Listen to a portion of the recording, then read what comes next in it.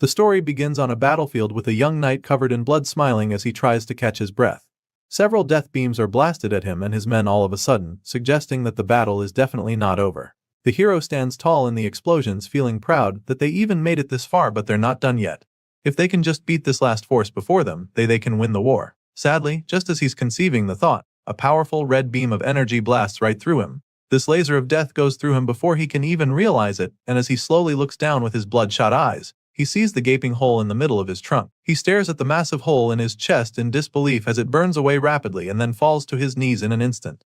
At that moment, he finally comes to terms with what just happened and the reality dawns on him. It's a fatal blow and there's sadly no coming out of this one, so the hero falls flat on his face and surrenders to death just like his comrades, whose corpses are now scattered all over the battlefield. In his final moments, he lies in a huge pool of his own blood and realizes that his story will end with him not being able to do anything. Just thinking about it drains him even more, and as there's nothing he can do now, he just remains still, allowing his life to flash before his eyes. So, how did this promising young warrior end up in this tragic situation? Well, it all started one day when an unknown threat suddenly appeared in their world and destroyed an entire continent. The one responsible for this calamity became known as the Liquidator, the archenemy of mankind. This celestial world ender went on a rampage, and so a group of warriors was created to protect mankind. This team of heroes included a man named Brian Miller, who survived a giant meteorite without a scratch, and he became known as the world-protecting shield. The second member of this team of guardians was a great sage said to possess power equal to an entire division, and she was known as Bella Albright, the great sage. The team also included Jacob Bloomfield, the divine archer, who took down a high-level dragon in a single shot. But these weren't the only heroes assembled to protect the world, because the strongest swordsman to ever come into existence was also on their team. Her name was Amy White, and she was known as the Sword Saint for her power. From the little we know about these heroes, it's no wonder why they were considered humanity's best hope.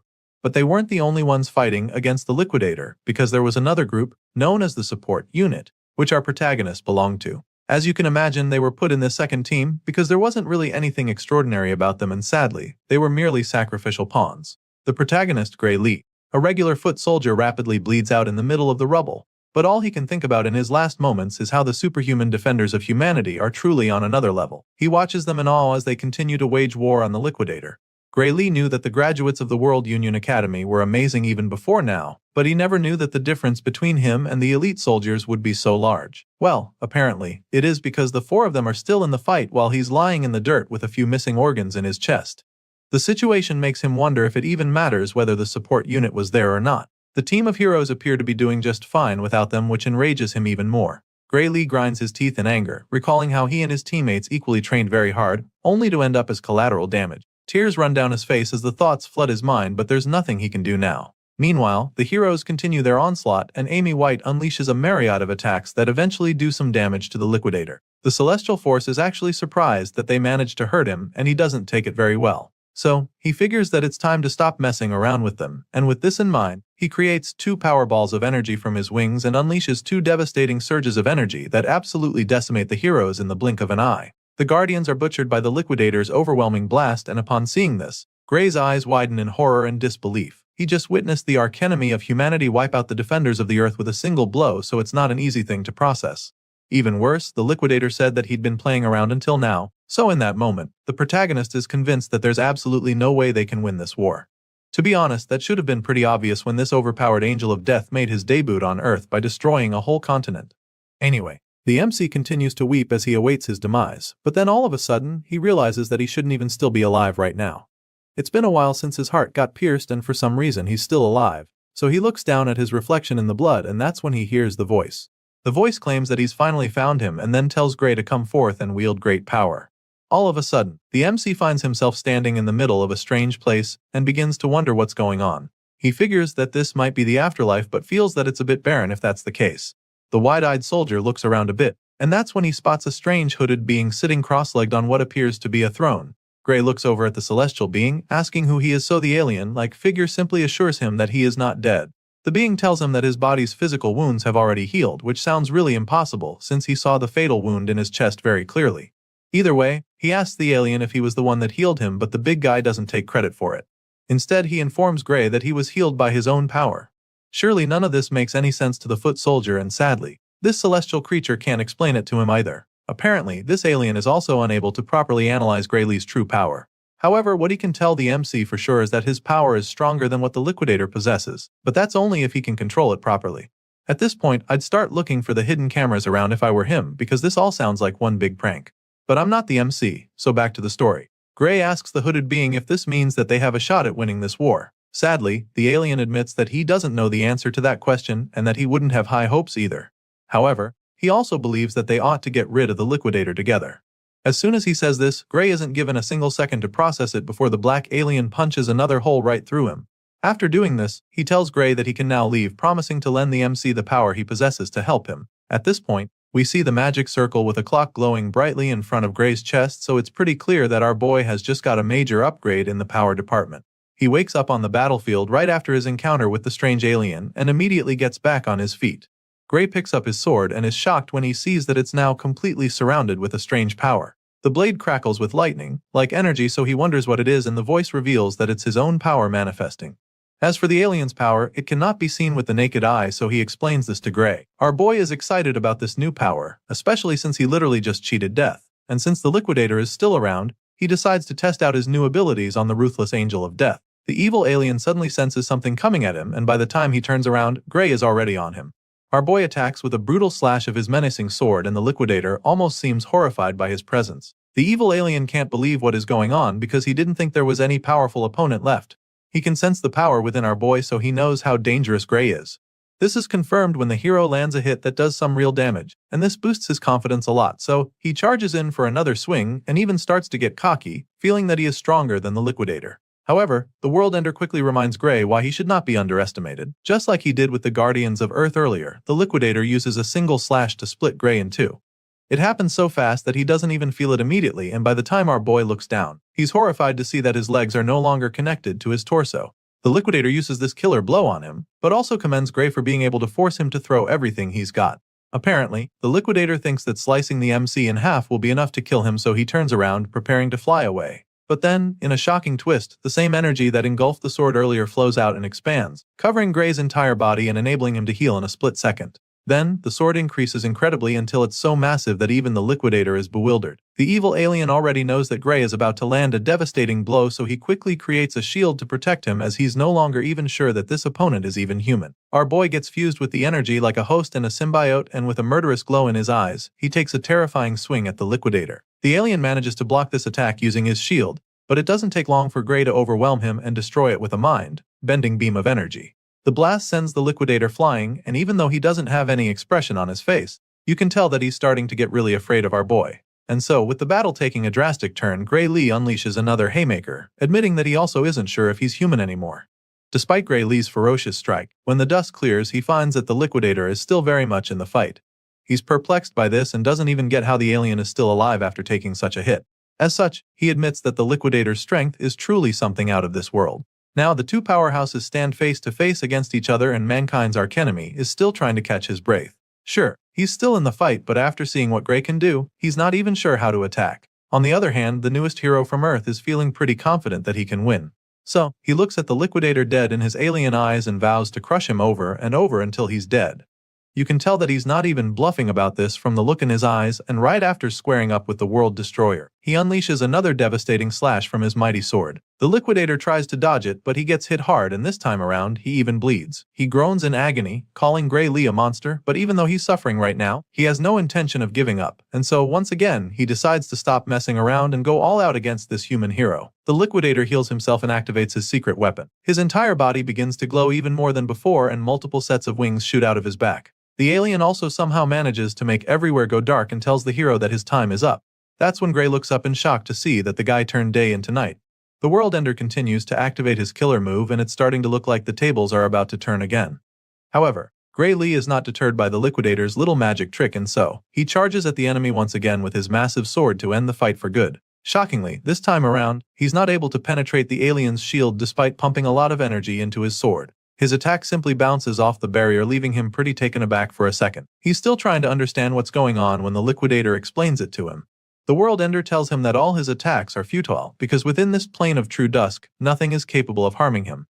At this point, the liquidator is feeling invincible. He casually advises our boy to stop his useless resistance and take a look at the stars. Hearing this, our boy looks up at the sky in horror, and his pupils continue to dilate over and over as he stares at the bright light up there. The alien talks about how beautiful it is while Gray is just modified because he knows that the bright light isn't just for show. Sure enough, the powerful ray of death shoots down on him and a cataclysmic explosion follows immediately. After the blast, the dust and smoke slowly clear, revealing the gigantic crater in the ground. The hole is so big that you'd think an asteroid crashed there. Seeing this, the alien is convinced that the human warrior will not be able to revive himself this time around because he is most likely pulverized to dust already.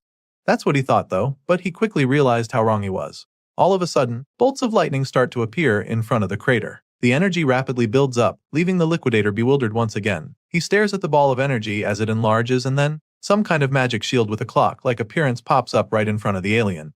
Upon seeing this, the liquidator instantly recognizes it and then, the same voice that called out to Gray before, speaks up. The voice is impressed by the great amount of power that the liquidator has gathered and suggests that it should be enough to take him back.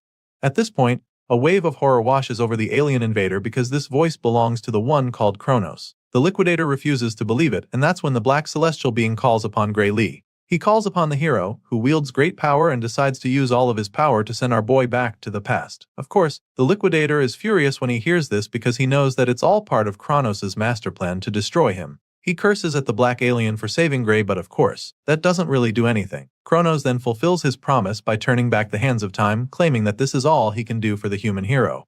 By sending Gray back to the past, Kronos basically entrusts the gate of the human world to him. Everything fades out afterward, and after it all turns white, our hero suddenly wakes up in the middle of a field.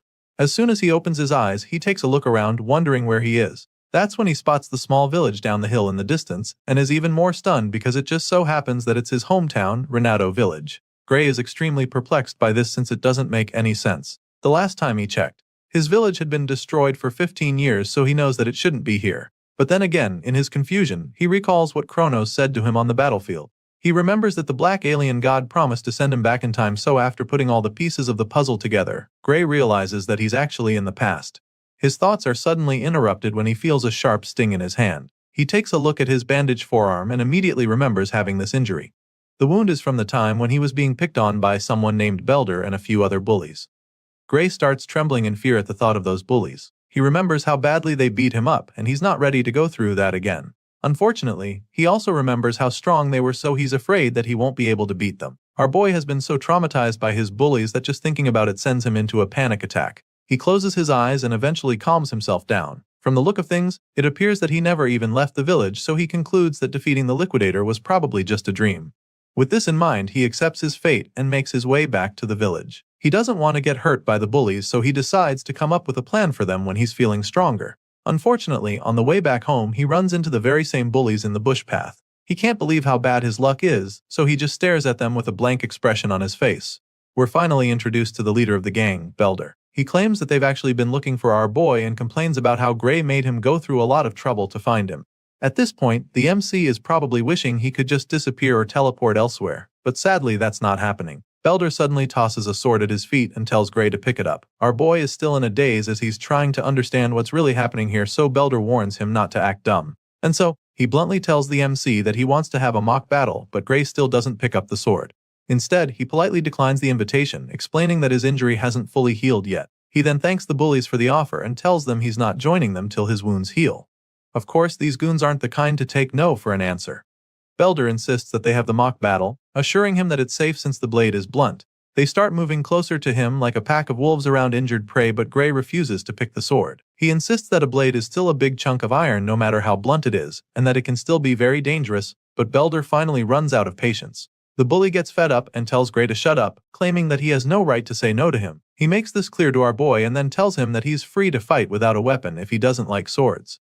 Before Gray can even process this, Belder charges at him with his blade, and it actually baffles him because the guy doesn't even mind attacking him when he's unarmed. What the hell happened to this being a mock battle? It's pretty clear now that there's no running from this, so Gray decides that it's time to get his head in the game. Before he was sent back, a former military doctor gave him a piece of advice. It turns out that the reason for Gray's lack of improvement in his swordsmanship was due to an injury he sustained as a child. Thinking about it now, the MC realizes that this might actually be where his life as a loser began. Belder speeds toward him like a runaway train, and just as he's about to land the hit, our boy somehow manages to dodge it by reflex. He's even shocked that he managed to evade a hit and begins to wonder if Belder's strikes were always this slow. Enraged by the first miss, Belder goes on for another swing, only for Gray to dodge it yet again.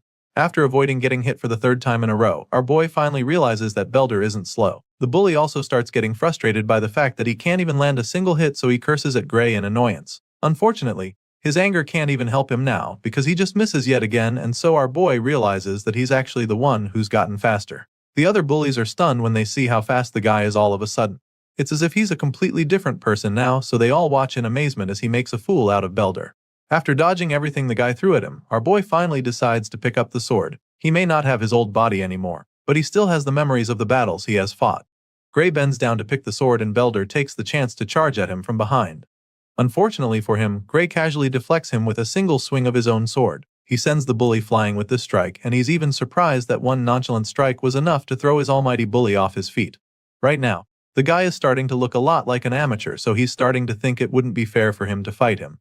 But then again, he remembers everything that Belder's gang put him through, so he decides that the ringleader doesn't even deserve his pity. After all, it's these same pieces of trash who tormented him because he couldn't fight.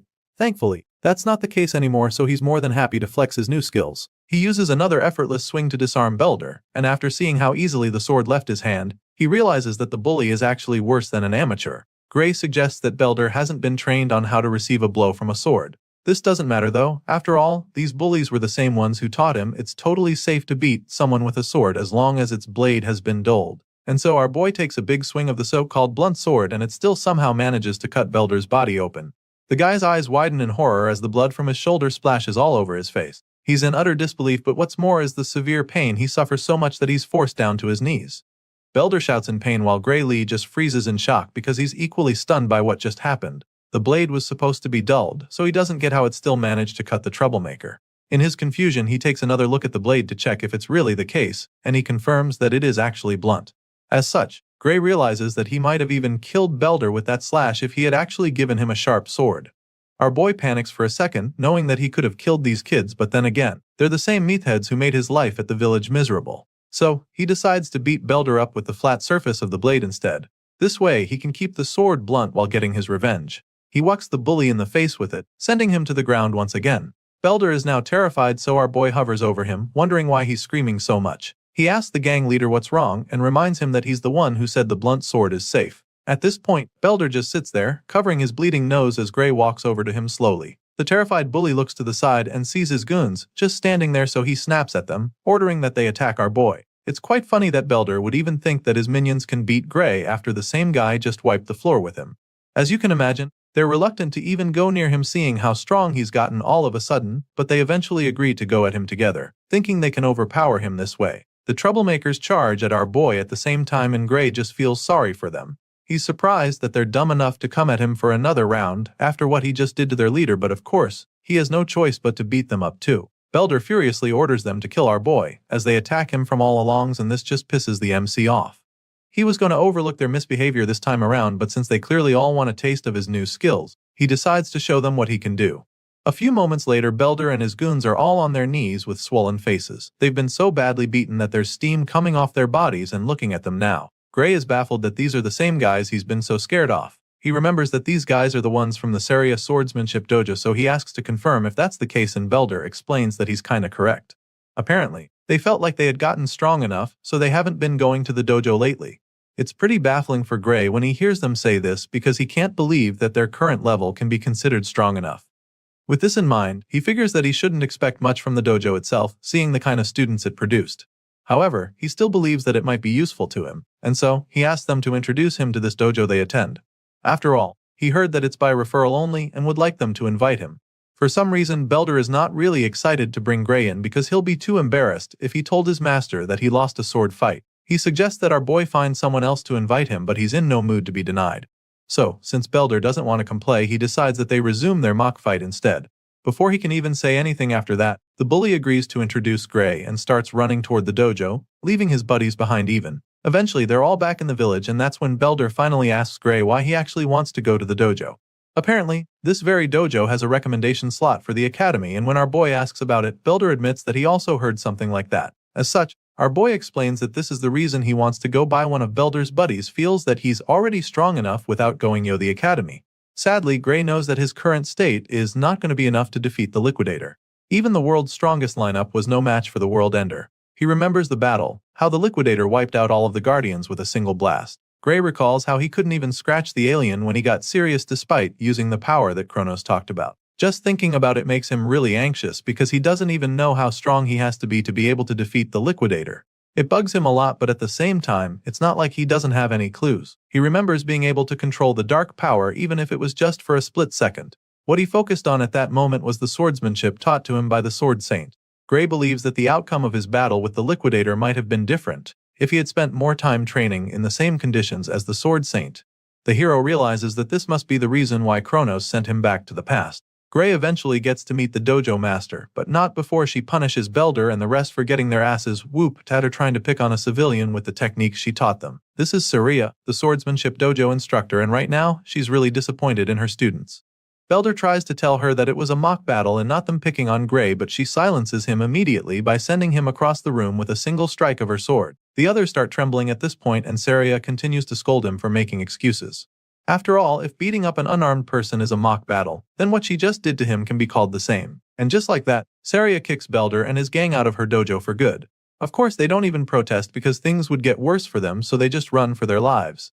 After sending them away, Saria apologizes to Gray for all the trouble her former students caused him, but he assures her that there's no need to worry about that, and she thanks him for letting it slide. Once that's out of the way, she goes straight to the point, asking if he wants to get recommended to the academy. When he affirms this, she explains that she needs to confirm his abilities before she can do that. Gray understands this perfectly, so he braces himself for the test to come. Saria tells him that he's free to have the first move and encourages him to come at him whenever he's ready. Sure enough, the hero charges at her in a flash with several powerful slashes that actually surprise the dojo master. She can tell that his swordsmanship is quite practical for his age, and it's as if he's been through countless battles before from the way he's moving. Saria tries to counter a follow-up strike, but Gray just slips under and goes in from the side with blazing speed, which makes her certain that Belder and the others are no match for him. To her, Gray's style is mostly self-taught, but in the middle of each move, she gets a glimpse of swordplay that was taught at the academy, so it makes her wonder if someone there taught him. What she knows for sure is that he's a diamond in the rough with a lot of talent. After a short but intense defending, Sarah decides that it's time to wrap things up, so she charges at him, hoping to overpower him with ease, but he deflects her strike, leaving her quite shocked. She finds it strange that he was able to counter her like that because she expected him to falter eventually. Unfortunately for her, that's not the case because Gray Lee is matching her every move. She just wanted to test his skills a little, but now, she's found herself fighting with everything she's got. Even worse, she realizes that she's actually so afraid of this kid right now. There's a terrifying glint in his eyes all of a sudden, and Saria doesn't know how to handle the overwhelming feeling she's having all of a sudden. Gray taps into that dark energy for a second, which allows him to force the dojo master back for the first time. Meanwhile, Saria refuses to back down. She thought she sensed something ominous just now, but she can't see it anymore, so she concludes that the kid just took a really wild swing to scare her.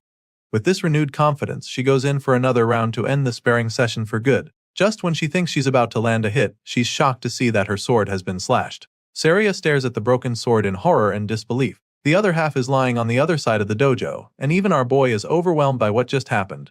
What he just felt is the same sensation as back then on the battlefield when he can feel the dark energy coursing through him, and he's shocked because he didn't think that he has that power even now. While he's still trying to figure it out, she feels the dark energy overwhelm him all of a sudden. The sting is so painful that he falls to his knees like he just had a heart attack, and even Saria starts to get worried about him. With a worried look on her face, she asks him if he's alright, but he can't even answer since he's still fighting for his life. Apparently, his body failed to keep up with the dark power he exerted just now, and so now he's trying to recover. After a few seconds, the pain subsides and he's able to get back on his feet, so he tells her that he's okay. He could barely stand a few moments ago, so after that experience, he realizes that he shouldn't use this power carelessly. Unfamiliar with this situation, Gray wonders if it would be a good idea to tell Saria about his power. But after seeing the puzzled and judgmental look on her face, he decides that it's best not to bother.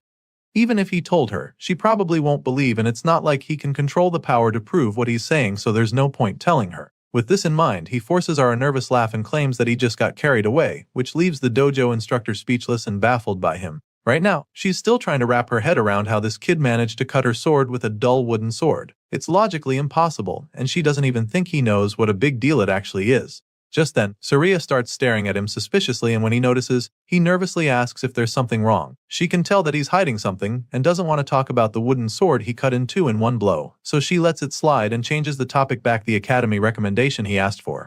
Gray confirms this once more, claiming that he hears she could give him one. In response, Saria admits that she actually could give him a recommendation to the kingdom's finest educational institution, the Royal Academy of Swordsmanship. However, she tells him that she cannot recommend that he go there. Her next statement comes like a blow below the belt to our boy as she tells him that he's not suited for that place. Gray starts beating himself up for it the moment she says this, thinking about how he always knew he wasn't strong enough yet. After all, he could hardly do anything against her except in that last moment, so he's not surprised that she's not impressed enough. He's still feeling sorry for himself when she completes her statement, informing him that the place he should aim for is the World Union Academy, and his eyes almost pop out of their sockets when he hears this twist. Apparently, Saria doesn't want him going to the kingdom's finest institute, because she believes that he belongs in the world's finest institution. Our boy is blown away just thinking about that place because it's the same institution where the Sword Saint and the other heroes came from. He never imagined that someone like him could even get accepted there, and Saria assures him that it's not impossible. However, his body is nowhere near fit enough to be a swordsman, and so it's going to be a stretch right now.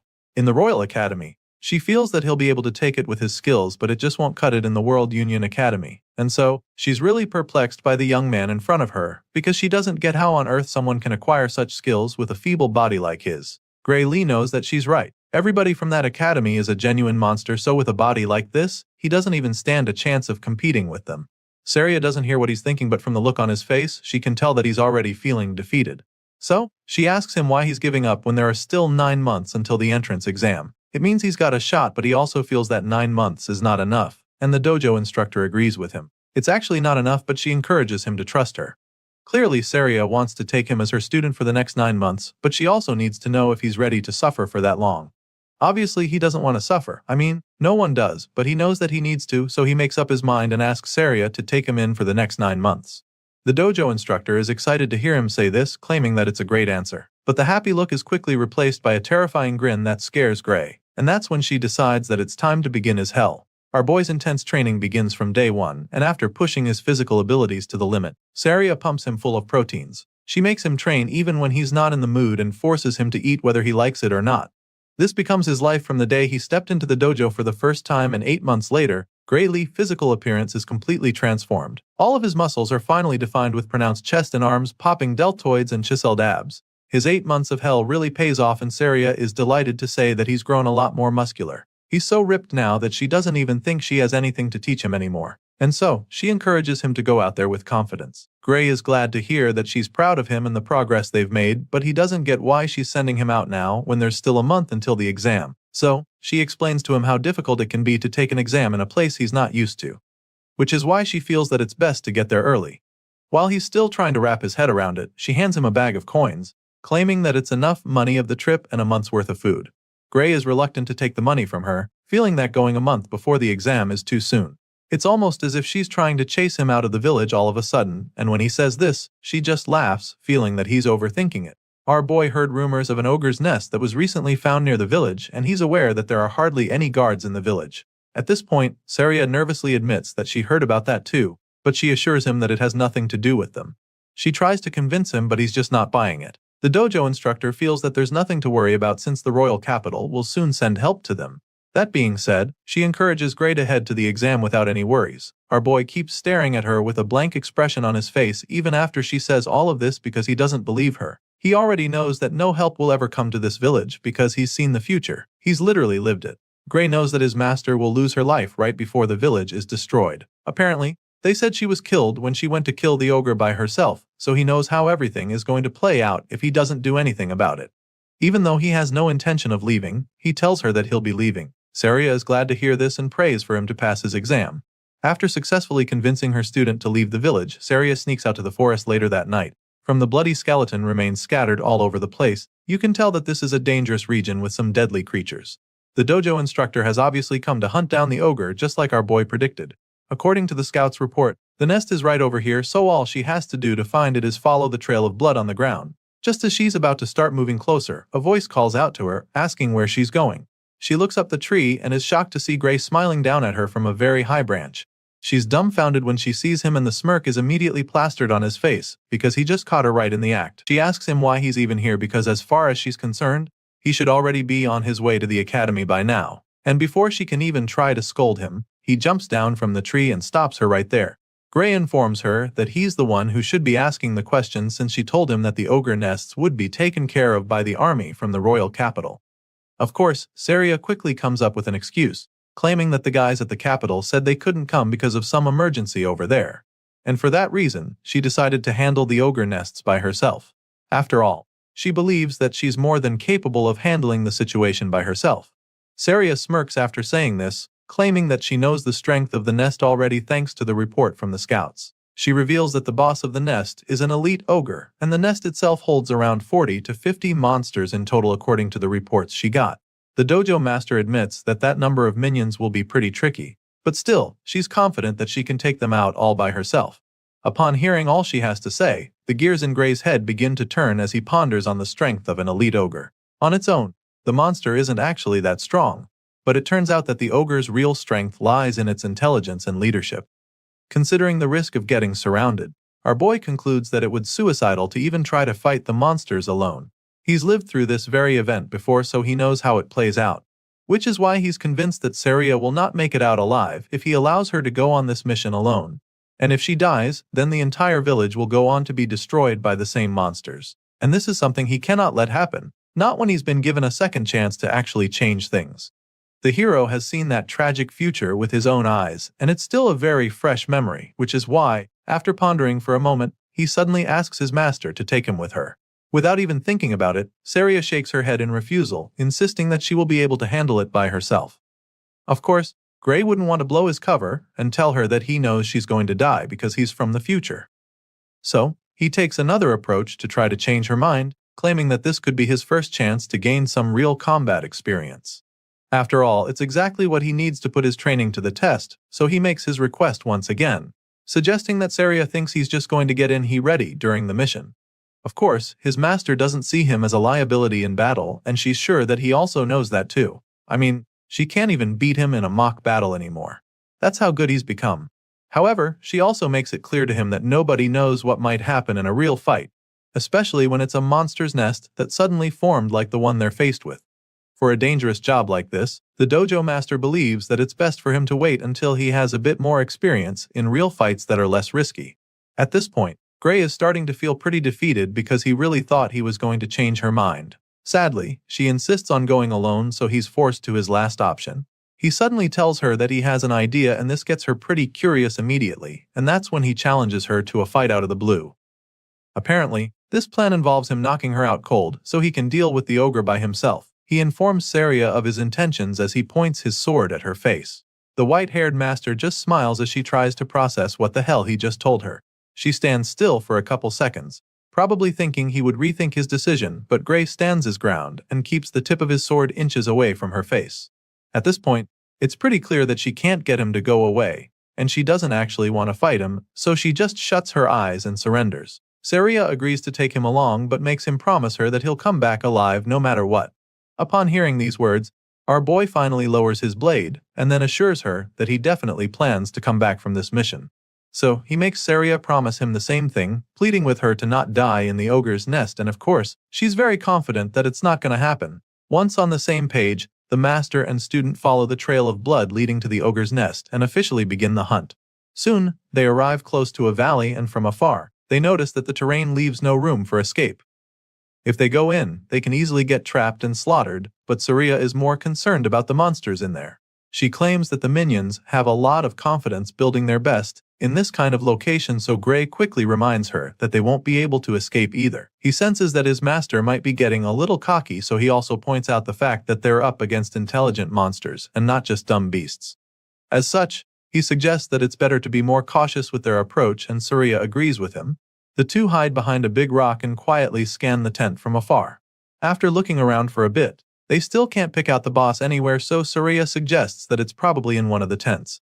As far as she's concerned, that's a good thing, because at least they can quickly take out some of the minions and reduce the number before the boss comes out. With this in mind, she tells Gray to take out the enemies one side while she attacks from the other side. At the moment, the monsters still have no idea that they're about to be ambushed, so they're still going about their business. Saria and Gray Lee take out their weapons and spring into action. The first monster to be unalived sees the white-haired swordmaster coming at him, but before he can react, she takes his head right off with a single slash. Well, this first attack alerts the others, so all their hopes of being stealthy are instantly dashed. The horde of red-eyed ogres roar at the two swordsmen, but of course, they're no match for our boy. Without even tapping into his dark powers, Gray casually slices through the monsters with ease like a cold-hearted butcher. He dismembers the ogres with lightning-fast strikes, and his master also finds it's pretty easy to take out all the monsters on her side. And so, after only a few minutes, the nest is filled with bloody ogre corpses scattered around. The two wipe out the first wave with ease, and Saria is really impressed by Gray's skills. She's quite surprised by how good he is and begins to wonder if this is really his first time on a battlefield. The dojo instructor is so intrigued that she almost gets distracted while teasing him, but our boy is locked in right now, so he urges her to stay alert, revealing that this is just the start of the battle. Gray stares at the dead ogres lying around and starts to get this strange feeling. The first fight was way too easy, so he finds it weird that the monsters were so weak. It's baffling because he is sure that Saria would have been able to take them out just as easily even if she was alone. It doesn't make any sense because in the original story she was killed in this very nest. At this point, Gray realizes that something really horrifying must be inside that tent. He peeks into the dark tent as the thought crosses his mind, and that's when a terrifying pair of eyes glare at him from the darkness. Gray's eyes pop out in fear as chills run down his spine, and without even thinking about it, he shouts for them to get the hell out of there. Our boy tells his master that they have to leave immediately, urging her to run away with him, but the cocky sword master feels that he's exaggerating. She asks him what's wrong, feeling that there's no need to retreat, but after seeing the look of horror on his face, she doesn't think twice before running after him. Now, they're both running out of the nest as fast as their legs can carry them, but their efforts prove futile very quickly because all of a sudden, a figure appears to leap into the air right above them to intercept them. The green-skinned creature blocks their path, landing right in front of them, and our boy begins to panic even more. Saria, on the other hand, gets really excited because she thinks she's finally getting her chance to face the elite ogre. Unlike the weak minions they wiped out a while ago, this ogre is a lot larger with a big helm and a massive axe, big enough to chop down trees with a single swing. Rather than being terrified, the dojo master goes on and on about how honored she feels that the boss came to them itself. In a shocking twist, this giant ogre on steroids isn't even the boss, and Gray is the one who breaks the news to her. It turns out that the real boss is even far more powerful than the juggernaut standing in front of them. At this point, Saria turns around to see the army of orges charging at them with the real boss standing at the back, exerting an overwhelming surge of power from his body. For the first time, the white-haired swordmaster feels afraid, and before she can even process all her emotions, they're surrounded by a swarm of axe-wielding orges. Despite being trapped, she remains immobilized by the overwhelming power radiating from the boss. It's at this point that Gray reveals they're up against something far stronger than the elite ogre. What they have on their hands right now is an ogre general, and the nest they just attacked belongs to the ruthless green abomination. Saria finally snaps out of her daze and admits that an ogre general is not a monster they can handle on their own. It's now pretty clear why the entire village got wiped out, sadly. It looks like history is about to repeat itself because they're currently outnumbered and outgunned. Seeing how dire the situation is, Saria suggests that they just kill the brute in front of them and keep running. Without any hesitation, she desperately charges at the helmed ogre with her sword, hoping to quickly finish him off, but the guy is no pushover either. He blocks the first strikes, which surprises Saria, but she goes again and is able to land a hit on his shoulder. Sadly, her excitement quickly disappears as she watches the wound heal rapidly right before her eyes. As if this guy wasn't tough enough, he also has regenerative abilities. Seeing this, Saria decides that there's no use even fighting, but that's when Gray explains what's going on. Apparently, the ogre general's roar boosts the strength and recovery power of his soldiers. This is why the minions appear strangely more powerful than normal. Saria struggles to hold off the big guy, while our boy is baffled that he's not been able to defeat a single one of the ogres in this second wave. He lands hit after hit, but they just recover immediately. All of a sudden, he decides to leave his back to Saria, asking her to just buy him some time. Of course, that's not going to be easy at all since she's been struggling with only one ogre. She's really concerned when he says this, so she asks him what he's planning to do, and that's when he tells her that they have only one option left if they want to come out of this alive. And with that being said, Gray reveals his suicidal plan to go after the ogre general.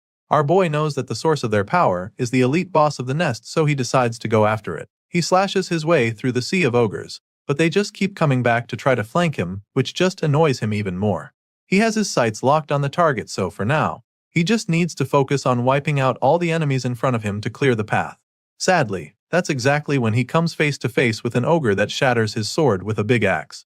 Gray is dazed when this happens and spends a moment staring at the short piece that's left of his blade. It's clear now that his sword can't withstand fighting a strengthened ogre, which is a really bad sign since he intends to face the ogre general soon. He quickly gets his head back in the game and dodges a mighty strike just in time. And while he's still in the air, he takes out his spare sword. He's lucky to have one, but he knows that it's just a matter of time before this one gets broken too.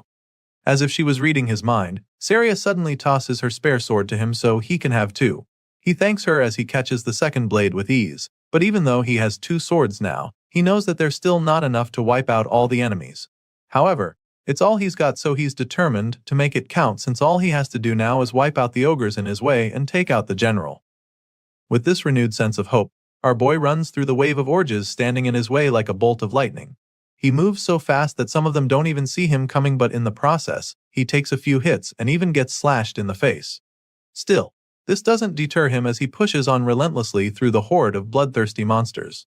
The general notices the hero getting close, so he lets out another powerful roar to strengthen his soldiers even more. This is a twist that our boy didn't see coming at all, because he didn't even think these ogres could get any stronger. Sadly, they're mutated in a flash and the fight becomes several times more difficult. He's no longer able to push through, and at this rate, it's only a matter of time before he and his swords are crushed. Gray realizes that the general saw right through his plan, which makes him admit that the boss is truly very intelligent. It's obvious now that the boss's high intellect isn't just for show. Our boy continues to struggle in the fight, and he almost gets squashed but quickly gets out of the way and regains his footing. He creates some distance between himself and the monsters and decides to change his approach. He doesn't have the time or the power to deal with these minions anymore, so he attempts to run past them without actually fighting them, but this plan is quickly thwarted when one of the ogres suddenly tackles him like an NFL linebacker. The hero suddenly finds himself immobilized as the monster refuses to let go, and as if that's not enough, an even bigger ogre comes around with a massive axe to split him in two. Thankfully, he's able to use his tackler as a shield to save himself from the first strike, but then, he's forced to defend himself against the sheer might of the subsequent blows. Gray uses his sword to block the attacks. Before he can even think of his next move, the beast follows up with another devastating blow that sends him flying. This time around, he takes a direct hit that leaves him coughing out blood, and by the time he looks at his hand, all he finds is another broken sword. Our boy is now down to his last sword, which is a very bad position for him. He's badly injured and exhausted, but still has to take on the horde along with the overpowered general pumping them with fresh energy every 5 minutes. Gray struggles to get back on his feet to face the ogres now charging at him, but the gears in his head are now turning even faster, because he needs to come up with a plan to save himself. From the experience he gathered as a foot soldier, he knows for sure that he can't win this fight, and since that's the case, he decides to sacrifice himself. He suddenly shouts for her to run away, while they're focused on him, but she just smiles when she hears. Without hesitation, she lets him know that she can't do that, and not just because that big-helmed powerhouse is still in her way. Hearing this, Gray tries to scold her, wondering if she's got a death wish or something. He's afraid that she wants to die for nothing just to look brave, so he assures her that he'll run right behind her once she starts moving. However, she's not even refusing because she's worried about him. Apparently, Saria literally can't even run anymore because there's a nasty cut on her thigh, making it difficult for her to even stay on her feet. Gray gets to see the wound and is instantly horrified because his master is basically a sitting duck in that state. Just like that, saving her by sacrificing himself becomes impossible, and he immediately runs out of options. Gray's life begins to flash before his eyes just like they did in his previous life. He was sent back in time so that he could defeat the Liquidator, so it's pretty sad for him to realize that his new life is going to end just 8 months later in a filthy ogre's nest. His chances of survival drop even further when his last sword gets broken by another powerful strike. It's looking pretty bad for our hero at this point, but even with the odds stacked against him, he refuses to accept defeat. Gray Lee believes that it's not over yet because he still has one last trump card up his sleeve. Sure, he doesn't know how to use the dark power he possesses, but our boy is certain that even all these enemies before him will be no match for him if he can just tap into the power from the battle against the Liquidator. So now, with that being his last and only hope to survive, Gray forces himself to remember how he felt when he first unleashed that power. He doesn't have much time to do this though, since the red-eyed ogres are charging at him. Our hero closes his eyes to focus so he can remember the sensation from that time, and while doing this, he points his broken sword at the enemies, hopeful that the dark power would transform it into a deadly weapon in no time. Sure enough, our boy manages to activate the power in the nick of time. Just when he's about to be smashed by the monsters, his broken sword comes to life with the dark power, allowing him to destroy the ogres before him permanently. Saria is very shocked when she sees this, and she's already pretty worried, but before she can freak out, Gray turns to her with half of his face consumed by the dark energy. And then, he smiles at her, assuring her that everything is alright. Our boy's not kidding, and we're able to see why he just said that.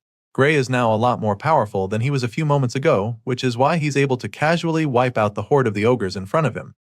Apparently, these strikes are so potent that the ogres are unable to recover from them, and even though the general starts to take some damage as well.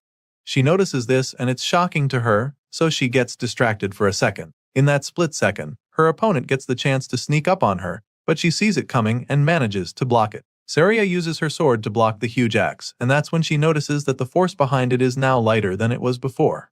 All of a sudden, the mightiest ogre suddenly becomes a walkover for Saria, so she takes advantage of it and destroys the brute in a flash. He sure gave her a hard time earlier, but without the general strengthening him, he's nothing. A while later, we see the hero and his master standing victorious in the nest surrounded by ogre corpses. He's amazed that they somehow managed to come out of it alive, and the bruises on his face confirm that it was no easy feat. He apologizes for breaking her sword, but the sword master assures him that she doesn't mind since he literally saved her life. Either way, he gives her back the broken sword and she takes it from him, even though that's not her major concern at the moment. While taking it off his hands, she tries to ask him about the attack he used to win the fight, but before she can finish talking, our boy collapses to the floor headfirst. The hero passes out in an instant, which leaves her absolutely horrified, so she starts.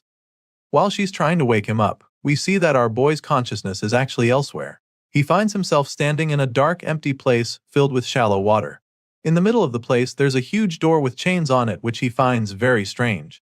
And while he's still trying to wrap his head around what the hell is going on, weird gusts of energy start to flow out of the door along with mysterious symbols. At first, he doesn't understand what's going on, but he quickly realizes that it's the same power that kicked in on the battlefield. A line appears in the middle of the door like a smaller gateway, allowing the dark clouds to seep out. This makes Gray wonder if opening the door will allow him to get that power. Of course, there's only one way to find out, so makes up his mind and starts marching toward the door.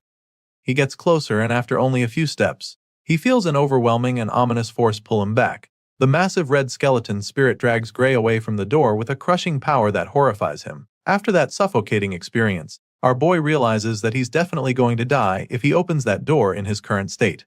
Chills run down his spine as he says this, and almost immediately, a loud voice responds to him, informing that he made a wise call. As you can imagine, Gray is taken aback when he hears the voice, but he doesn't even get a chance to figure out anything else, because the next moment, he's waking up in a bed struggling to catch his breath.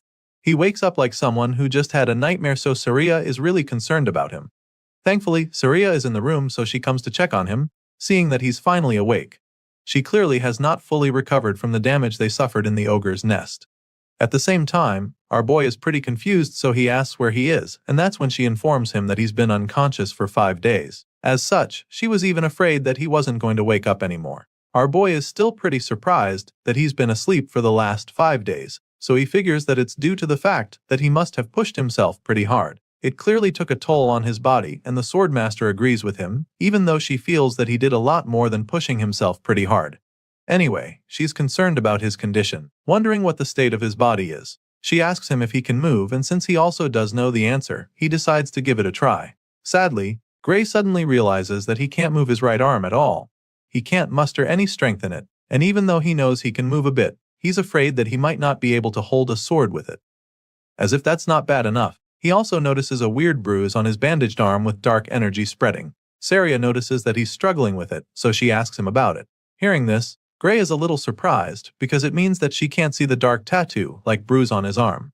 Since that's the case, he simply admits that he can't put any strength into his dominant arm. Apparently, the swordmaster isn't actually surprised to hear this. It's just as she thought, and so she also knows that it won't heal back to normal anytime soon. After all the bones in his right arm are in pieces. Clearly, the hero didn't know about this, especially since it doesn't even seem hurt at all from the outside. He explains this, and that's when she tells him that they've already treated it with a magic potion. For some reason, our boy doesn't like the sound of that at all. He stares at the empty potion bottle in shock and panic, because the last time he checked, such things were extremely expensive. However, his master assures him that he shouldn't worry about it, because the village chief was the one who gave it to them. He's shocked to hear this too, because he can't even wrap his head around why the chief would give a potion to someone like him. The moment he says this, she sounds baffled that he'd talk like that, and that's when she informs him that he's literally the hero of the village. Of course, this doesn't even make any sense to him, so he just stares at her in bemusement. He's still processing what she just said when someone bursts into the room, asking for him. He recognizes the loud voice, so he immediately jolts up from the bed to greet the village chief. He nervously tries to start thanking the man for the magic potion, but the chief cuts him off, stating that they're the ones who should be thanking him. He helped them kill a freaking ogre general, the same monster that couldn't be scratched even after rally the forces from the surrounding town gathered to fight it. The chief is certain that the entire village would have been destroyed if Gray hadn't killed the monster, and he's not wrong. So once again, he thanks our boy for his help and places the potion bottle back in his hands. After all, if it wasn't for him and Saria, nothing would be here right now, not the village, not the people, and not even the potion itself. The hero tries to be all modest about it, suggesting that the chief is exaggerating, but the man claims that he all knows he's just stating things as they are. Upon hearing these words and after seeing the look in the man's eyes, Gray realizes that the chief is probably right. In the world before he was sent back in time, this village was supposed to have been destroyed by the ogre's attack. So, indeed, if it wasn't for him, they wouldn't be standing here right now. Seeing how puzzled Gray looks, the chief offers to explain in great detail to him what he's done if he still doesn't realize its significance. Moving on from that, he asks our boy if he's really going to take the entrance exam at the World Union Academy. It turns out that our boy had forgotten all about the one thing that made him train hard for the past 8 months. So, when the chief brings it up, it's like a dagger to the heart because he realizes how much he's messed things up. He went after the ogres just over a week to the entrance exam, and he's been asleep for the past 5 days in this infirmary, which means that he only has 2 days left till the main exam. Getting to the World Union Academy alone takes 3 days on foot, so walking there is no longer even an option. He could get there in a day on horse, but he doesn't have that kind of money, and so he summons the courage to ask the chief to lend him a horse for his trip. Surprisingly, the man already knew he'd make this request, which is why he had already prepared the best horse in the whole village for Gray in advance. The chief believes that our boy should be able to get to the academy in no time with the legs on that horse. While the man is busy bragging about his pet, Saria tells the hero that they would have carried him to the exam in his sleep, even if he hadn't woken up today. After a while, our boy gathers enough strength to stand, so he walks to the door, and as soon as he goes outside, he's greeted with a huge crowd of villagers thanking him and wishing him success in his exams. They're all grateful to him for saving the village, and while most of them are holding up posters, one guy walks up to him with a sack as a gift. Gray asks what it is, and the man claims that it's something the whole village chipped in for him. Apparently, they heard that it costs a lot to apply to the World Union Academy, so they came together to raise the funds for him.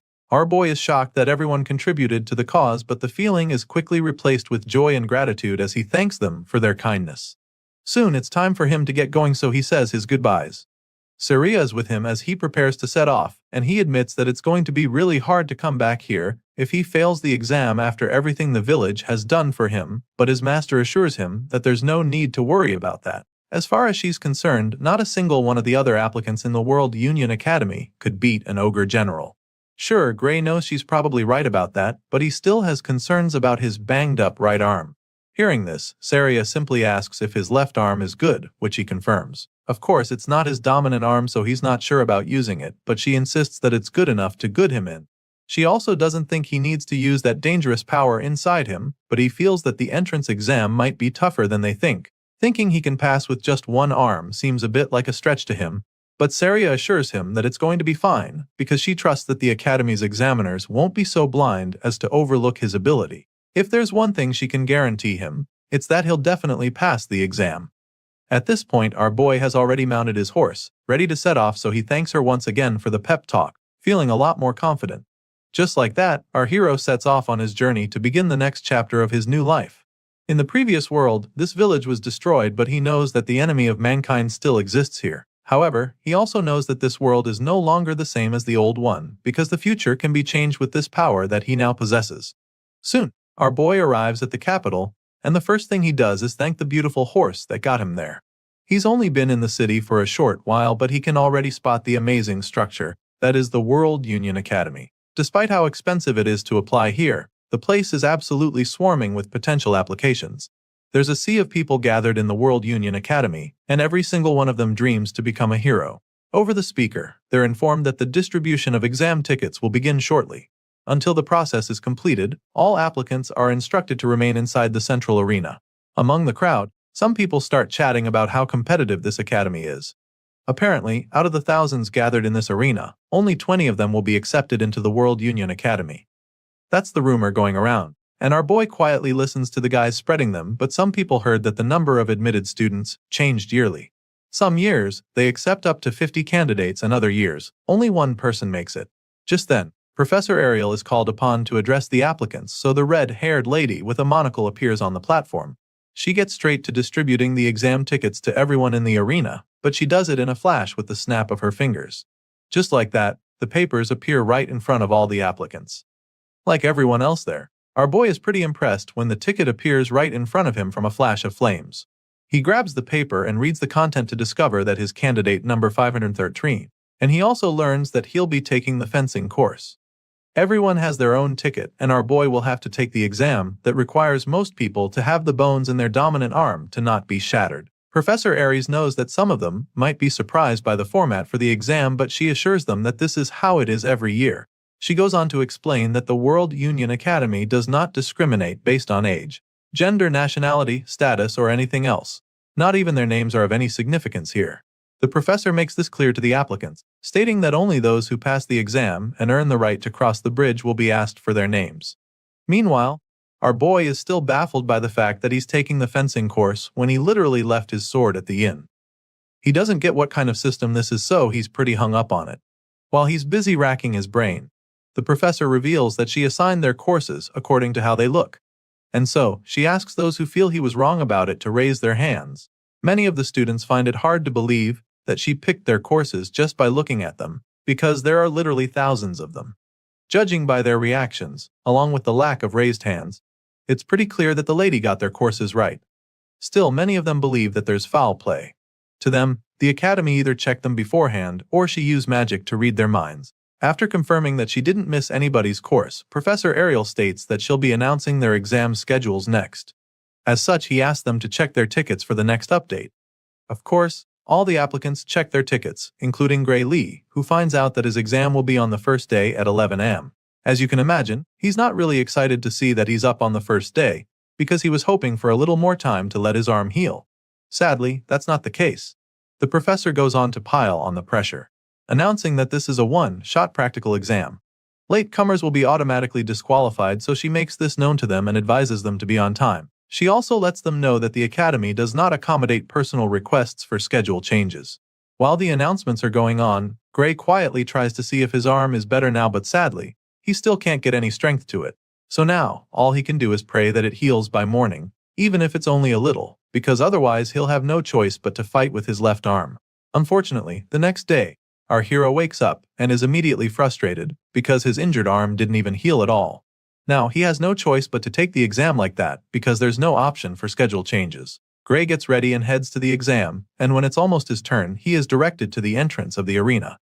While waiting for his turn, he tries to calm down, reminding himself that he shouldn't be pessimistic about this right now. As he tries to maintain positive thoughts, he realizes that his left arm is still fully functional, and he can even move his right to an extent.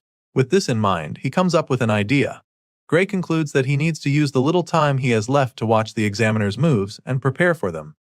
Our boy believes that what he needs to do now is study his opponent and find an opening to strike. At this point, we get to see the current application in the arena. The examiner tells him to take the first move, so the brute with the big sword charges at him like a bull. He moves pretty fast and successfully takes a swing, but he misses and strikes the floor instead, just missing the examiner by centimeters. He's puzzled when he sees the chill examiner nonchalantly standing with his hands behind his back after evading the attack. The experienced teacher casually avoided the hit, which pisses the applicant, so he angrily goes in for another attack. This time, with an even more devastating swing to the side, but once again, the examiner makes his attack fruitless. He blocks the second strike with his sword, leaving the hothead in disbelief. And once the guy is stunned, he follows up with his own counterattack to quite literally sweep the guy off his feet. The examiner sends the guy crashing like a tumbleweed, and by the time he stops rolling, he's sitting on his butt without his sword and a broken arm. Seeing this, the veteran concludes his exam and asks him to exit the venue with his weapon.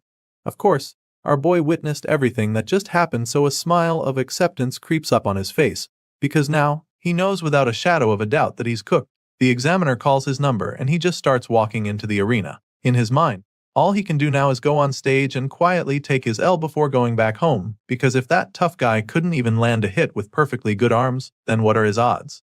Just like he did with the last guy, he tells Gray to make the first move. Sadly, our boy is even struggling to hold the sword properly right now. He can feel the pressure even more now, so he doesn't even think he stands a chance. Nevertheless, he's not a quitter, so he reminds himself that he still has to do whatever he can.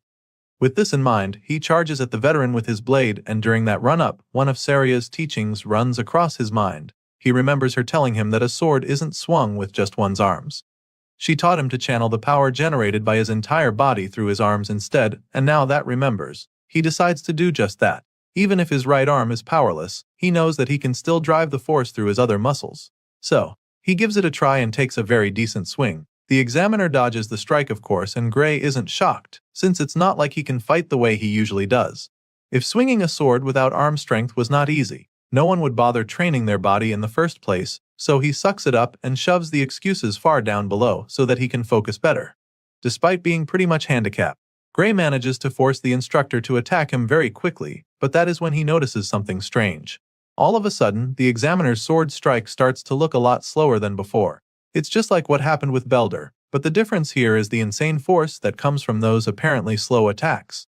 However, Gray can still tell that this man's speed and technique doesn't even come close to his master's. With this in mind, he feels that he might be able to make up for the difference in arm strength if he can just stick to the swordsmanship that he learned from her.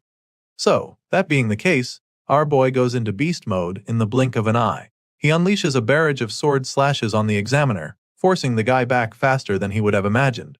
He makes the instructor fall back a lot while trying to block the hits to the point that the man almost loses his footing. On top of that, the guy still looks very slow in Gray's eyes, so now he's starting to think that this examiner is not even nearly as strong as he thought before. In that moment, Saria's words play back in his mind as he remembers her assuring him that he would pass. So now, with the way he's dominating the examiner, he's feeling a lot more confident that he can actually do this. Our boy Gray starts to really get the upper hand in the duel, feeling a lot more confident than he was before he stepped into the arena.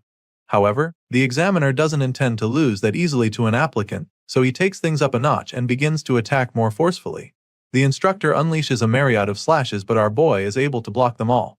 Now, it's becoming clear that the difference in power is too great, even though he's already seen through his opponent's swordsmanship. The examiner is stronger than him, and so, Gray is unable to break his form. After blocking most of the attacks, he gets an opening to strike, so he thrusts his sword forcefully, but the instructor deflects it swiftly. At this point, our boy notices that the man's movements are becoming rougher, so he comes up with a plan that could win him the fight. It's a bit risky, but he feels that trying it at the perfect time might just be the move that helps him defeat his opponent. With this in mind, the hero makes up his mind to do it. He lures the instructor to throw powerful moves at him by being more defensive, and this causes the man to leave himself vulnerable for a counterattack. As soon as Gray sees this opening, a grin appears on his face because his plan worked. After all, in a fight like this, there's nothing more likely to expose an opening than a big predictable swing. With blistering speed, the hero goes in for the finishing blow, which makes the instructor lose his balance. The examiner struggles back in shock when Gray capitalizes on his mistake, and before he can recover from it, our boy launches another strike, determined to seal the deal. Now, the odds are in his favor despite being weaker and having less experience. No matter how great the difference in power is, he's convinced that he'll win if he can just get behind his opponent. Gray takes the bold swing to secure the win, but then a loud commanding voice orders him to stop. So, he halts his strike midway despite being pretty baffled. He looks up at the official, wondering if the match is over already because it seems a bit too early to stop now. Well, it turns out that the limit for the exam has been reached, and with the duel that was on display, the result will be a draw. Hearing this, our boy just stares at the official in shock. He was so close to winning, but he couldn't do it in time, so he sighs in defeat, feeling bad that he didn't make it. It's a crushing outcome for our boy who's trained so much to get to this point. But he knows that he can't protest or argue, because that would be pointless. So, he quietly makes his way out of the arena, believing that he's actually done his best. Of course, it's not so easy to accept a loss like this, especially when it determines his future. The fact that he couldn't even win the first examiner makes him feel that things will be pretty difficult for him. At the moment, his fate looks pretty bleak because his chances of getting into the academy this year are now 0 since he failed to beat his examiner. So, he decides to come back the following year to take the exam again since his arm would have healed by then. With this in mind, he simply thanks the examiners and the academy for even giving him the chance to apply. Fast forward to 1 week later, and it's time for the final round table meeting to decide the students that will be getting accepted into the finest institution in the world. The meeting is held in room 53, and once they're all seated, the chairman asks what they think of the candidates now that they've all completed the exam. The first examiner immediately admits that he's overwhelmed by how tough it is to pick out only a few students, while another one states that the current method of everyone observing together is rather inefficient. As such, he suggests that they divide the workload the following year. It sounds like a good idea at first, but then, another professor doesn't agree with him. The man insists that they can't afford to overlook a talent simply for the sake of making things easier for themselves. At this point, the oldest man in the meeting reminds them that he asked to hear their thoughts on the students and not their opinions on the examination system. That being said, he decides that they start with the swordsmanship course and asks his professors to let him know which of the candidates passed in this category. Well, according to their rules, those who beat the examiners passed automatically, and those who couldn't achieve that will be assessed based on the quality they showed and how they held out during the 15-minute time limit. One of the examiners explains this and then asks the swordsmanship course instructors what they think about it. All the matches were recorded so they're able to rewatch and analyze the performance of the candidates. Other than those who beat the examiner, candidates number 5, 217 and 753 stood out. The man suggests that they kept it at that because even if the others joined, they wouldn't be able to keep up in class. The second professor agrees with this decision and then asks if anyone has a contrary opinion. None of the examiners speaks up to say anything otherwise, so the chairman figures that they have confirmed the successful candidates for the swordsmanship course. But just when they're about to make the final verdict, one of the examiners asks what the room thinks about candidate number 513. It's none other than Professor Ariel, and judging by the look on her face, she is pretty interested in that candidate. The other examiners in the room seem pretty intrigued when she brings up Gray Lee. So, they dig out the recording of his match against his examiner, and they're amazed when they realize how good he is. It certainly looks like he was going to win the fight, which is a good thing, but they also feel that things are going to be difficult for him if he has to rely on setting up traps just to beat an examiner. They notice that his technique was good, but his strength was also clearly lacking, which doesn't help his case at all. The second guy isn't too impressed about that, and even claims that Gray was outmatched from the start until the end of the fight. After a couple of them give their opinions, the chairman asks for a conclusion, so they decide that Gray Lee is no good and shouldn't be accepted into the academy. The red-haired lady just scoffs up on hearing their conclusion because she can't believe that not a single one of them noticed what she saw even after watching the footage again. Apparently, everyone has decided to be this blind. Professor Ariel concludes that having everyone observe together is really a waste. The next day, all the aspirants return to the academy for the results, and our boy is one of them. He holds his ticket in hand, waiting for the examiners to announce the successful candidates for the swordsmanship course. At the moment, 6 candidates have passed, and as soon as this is announced, Gray becomes even more anxious. Candidate number 5 is called upon and his ticket goes up in flames immediately. Next, candidate number 217 is called, the number 432 and 615 along with numbers 753 and 925. As soon as their numbers are called, their tickets go up in flames as well, leaving all the others pretty amazed. Sadly, only those whose numbers were called will be attending the World Union Academy for the swordsmanship course, and when our boy hears this announcement, his heart sinks to his belly in a flash. He probably saw it coming after the way his exam went, but he's still dazed when it is actually confirmed that he wasn't selected. The successful candidates are asked to cross the bridge and complete their enrollment procedure by the end of the day. Of course, those who passed the exam are really stoked about it, and their buddies are equally happy for them. On the other hand, there are many other candidates who are still brooding over their situation. While others are celebrating, Gray just stares at his ticket in disappointment, feeling that he failed after all. It's a horrible feeling for sure, especially after everything he went through to get to this place, but even though it looks like he'll be going home, there is one last category, known as the Divine Eye Special Admission. As you can imagine, our boy isn't really interested when he hears the announcement. He probably doesn't even know what that is, but then all of a sudden, he hears this number being called. Of course, this is a big shock, but what's even more surprising is the way his ticket suddenly starts glowing with a bright blue light. It shines even brighter than those who had the flames earlier, so he's just as confused as all the other candidates, staring at him in awe. They're all baffled by the display on show, and after staring at the glowing card for a few seconds, the hero finally starts to realize that he actually passed. While most applicants are perplexed like our boy, some others in the crowd are pretty familiar with this Divine Eye special admission thing because the Academy has actually done it before. At the moment, the name still doesn't ring any bells in Gray's head because he's never heard of it before. He doesn't get it, and while he's still pondering on it, those who know what it is make him understand that it's basically a way that someone gets into the institution through the back door. Some cocky know-it-alls who probably got in normally also have something to say about it. To them, the World Union Academy has really fallen to have allowed a special admission, but while the jerks are busy going on about it, our boy is simply hung up on the fact that he got in through the back door. It doesn't make any sense since he doesn't have any connections here, so he wonders if his master was the one who found a way to get him in. It's a possibility, but he knows it's a stretch because she never even mentioned anything of that sort. His thoughts are suddenly interrupted when an old man comes around to scold the candidates who were speaking ill of the Divine Eye special admission. And seeing that they've decided to be ignorant, he decides to enlighten them. He explains that the Divine Eye special admissions is an honorable category that has produced heroes for over 100 years. The old man tries to make them understand, but the jerks refuse to accept it. As far as they're concerned, the geezers at the World Union Academy are just the ones who love the Divine Eye special admission.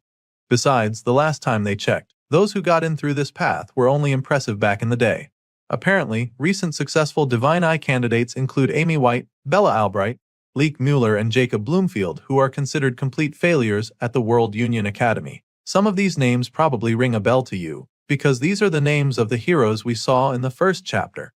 For some reason, these same guys are the bottom feeders at the World Union Academy, and they're so notorious for their poor performance that even the current candidates know about them.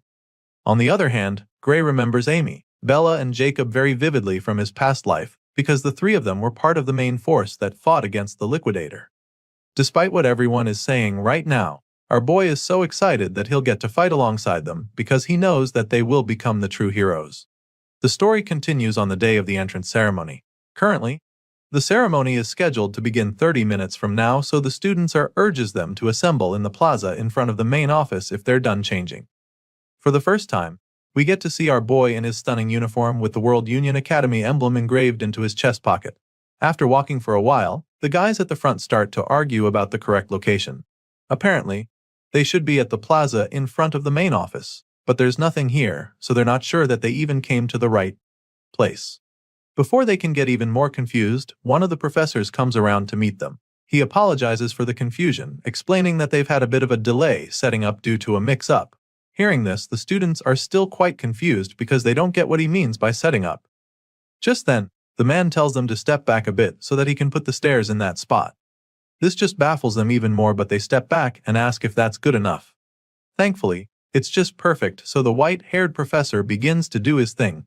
The students watch in confusion as the man goes down to start writing something on the floor. They're still pondering on what he could be doing when a giant massive circle appears on the ground.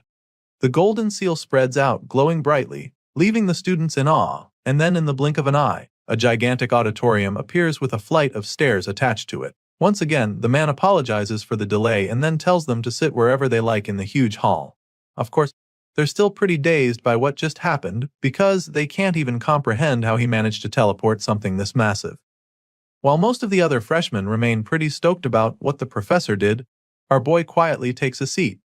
He feels that they probably did this because they want to hold the entrance ceremony in a place where they can see the school building. It's a pretty brilliant idea, and he also believes that it's a pretty extravagant way to use teleportation magic. He's heard a lot about the institution in his past life and the present one, but now, he can boldly say that he has seen the power of the World Union Academy. The hall is massive, so it's pretty obvious that the number of seats is pretty excessive. One purple-haired guy at the front points this out because he doesn't think there's need for this many seats, when only 30 students were accepted this year. However, the girl sitting next to him informs him that he doesn't even know what he's talking about. In response, he simply apologizes, claiming that he never really studied anything other than how to wield the sword. In that case, the girl decides to enlighten him a bit.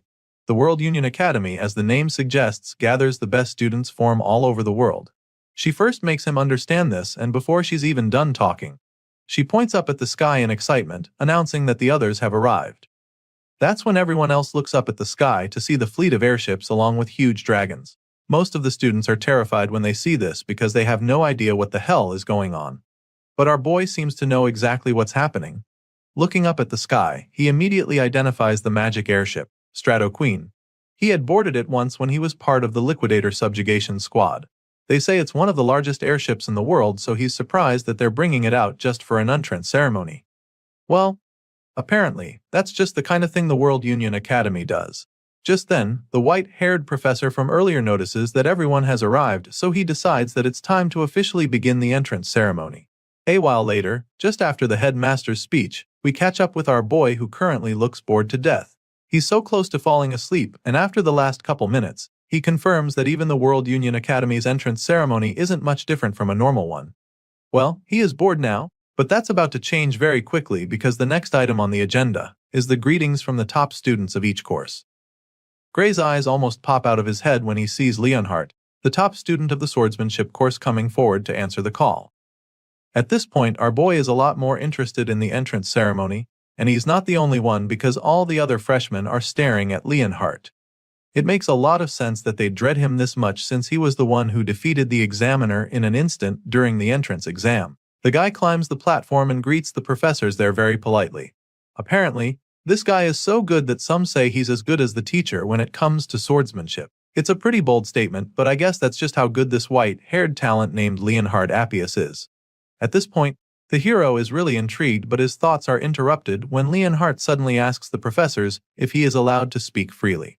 They confirm that he is free to talk, so he thanks them and prepares to give his own little speech. He starts by stating that he has just one complaint he'd like to make to the academy.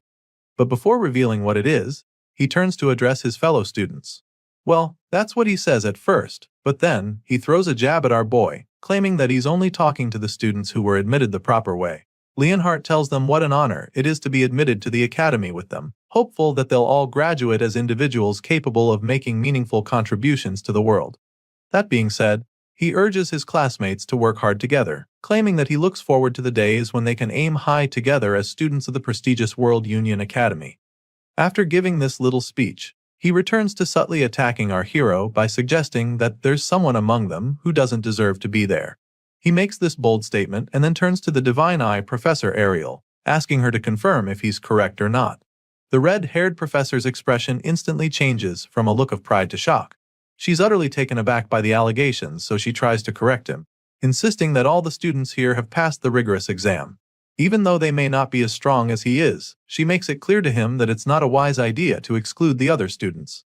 After clearing this air on that, she bluntly asks him why the hell he's even asking her something like that. At this point, the persistent top student hits back at her, stating that he wasn't talking about those who have been admitted by passing their exams properly. And then, he looks Professor Ariel dead in the eye and tells her that he's talking about the student she let in through the back door with her Divine Eye special admission. The red-haired lady just smiles when he calls her out like this, but he doesn't even stop there, because the next thing he does is to loudly demand that the one who was specially admitted reveal himself. This dude even has the balls to demand that Gray return his uniform and leave the academy right away. Everyone seated in the hall is taken aback by his audacity. They gasp in shock, but none of them dares to challenge Leonhardt. At the same time, nobody steps up to support him. Meanwhile, the target in question is still on his seat. He hasn't revealed himself yet because he's trying to understand what the reason for this hostility is. He's pretty nervous, but he's relieved that Leonhardt doesn't even know his face, because that would be a serious problem for him. He remembers when the top student stood up to answer the call, and he's glad that the guy didn't notice him back then despite how close they were to each other. Since Leonhardt clearly doesn't know who he is, he figures that it's wiser to just remain seated because he might not get caught up in this whole thing if he doesn't actually step forward. When the special admissions student refuses to come forward, Professor Ariel finally chimes in with an unbothered look on her face. She suggests that this year's students are quite lively after seeing how bold the guy standing before her is. She makes this statement, hoping to lighten the mood, but the persistent top student just snaps at her. He makes her understand that he's very serious about what he just said, and then demands that she stop admitting students through the back door. He's about to say some more disrespectful stuff when Professor Ariel finally gets fed up. She cuts him off by appearing behind him and then prepares to show him exactly why she's a professor at the academy. Ariel asks Leonhardt if he thinks that he's stronger than the student she chose through the Divine Eye special admissions. The question catches him off guard at first because he's not completely sure. But he's already made a lot of noise and backing off now would just make him look stupid, so he musters the courage to state that he is. He's furious that she'd even ask him a question like that and wonders if she thinks that he's not as strong as the mystery student. With this response, Professor Ariel smiles even more because she knows what things are about to get interesting. She likes his attitude and proposes that they make a bet so he can put his money where his mouth is. Once again, Leonhardt is taken aback by the idea she just brought up, but she reiterates and confirms that she actually wants to make a bet, and not just any regular net, because she's actually willing to gamble with her job to prove that she didn't make a mistake. Of course, this bet means that Gray Lee's special admission will also be at stake, so our boy becomes pretty worried because this definitely wasn't part of his plans. Gray begins to panic because he doesn't even know what kind of bet this daring lady is talking about right now. Off the top of his head, Leonhardt figures that the professor probably wants to make him fight the special admissions student, but she claims that she would never do such a boorish thing. After all, she believes that Leonhardt would end up dead if our boy goes all out against him. She literally tells him that he's no match for the special admissions student, and then assures him that she wouldn't intentionally make them fight because as an educator, she must not put the lives of her students at risk. Of course, the only person she's worried about is Leonhardt, so she makes this clear to him, which of course causes him to become absolutely livid. The veins in his head start bulging out as his blood begins to boil, and then he asks the lady if she's actually trying to provoke him. In response, Professor Ariel bluntly tells him that she meant every word of what she just said. As such, she suggests that they make their bet about monsters since it would be safer that way.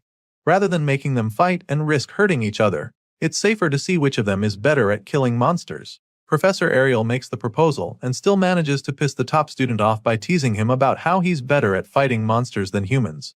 Despite being really mad, he admits that she is truly well informed and then asks her what their bet will be exactly. Now that they're on the same page, Professor Ariel reveals that the conditions for the bet are very simple. All they have to do is kill the monsters that she picks as targets. Each round, the target monster will get stronger, and whoever fails to defeat their monster first loses the bet. That being said, the red-haired lady reveals that she will retire from her position as a professor if her candidate loses the bet. And of course, this also means that the special students will be expelled.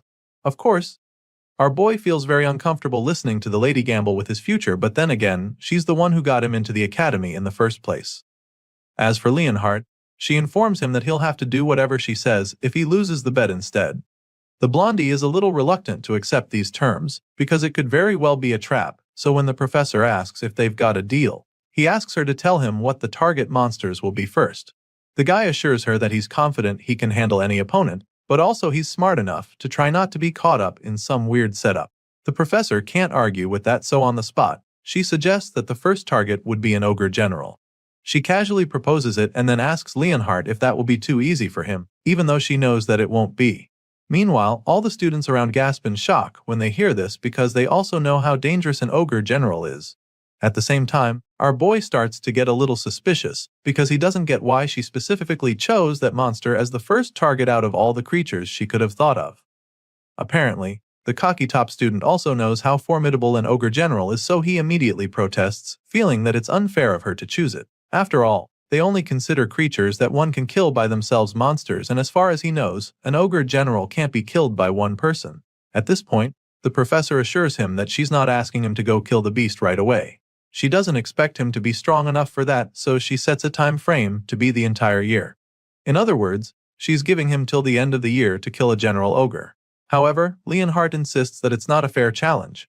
As far as he's concerned, if someone could single-handedly take down a disaster-level monster within just a year of training, then no one would even be suffering.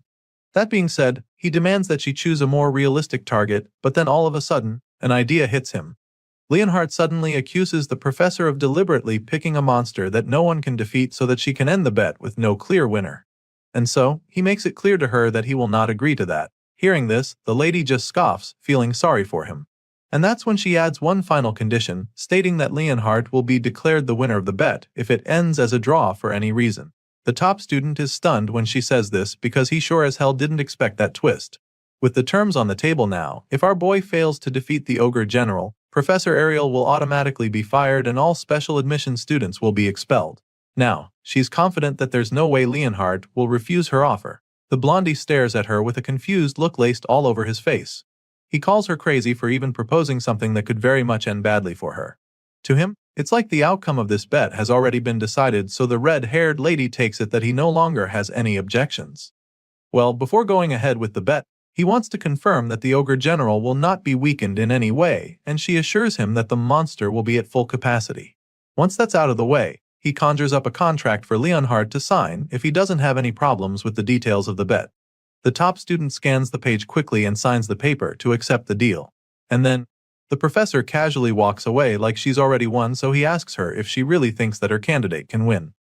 Well, I guess they'll all find out soon enough. As you can imagine, the rest of the professors are stunned by what they just witnessed. Some wonder what's gotten into Ariel, while others feel that she wants to use the bet as an excuse to retire. They think that this is most likely the case since everyone knows that she's well past her prime now. Meanwhile, our boy can't help but feel anxious now that the bet is official. He suddenly remembers when she set the time frame for the bet to be till the end of the year, which makes him realize that the whole contract was a done deal from the start.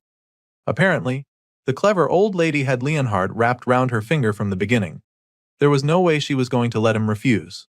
A while later, we see that our boy is about to take his first class on the basics of magic. The professor taking the class knows that some of them might be surprised to be receiving lectures on the first day, so he makes them understand that not a single day can be wasted as students of the academy. That being said, the professor begins the class by starting with the most basic of basics, which is how to utilize magic. He makes them understand that an invisible energy called ether lies within their bodies, which they can manipulate through the magic circuits in their bodies. Hearing this, Gray is relieved to know that he'll be able to keep up with the magic classes for now. Thanks to his time at the boot camp, he's already familiar with the basic concepts. Sadly, his peace of mind quickly vanishes when he realizes that he somehow ended up in the same class as Leonhard.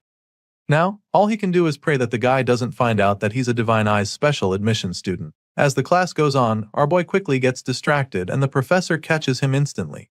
He scolds Gray for being absent, minded only 5 minutes into the class, and this is pretty much where things are about to get tougher for our boy. Gray is shocked that the man could notice him being distracted with a single glance because he's seated so far back. Either way, he apologizes, hoping to move past this quickly and not draw any more attention to himself, but the professor has other plans for him. The man is so pissed that he calls Gray to come down and demonstrate the basics of magic to the class since he's so confident. Desperate to get out of this, he reminds the man that they're in the swordsmanship course and don't really need to be able to use magic. Regardless, the man insists that those with the sword still need to know the basics of magic to coordinate with a mage. The way the man is talking right now reminds him of his time at the boot camp, so he suddenly starts to wonder if they're going to practice the same spell as back then. So, he asks the man if the spell he has in mind is the Ether Bullet, and this intrigues the professor because he didn't think the freshman would know about that. Thankfully, our boy can also use this spell, so he confidently reveals this when the man asks. His time at the hellish boot camp wasn't a waste after all. Sadly, the professor suddenly gets the bright idea to demonstrate the spell to the class using a match. And guess who he matches up against our boy? That's right, Leonhard, the last person Gray was praying to cross paths with. The top student has no idea who our boy is right now, so he underestimates him a lot and suggests that it would be unfair to fight him since he's been trained in swordsmanship and magic before even starting school. However, the professor insists that there's no risk of anyone dying since they're only going to be using the Ether Bullet spell. Clearly, there's no getting out of this one, but at least Leon doesn't know that he is Ariel's special student. Well, not for long, because out of the blue, the old geezer decides to announce that Gray is the Divine Eyes Special Admission Student of the Year. As you can imagine, everyone in the class is stunned by the news, except Leon, who's just boiling with rage. What's worse is that the teacher didn't just spill all of this by accident. The cruel man knew how Leon would react, so he spilled the tea since he already doesn't like Gray. Now that the top student knows who his opponent is, he decides to take the match a lot more seriously, under the guise of wanting to properly show our boy the ropes. With a murderous glint in his eyes, he calls Gray to come right down to the front of the class for their match-up. At this point, our boy just laughs nervously, because his cover has been completely blown. Soon, the two young men are standing across from each other while the professor gives them instructions. At the moment, our boy is pretty worried because he's almost certain that he won't come out of this unscathed, especially when he only spent a few days learning magic at the boot camp. The match begins shortly and of course, Leon is the first to attack, determined to show the difference in their strength. He launches a decent ether bullet at Gray in a flash, and our boy is forced to do the same, but he's immediately blown away by the massive attack he unleashes. The two boys are astounded by the huge ether bullet that Gray shoots out with ease. Compared to our boy's blast, Leon's strike looks like a punt pebble, so the top student immediately loses all his confidence, screaming in horror as the magic ball of death speeds toward him. Luckily, the professor intervenes just in the nick of time and uses his own magic to stop Gray's ether bullet, saving Leon's life in the process. The man sighs in relief as he watches his shield stop the attack, but then all of a sudden, Gray's ether bullet shatters the barrier and causes a huge explosion in the classroom. The blast sends Leon flying, so the professor rushes to check on him even before the dust clears. The top student is literally shaking like a leaf right now, but he assures the teacher that he's fine. Thankfully, he's not hurt, but now, our boy might be in some trouble. If the barrier hadn't dampened the impact, Gray's ether bullet could have killed Leon, which is actually a big deal. Apparently, even among the professors at the academy, no one can cast an ether bullet that strong, so now, the man is very curious about this young man named Gray. He calls out to the hero, sternly asking him what the hell he just did, but right now, our boy is still trying to figure out the same thing. Thinking back to the exchange, he can't believe that they even used the same spell because Leon's ether bullet was so feeble compared to his. It makes him wonder if the ether bullet taught to those in the subjugation squad is different from what they teach at the academy. With this in mind, he curiously asks the professor if he accidentally used the wrong spell by any chance, but the man assures him that it was definitely an ether bullet. However, he makes Gray understand that the quality of his own was very different and informs him that it was by no means normal ether, but actually super, compressed ether. As you can imagine, our boy hasn't ever heard of that before, so he expresses his confusion. The man confesses that it's a power that even the professors have trouble producing. So it's mind-boggling that Gray managed to produce and reform it into a spell in a split moment.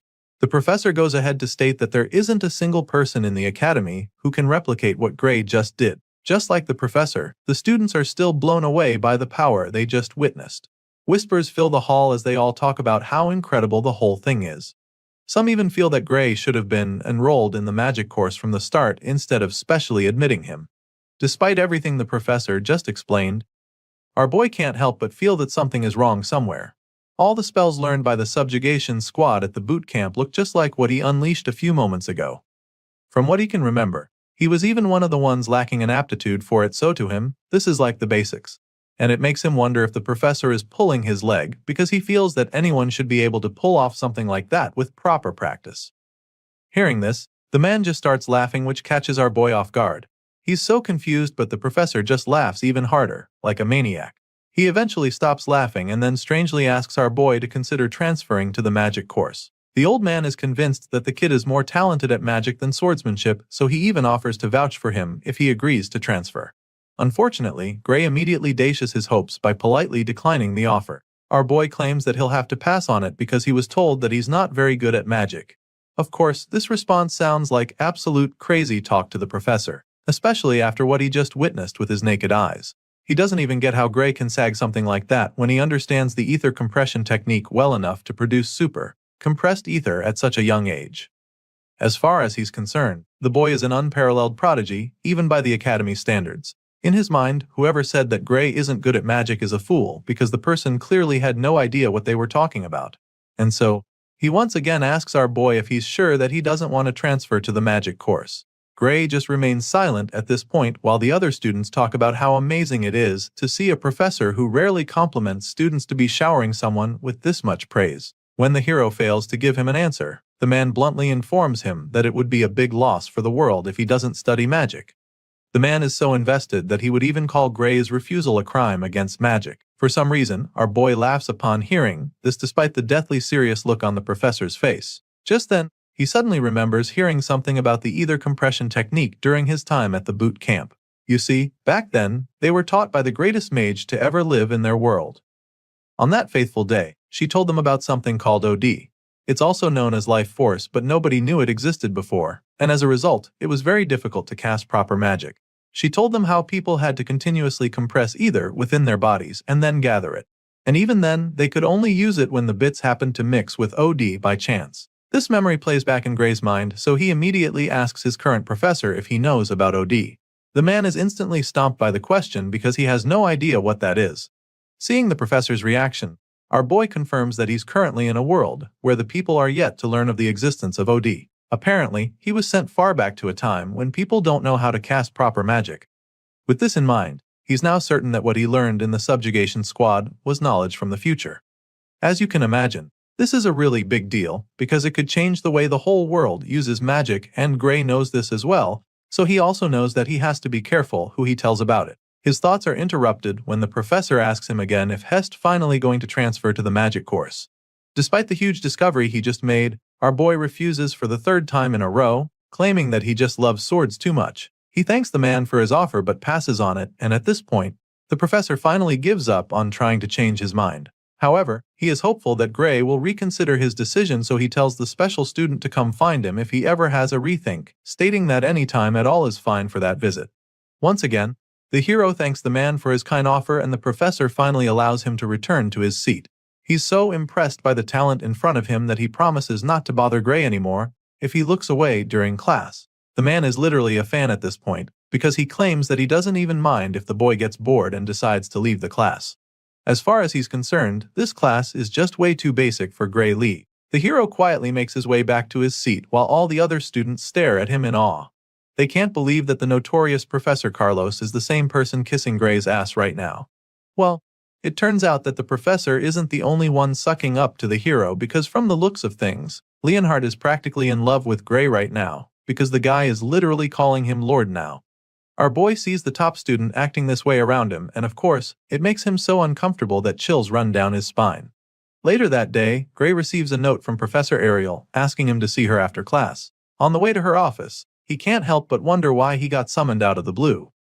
He feels that it might be Professor Carlos's doing, so he starts hoping that the red-haired lady won't advise him to change courses as well. Soon, he's right in front of her door, and immediately he knocks. She already knows it's him, so she lets him in. He's about to apologize for the intrusion when he suddenly senses a sneak attack from the side. The person tries to strike him with a sword, but his reflexes kick in at lightning speed, allowing him to block the hit and knock down the attacker. He's shocked that his body reacted on its own, but he can't think about that right now since he just got attacked.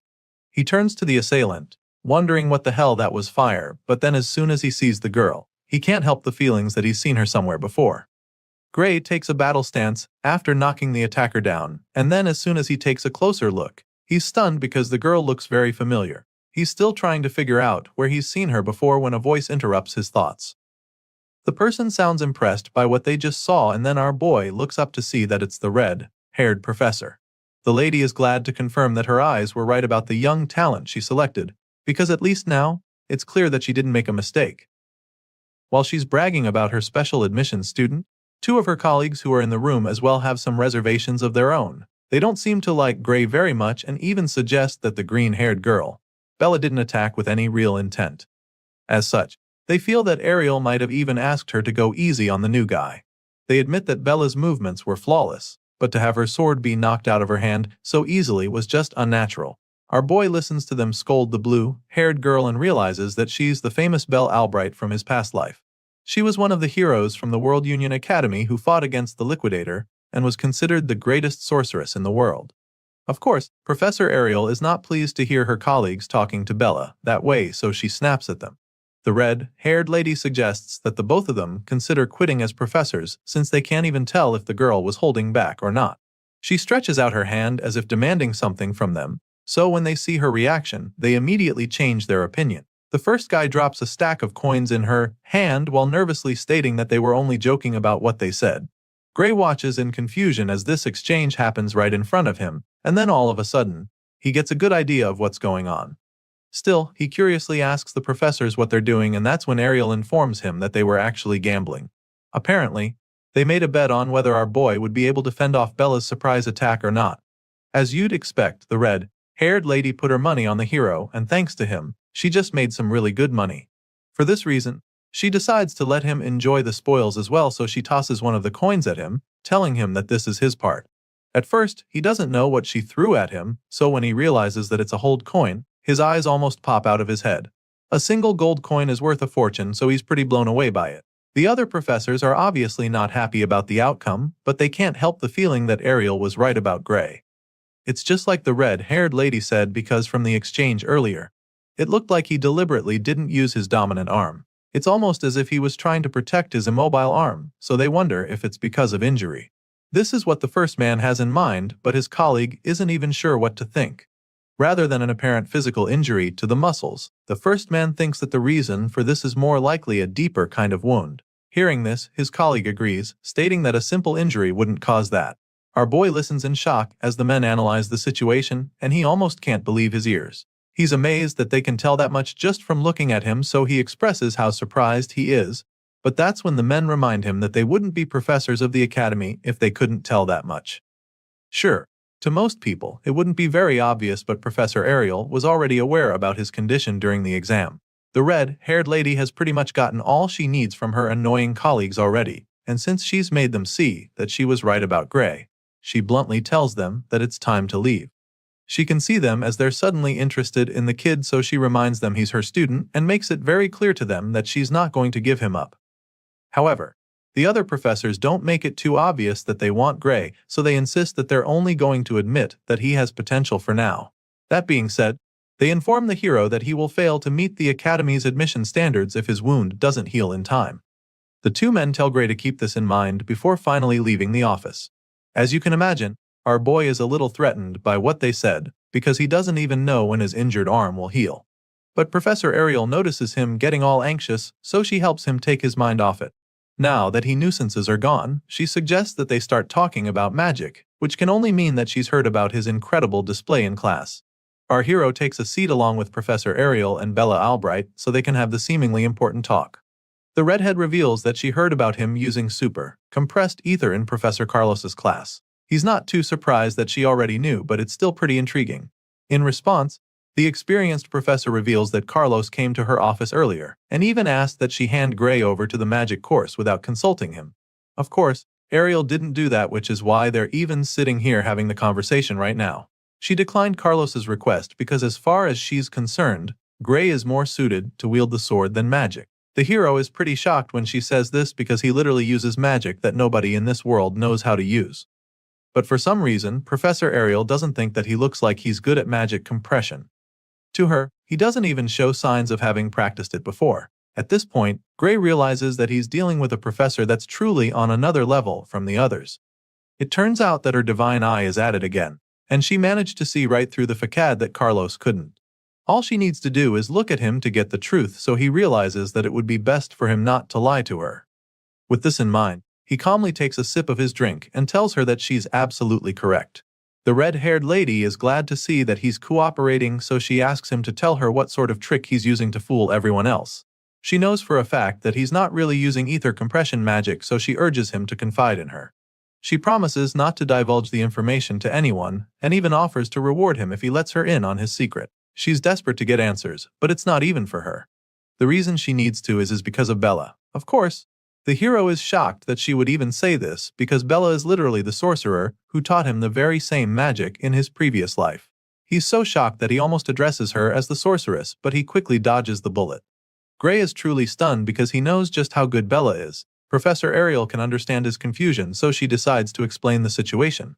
Apparently, even though the girl is a genius at magic theory, she's far from the best when it comes to actually using the magic. For some reason, the girl just can't use the ether compression technique properly, and it's the same reason she can't create super compressed ether. Hearing this, Gray suddenly remembers what he heard about Bella Albright being a late bloomer. She might have been the most powerful sorcerer in his previous life, but her time at the academy wasn't actually impressive. After hearing what the professor just said, he now understands why that was the case. Moving on, the professor goes on to reveal what she noticed. From what she heard from Carlos, when Gray used the super compressed ether, he didn't even look like he compressed ether at all. And so, if there's a way to use super compressed ether without actually compressing ether, then it means Bella won't have to be sent to Professor Bradley. As soon as Gray hears this name, the gears in his head start turning. He suddenly remembers the man known as Professor Varian Bradley, and judging by the horrified look on his face, it's pretty clear that the man might be a problem for students. Seeing the look on his face, Professor Ariel is intrigued that he knows of the man. Well, it's practically impossible not to know him since he's extremely infamous. After all, he has conducted countless experiments of humans, murdering many in the process. On top of that, he has caused magic disasters that resulted in the death of tens of thousands of people. To cut the long story short, Professor Varian Bradley is history's worst magic criminal. The fact that Ariel talked about Bella being sent to the man puzzles our boy a bit, because he can't believe that the man still hasn't been caught in this period. Sadly, That's the case, and if Bella can't create super, compressed ether by the end of the year, she'll be sent to him where she will undergo surgery. As you can imagine, Gray is mortified by this information, so he immediately informs the professor that it's likely a bad idea. It turns out that Ariel even knows that it's not wise. Even though the surgery is under the pretense of enhancing her magic abilities, it's actually human experimentation, and she is fully aware. Professor Ariel knows about his shady ways already, but his activities haven't been made public yet. But then again, rumor has it that he's the reason some people have died, while others were left broken. It's dangerous and scary to the blue-haired girl, but she doesn't have much of a choice because she will be expelled by the end of the year if she can't use super, compressed ether. Of course, Professor Ariel doesn't like the situation, and she'd even prefer that Bella quit the academy to having that man mess with her body. Now, our boy is really tempted to tell them the truth. However, the magic he knows is knowledge that does not even exist at this time. As such, telling them might end up changing the course of history, but then again, seeing how terrified Bella is right now, he suddenly remembers what happened during the battle against the Liquidator. He remembers how the alien invader overpowered them and defeated humanity's last hope with ease. With this in mind, he immediately decides to help the blue-haired girl, because as far as he's concerned, that hellhole people call the future is much better off changed. Gray makes up his mind and promises to teach her how to use super, compressed ether. The scene shifts, and the next thing we see is that our boy is already training Bella in the arena. He quickly concludes his lecture with her, admitting that he just gave her all the knowledge he has about magic. Just as they agreed, he reminds them not to tell anyone that he taught her this. Of course, Ariel intends to honor her word, so she even creates a signed magic contract, which states that they would literally die if they break the deal. Now that they've gotten that out of the way, he asks them what they think about what he just taught Bella. In response, the red-haired professor reveals that just learning about OD alone blew her mind. However, the knowledge of magic he revealed is beyond that. As for Bella, she thinks that it's brief yet well organized. His lecture was pretty good for her, to the point that she felt like she was listening to a magic class from hundreds of years into the future.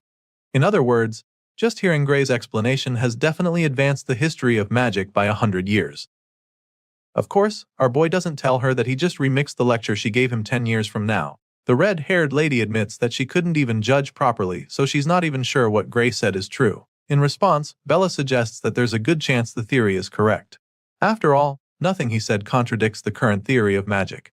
But then again, the quickest way to find out is to test it.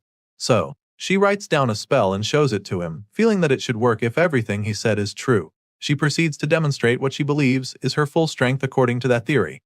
But this leaves our boy pretty anxious, because the last time he checked, Bella's full strength is said to be capable of burning down an entire city.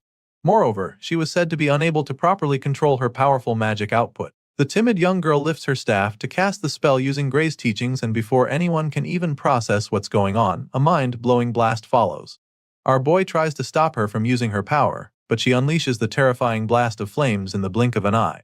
They all take cover to protect themselves from the explosion, but then Gray looks up and discovers something really strange. He looks up at the overwhelming power and sees the flames suddenly flowing back to her staff. At this point, our boy realizes that she just saved his life, because if she hadn't taken control of the power run that split second, then he'd probably have been toast. All the flames from the devastating inferno go right back to her staff, and the blue-haired girl instantly expresses her excitement. She's so proud of herself for successfully controlling her power, and once she's feeling pretty confident, she uses the flames to conjure a massive dragon. For the first time since entering the academy, Bella Albright can finally enjoy using magic, but the final is short-lived because she suddenly runs out of ether. She starts feeling really dizzy and collapses instantly. Bella falls face flat on the floor, so Gray rushes to check on her. He calls out to her, trying to wake her up, but Professor Ariel tells him to just let her rest, explaining that she fell asleep because she ran out of ether. Hearing this, our boy is a lot more relaxed, so he just smiles at Bella, feeling pretty proud. Her spell is still active even after she passed out, so the professor takes some time to admire her magic. To her, it was a really marvelous sight, and she's really impressed that Bella managed to put together magic on that scale in such a short amount of time. But just then, the half-conscious girl mumbles something about how Gray's theory is what's truly amazing. If only she knew it was her own theory. Now that she can easily create super compressed ether, she no longer needs the surgery, so Ariel can't wait to tell Bradley that they won't be needing his services anymore. The red-haired professor is glad that Bella no longer needs the surgery, but she's even more grateful that the girl didn't lose her magic control. When she says this, our boy is pretty intrigued, so he asks the lady what she's talking about. At this point, Ariel explains that Bradley's surgery comes at the expense of control even though it increases one's magical output. Even though the details of how it works are a secret, Ariel knows for sure that the surgery forcibly breaks one's limiter. This information is quite new to our boy, but it also makes a lot of sense because in his previous life, he remembers that Bella couldn't control her magic. Well, thanks to Gray, Bella doesn't have to go through that anymore since she can now create super, compressed ether. Since he's done his part, Ariel states that she will now fulfill her own part of the contact. First of all, she would like to help fix his arm and she has a special type of magic she wants to use on it. Of course, our boy is stunned to hear this, but he doesn't refuse, so he lets her do her thing. The professor releases a surge of magic into his right hand and the magic fills the air, leaving our boy speechless. He watches in awe as she attempts to heal his hand, and by the time she's done, she asks him how he feels. The moment of truth arrives as Gray tries to move his fingers. Sure enough, he's able to control his hand, so he's truly astounded. He thanks the professor for what she just did, revealing that a magical healing potion could cure him. To this, the lady just scoffs and then tells him to never compare her nerve-restoring magic to his average magic potions. She trusts her skills, but she's also curious to know if his hand moves the way it did before, so she tells him to try swinging a sword.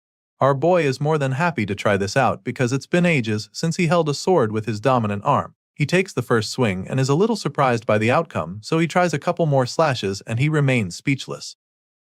At this point, he informs the professor that his hand doesn't move as well as it used to. He explains this to Ariel, but she's not even surprised. She actually suspected that she might have repaired his nerves, but she also knows that her magic cannot heal the wounds in his soul. Gray is a little taken aback when she starts talking about his soul, so she assures him that he heard right.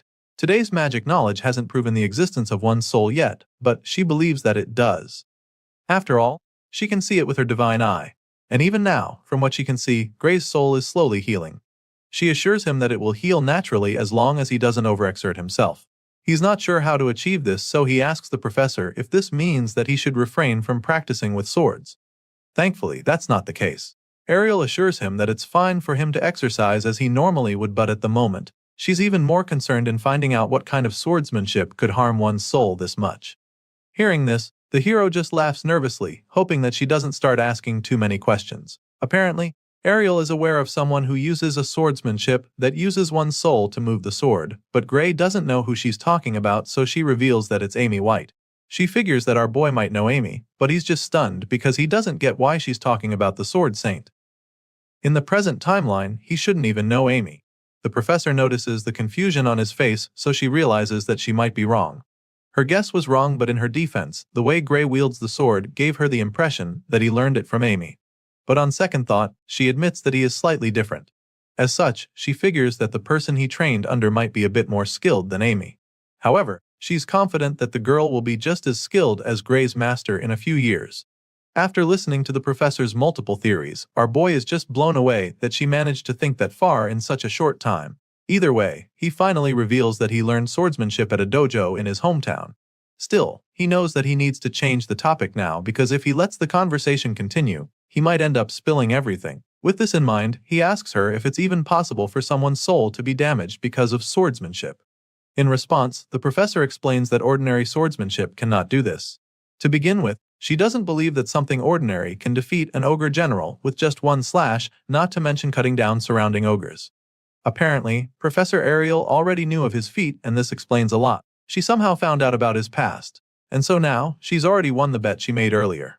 She reveals that she was shown some of the remains left at the scene. She found the sight magnificent because even the most sophisticated cleaving magic couldn't have done that. That being said, Professor Ariel reveals that she knows about the mysterious power within him, and then asks him if he used it. The jig is up at this point, but he's curious as to whether she can see the power with her eye, and she confirms this, revealing that she can even see the power leaking through the chain door. The response sends chills down Gray's spine as the memory of that ominous door flashes across his mind. It's not something someone can just guess, so now, he's certain that the red-haired lady can actually see it.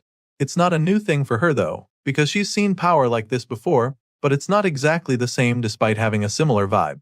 Our boy is taken aback by this because he didn't think there were people with similar power to him.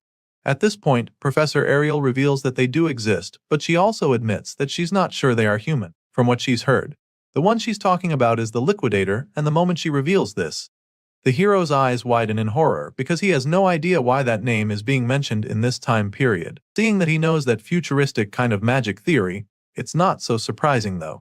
Hearing this, Gray confirms that what he's been using is really knowledge from the future. However, no one has truly figured out that part yet. Just then, the professor asks him how much he knows about the liquidator, and this leaves him dumbfounded for a second. Regardless, he tells her that all he knows is that the celestial being is an extremely dangerous threat to humanity. As far as Gray is concerned, the liquidator has to be stopped before he appears, because if that happens, then he must be destroyed no matter what it takes. For some reason, the professor thinks that his explanation is a little extreme, but she does agree that the liquidator is dangerous.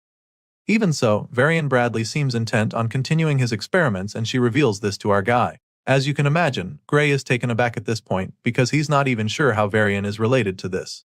Apparently, the professor is convinced that there's a connection. As far as the lady is concerned, the liquidator is the very being that the man is trying to summon.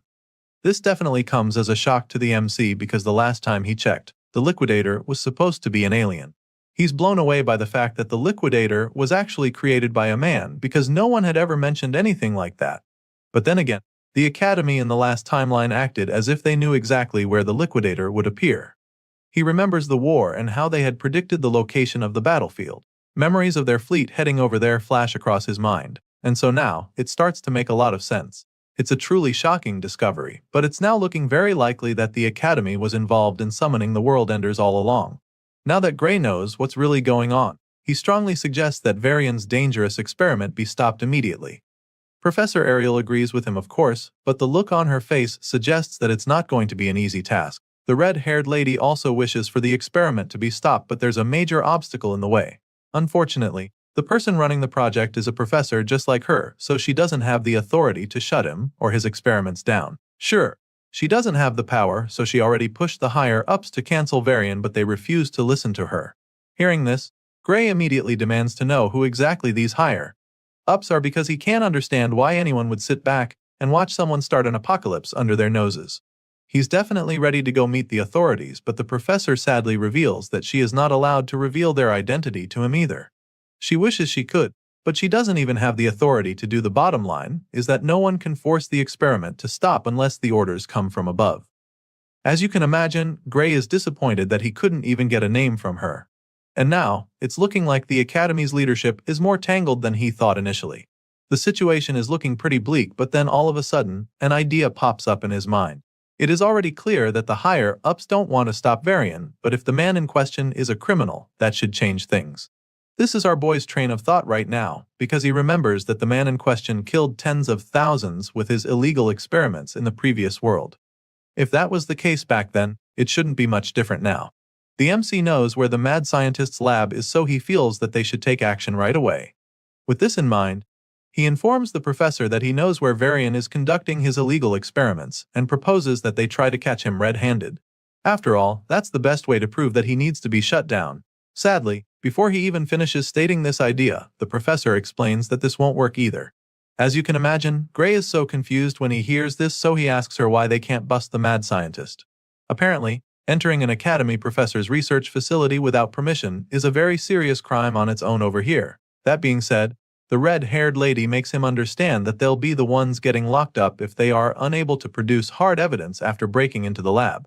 And so, she straight up asks Gray if he's trying to say that he already has proof of Varian's crime already. Sadly, our boy doesn't have any concrete evidence at the moment. He's working with the events that occurred in his previous life, so he can't say for sure that it's the same now. So, he doesn't say anything, confirming that he's got nothing on the shady professor. At this point, Professor Ariel suggests that they shelve this whole issue for the time being. This entire conversation just makes our boy understand that the professor's hands are tied, even though she knows that Varian and his experiments are dangerous. There's really nothing he can do at this point, so he assures her that he understands the situation. Now that they've got that out of the way, the lady suggests that they pay more attention to the more important matters at hand, which are his powers. She knows that he probably wants to learn how to be able to control it, so she offers to help him with that. Gray is blown away when she says this because he didn't even know that she could do that. Seeing the excitement in his eyes, she informs him that there's actually a professor in the academy who is very good at dealing with unknown forces. The man goes by the name Heathcote Longfellow, and Professor Ariel reveals this to Gray. Our boy is blown away by this because he's actually heard of the man before. It turns out that Heathcote Longfellow is the one who trained the Sword Saint, so it's a pretty big deal to be tutored by a man like that. Professor Ariel can tell that he's stoked about it, and she's not even surprised because she had a feeling that news would catch his interest. That being said, she offers to arrange for him to start private training with the man the following day. Of course, our boy doesn't have any issues with this, so he begs her to see to it. The very reason Gray came to the academy was so that he could master this mysterious power inside of him, but he definitely didn't expect to find a lead this quickly. The scene shifts and the next thing we see is a very intense training session between the powerful professor. Our boy is already receiving private lessons from the one and only Heathcote Longfellow, so it's a really big deal for him. At first glance, you'd think these two are in the middle of a tough sparring session based on the strained looks on their faces. But we suddenly get to see the full picture and learn that they're actually running at insane speeds through the woods. As you can imagine, our boy doesn't get why they're doing this, but he doesn't complain and just follows the professor's lead. Surprisingly, the man is somehow able to sense that Gray's mind is wandering. This is not something that he's ready to entertain, so he tells Gray to pick up the pace since he's clearly not focused enough if he has room for stray thoughts. He demands that our boy keeps running until his body is at the absolute limit. Heathcote Longfellow insists that our boy keep running and only stop once he's burned away every drop of physical strength inside him. Because only then will his soul's power awaken. The professor informs him that they will not touch the sword as long as the MC still has even a scrap of stamina left in him. In other words, Gray will have to be on the brink of death before his new tutor will be satisfied. For most people, this might just be a deal breaker, but our boy knows what he came here for, so he's not going to shy away. After all, if this is the training that the legendary Heathcote Longfellow chose for him, then it must surely have a meaning. But then again, he can't shake the feeling that while he's here running laps, Varian is already carrying out his experiments to summon the Arbiter. He really wants to focus solely on the training as the professor demanded, but Gray is not even sure if this is what he should really be doing right now. Well, despite having these doubts at the start, our boy keeps going back every day, and after a week, he reports back to Professor Ariel. He goes to see her in her office then, and she asks him how it's been going with Heathcote. Of course, our boy takes the opportunity to say what's been going on. He tells her how it's mostly been running and adds that they do a bit of sword drills at the very end. Regardless, he does feel a bit stronger, and he admits this too. Of course, the lady isn't surprised to hear this because all of this sounds exactly like Professor Heathcote Longfellow. Their discussion is suddenly interrupted when someone suddenly knocks on the door. Professor Ariel lets him in and the man gives her a letter that just arrived for her. He hands her the sealed envelope and takes his leave. Gray just watches the whole thing play out, looking all confused, but then, the lady opens the letter to start reading through, and the look on her face informs him that there's something wrong, so he asks her what's up. Rather than telling him, she simply turns the paper to his face for him to see for himself. And by the time he sees it, his eyes widen in horror because the whole thing is just a report that Bella Albright has succeeded in producing super compressed ether. It appears that she has indeed gained a power closely resembling it. However, upon examination, it's clear that she has not actually compressed it. As a result, her new ability cannot be recognized as super compressed either. Therefore, the contract remains valid and the operation will proceed as scheduled. This whole letter was sent by Varian Bradley, and after reading it, Gray is absolutely furious. As far as he's concerned, this is insanity, and the professor agrees with him. So, she suggests that Bradley is determined to force Bella into surgery by all means, even if she doesn't need it anymore. The mad scientist wants to make sure that he achieves his goals. Hearing this, our boy is pretty worried about Bella and wonders if she can refuse to partake in the experiment. Well, the contract is airtight, and the red-haired lady explains this to Gray. It turns out that the only way Bella can get out of doing the surgery is if Bradley himself voids it. That being said, Bella's only choices are expulsion or the operation. In other words, if she refuses, she'll be kicked out of the academy. Of course, this is horrifying news for our boy, so he expresses his displeasure, slammed his fist on the table. Seeing that this is the way things are going, Professor Ariel tells Gray that she needs his help, and then all of a sudden, she asks him to tell her where Bradley's lab is. Apparently, the letter he just sent to her was some kind of trigger that is enough to change her mind. Remember when she said that they can't enter another professor's lab? Well, now the lady is suddenly fine with busting the mad scientist because if they are blue to expose him as a criminal, then his contract will be null and void. As soon as Gray hears this, the worried look on his face is suddenly replaced with a smirk. Sure, he's excited about this, but he's also curious as to why she suddenly changed her mind. After all, she was the same person who just said that it would be too dangerous to go after him without proof. Hearing this, she simply tells him that they're just going to have to find the evidence they need. She makes this bold statement and then informs Gray that she's putting her faith in him right now. You can tell that she's nervous about this whole plan, but then again, she realizes that she's actually even put her faith in him from the start. She was bold enough to do this because her divine eye had already told her that our boy was telling the truth the whole time. Apparently, she's known this for a while now, but it just took her this long to get herself to finally admit it. Our boy listens to her saying all of this, and it makes him feel very good about their plan. Professor Ariel confesses this to him, and then finally asks him to show her the way. It's clear that he knows the things that can help them, so she urges him to share in order to bring Bradley's crime to light together. And judging by the look on our boy's face, it's pretty clear that he's all in. Now that they're definitely on the same page, our boy finally reveals that the evil professor's laboratory is located in the mountains near the village of Torul. As you can imagine, the red-haired lady is already familiar with this place. It's not the first time she's hearing about it, and she definitely remembers Bradley Varian having a laboratory there that was authorized by the Academy. She confirms this, which leaves Gray pretty surprised, because why would anyone do illegal experiments in an authorized lab? Well, the professor doesn't think he should even be surprised, because as far as she's concerned, there's no better place to conduct illegal experiments if not there. I mean, no one will bat an eyelid even if he stays there for too long, since it's a place that's been reserved for him and his research. On top of that, no other professor in the academy has the authority to interfere with his lab, so the Torwal Mountains are just perfect for the mad scientist. Now though, that's about to change because Ariel is determined to get evidence of his crimes, since they won't be charged with breaking into his lab that way. While they're plotting and scheming on how to bust the evil professor, Bella interrupts them with a knock on the door. Of course, Professor Ariel lets her in, so the blue-haired girl comes in with a paper in her hand. From the look on her face, you can tell that she's kinda nervous. She reveals that she just received the letter, and before she can even say anything else, Ariel snatches the envelope from her. The red-haired lady tells her not to worry about anything, promising to take over from here.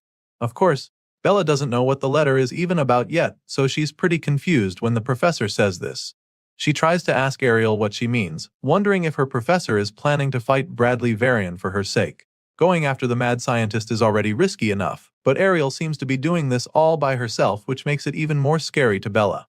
Ariel senses how worried her blue-haired student is right now, and she just finds it amusing. She simply scoffs in response before informing the worried girl that she alone is more than enough to handle the task. As you can imagine, this definitely gets Bella very anxious, especially since it's all happening because of her. She is pretty terrified now, and even our boy is starting to get concerned, so before the professor can leave the room, he calls out to her, begging her to wait before telling her that he's going with her. As soon as he says this, Bella doesn't even think twice before announcing that she will go too. The girl is determined to help out since all of this is happening because of her. It's her problem after all, so she insists on following them. As you'd expect, Professor Ariel is not comfortable with this sudden change of plans, so before the students can even say anything else, she stops them right in their tracks. And then, she reminds them that the person they're talking about is not some ordinary man. He's an academy professor, and not only that, he's also a lunatic who has repeatedly conducted dangerous human experiments. Professor Ariel points out all of this just in case the two ambitious students have forgotten so soon. There's no telling what Bradley Varian will do to them if he catches them poking their noses in his business. He's just that dangerous and erratic, so the red-haired professor bluntly makes it clear to them that she cannot let the both of them go to such a place. Ariel makes these points to discourage them from following her to the Torwal Mountains, but sadly, her efforts backfire. For some reason, rather than seeing reason with her, Gray feels that everything she said suggests that they come with her. Since even she knows what a monster Bradley Varian is, it just makes even more sense for her to take them along. Going alone is too dangerous even for her as far as Gray is concerned. In his mind, he should definitely be able to be of some help to her if he uses the same power he used to take down the ogre general. Besides, if Professor Ariel disappears, then our boy will get expelled automatically because he's a Divine Eye admission student. She's the very reason he's still in the academy, so if anything happens to her, then his chances of actually finishing to become a hero will be gone. Gray makes all of these valid points and then concludes by begging the professor to at least let them decide their fate. Her actions affect them tremendously, so he believes that they should also have a say in it. At this point, Gray and Bella go quiet and wait anxiously as the professor contemplates everything they just said. She's definitely not planning to be so rigid, so she quietly considers all our boy has said, and after a brief moment of silence, she gives in. I mean, with everything they just said, It seems like they'd just still come even if she told them not to. And so, there's really no point stopping them. That being said, the professor agrees to let them go with her, but under one condition. Hearing this, our boy eagerly waits to hear the terms, and then the lady tells them that they are to prioritize their own safety first no matter what happens. She reveals this non-negotiable condition to them and sternly asks them if they understand completely. Of course, they are pretty fine with the terms, so they loudly confirm that they understand. If that's what it will take for them to be involved on this important mission, they don't mind the terms. Sure enough, after that deal they made, Professor Ariel takes them along and the scene shifts. For a lab that's supposed to be a secret, the building is pretty massive. Anyway, the trio arrives after the moon comes up, and while they're hiding in the bushes, Bella keeps trying to wrap her head around the fact that the man is really doing his illegal experiments in this place. It's probably strange to her as well, but that's what it is. Professor Ariel confirms that this is really the place and reminds her of the objective. Now that they've arrived, the next course of action is to look for evidence of Varian's illegal experiments. Just to be 100% sure, she asks Gray to confirm everything she just said, and our boy assures her that they're on the same page. He definitely remembers this place from his past life, and he doesn't have a single doubt in his mind. Seeing how confident he is, Bella decides that she doesn't have any reason not to trust him. She's all for taking down the mad scientist, but she's still not sure that they can actually gather any evidence without getting in any trouble. That's her major concern now that they're here and she's seen the kind of place they're breaking into. Ariel can sense that the blue-haired girl is worried, so she attempts to calm her down. As far as she knows, Varian should be at the Magic Society's conference right now, so she's pretty convinced that he's not here at the moment. Still, the fact that the mad scientist isn't around doesn't necessarily mean that sneaking in will be a walk in the park or anything like that. She has a strong feeling that the entrance is rigged with all sorts of traps, so going in through the front is not really an option anymore. With that fact established, she concludes that they'll have to bust in through the side wall. Such a move has its own consequences as well, so Bella is pretty worried still. At this point, it's kinda obvious that Miss Blue Hair over here doesn't really have the stomach for a mission like this. She's been on edge since they arrived and worried about everything, so the professor reminds her that they came here to break into an academy-authorized lab. That in itself is already a crime, so whatever approach they take is still likely going to land them in trouble, especially if they're not able to find any concrete evidence. Either way, the professor tells her that she doesn't have to go if she doesn't want to. After all, she was the one who insisted on coming, so if she's no longer feeling up for it, she can always go back. Ariel is still very open to going on this mission by herself, so she wouldn't mind if they change their minds. She makes this very clear to Bella, but it just motivates the timid girl to stand strong. She claims that she's still going, but a part of her still doesn't get if all of this is worth it. As far as she knows, Professor Ariel is doing this for someone like her, so she doesn't think they should be going this far. However, Ariel simply informs her that that is where she's got it wrong, because stopping Varian's experiments is for the sake of the entire world. Right now, Bella doesn't understand the gravity of letting the mad scientist get his way, so Gray explains that countless people will die if they don't stop Varian. He says this but quickly corrects himself, claiming that the whole world will be sacrificed if they don't stop the evil professor. Of course, Bella doesn't understand what they're talking about, so she expresses her confusion. She was already worried before, but after hearing all this, she's probably gonna have a panic attack. The professor can foresee this already, and that's not what they need on this kind of mission right now, so she tells Bella that Gray is probably just exaggerating. Nevertheless, she agrees with what he said about how the mad scientist needs to be stopped at all cost. She knows that the girl might still be bothered, so she keeps telling Bella not to worry, assuring her that they're here for her and will literally put their lives on the line for her. Ariel says these words with a reassuring smile etched on her face, hoping to calm the timid student. Once they're able to get all the doubts and worries out of the way, the professor finally gives the signal for them to move out. The three of them blast off with blistering force toward the lab, determined to find the evidence they need to take down Varian. Ariel casts an insanely powerful spell mid-air and instantly unleashes a devastating blast that blows a hole in the side wall of the facility. So much for being stealthy. The blast is truly incredible as it leads to a mind-blowing explosion that almost sends them flying. The force from the blast is so much that Gray barely manages to avoid being thrown off his feet. Of course, he also didn't expect a blast of that magnitude, so he finds it amusing. Ariel just had to do something way over the top. Anyway, now that they've got an opening, they make their way to the freshly opened hole in the wall. It's a miracle the facility is still standing after taking such a devastating blast, but I guess that's a good thing. Lee takes the lead since he's the one who knows the way, but as soon as he steps into the lab, his eyes widen in horror. Our boy is instantly met with a very shocking surprise. Remember, this lab was supposed to be filled with enough evidence to enable them shut down Varian's illegal experiments. Well, what our boy finds is even more horrifying than what he imagined. It's literally a huge prison with several cells lined up one after the other. Inside these cages, there are human beings bound in chains, and those of them who are not already corpses look like they're on the brink of death. Most of the bodies are covered in blood scattered all over inside the cells. Clearly, they're now 100% sure that Varian is an evil piece of trash. This is proof that he's been carrying out inhumane research, and it wasn't even that hard to find.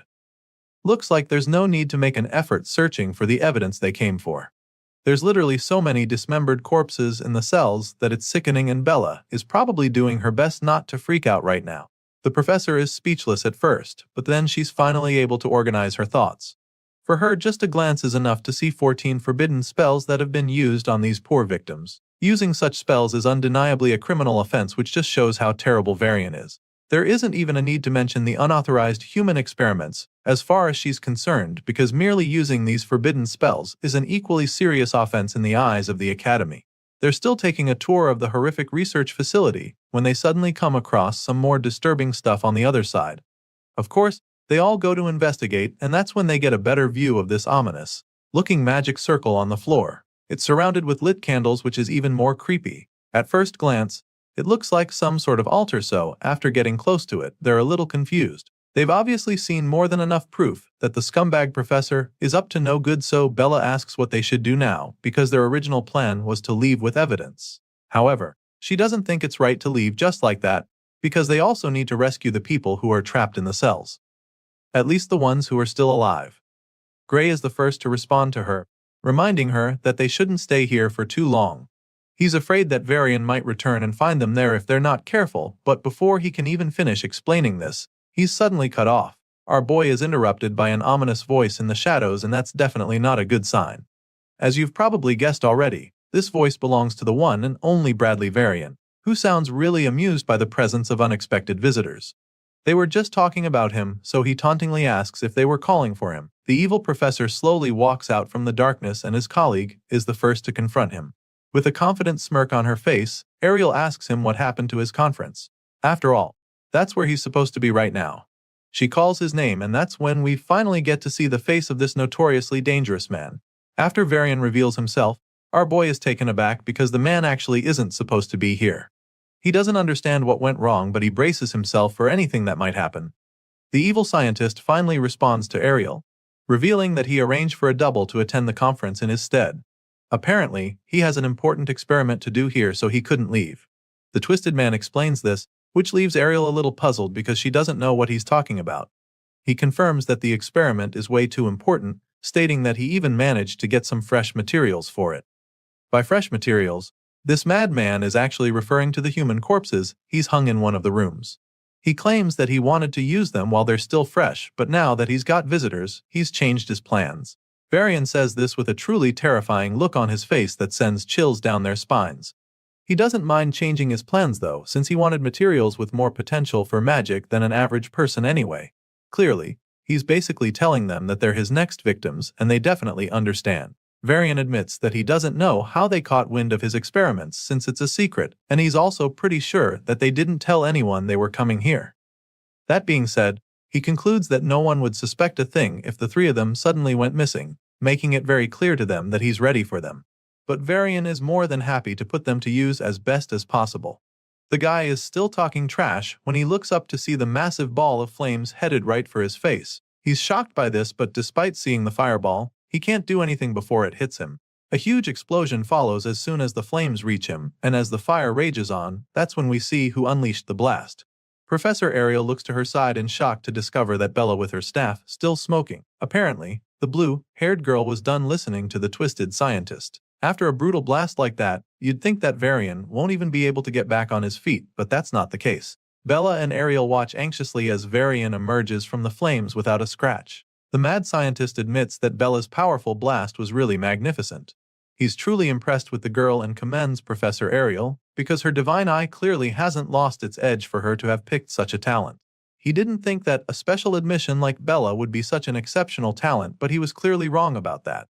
Seeing how amazing Bella's abilities are, Varian suddenly begins to consider looking closer at the other Divine Eye recruits as well.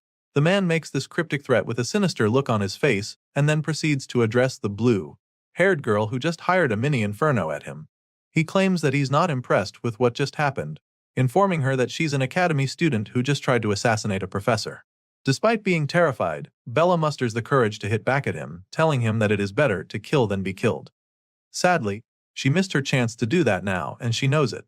It's pretty obvious that she might not get another, so before things get even more out of their control, Professor Ariel reveals that they're pulling back for now.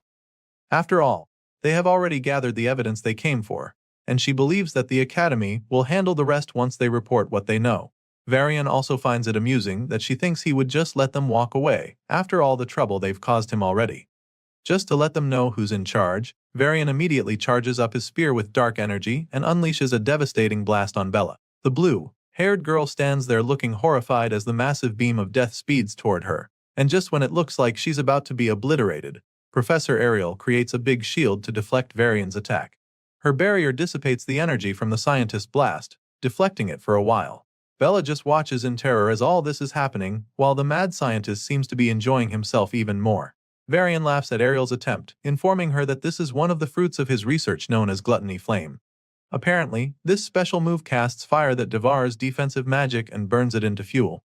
The man confidently explains this to them, and that's when Ariel begins to realize how much danger they're actually in, because all of a sudden, she finds herself struggling to hold back the blast. Her shield appears to be giving way all of a sudden, and it's becoming very difficult for her to hold on. In theory, the Gluttony Flame can't be blocked because it would just consume anything in its path, and the only downside is the fact that it costs a little rare material to conjure. Hearing the smugness in his voice, Ariel musters all the strength she can to keep holding on. She pumps in more magic into her shield and reinforces it until it starts to push Varian's Gluttony Flame back. As soon as she gets a bit of control, she conjures a glowing floating box that looks like some kind of treasure chest. She passes the spell memory pouch to Bella and tells her to take it to Gray, claiming that Heathcote would know what to do once he sees it. Bella receives the small box in her hands and realizes that Professor Ariel is starting to struggle again.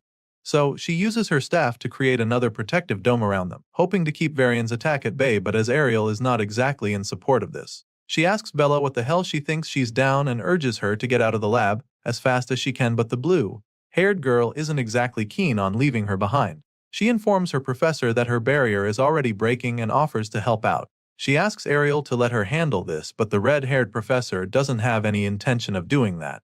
She reminds Bella of the deal they made before coming here.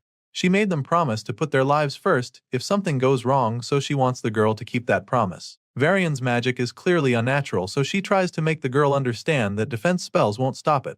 That being said, she promises to buy the students some more time so that they can escape, but before she can even finish talking, her barrier shatters into 1,000 tiny pieces like glass. Her eyes widen in horror as the reality dawns on her, but Bella assures her that everything is going to be fine.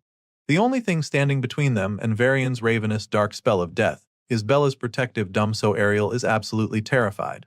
The professor is so stunned by their current situation that she doesn't even run anymore. She stands right there staring at the flames of death smashing against Bella's barrier. On the other hand, the blue-haired girl just has the feeling that Varian's spell isn't even that strong. As far as she's concerned, it just needs a slightly different kind of defense magic.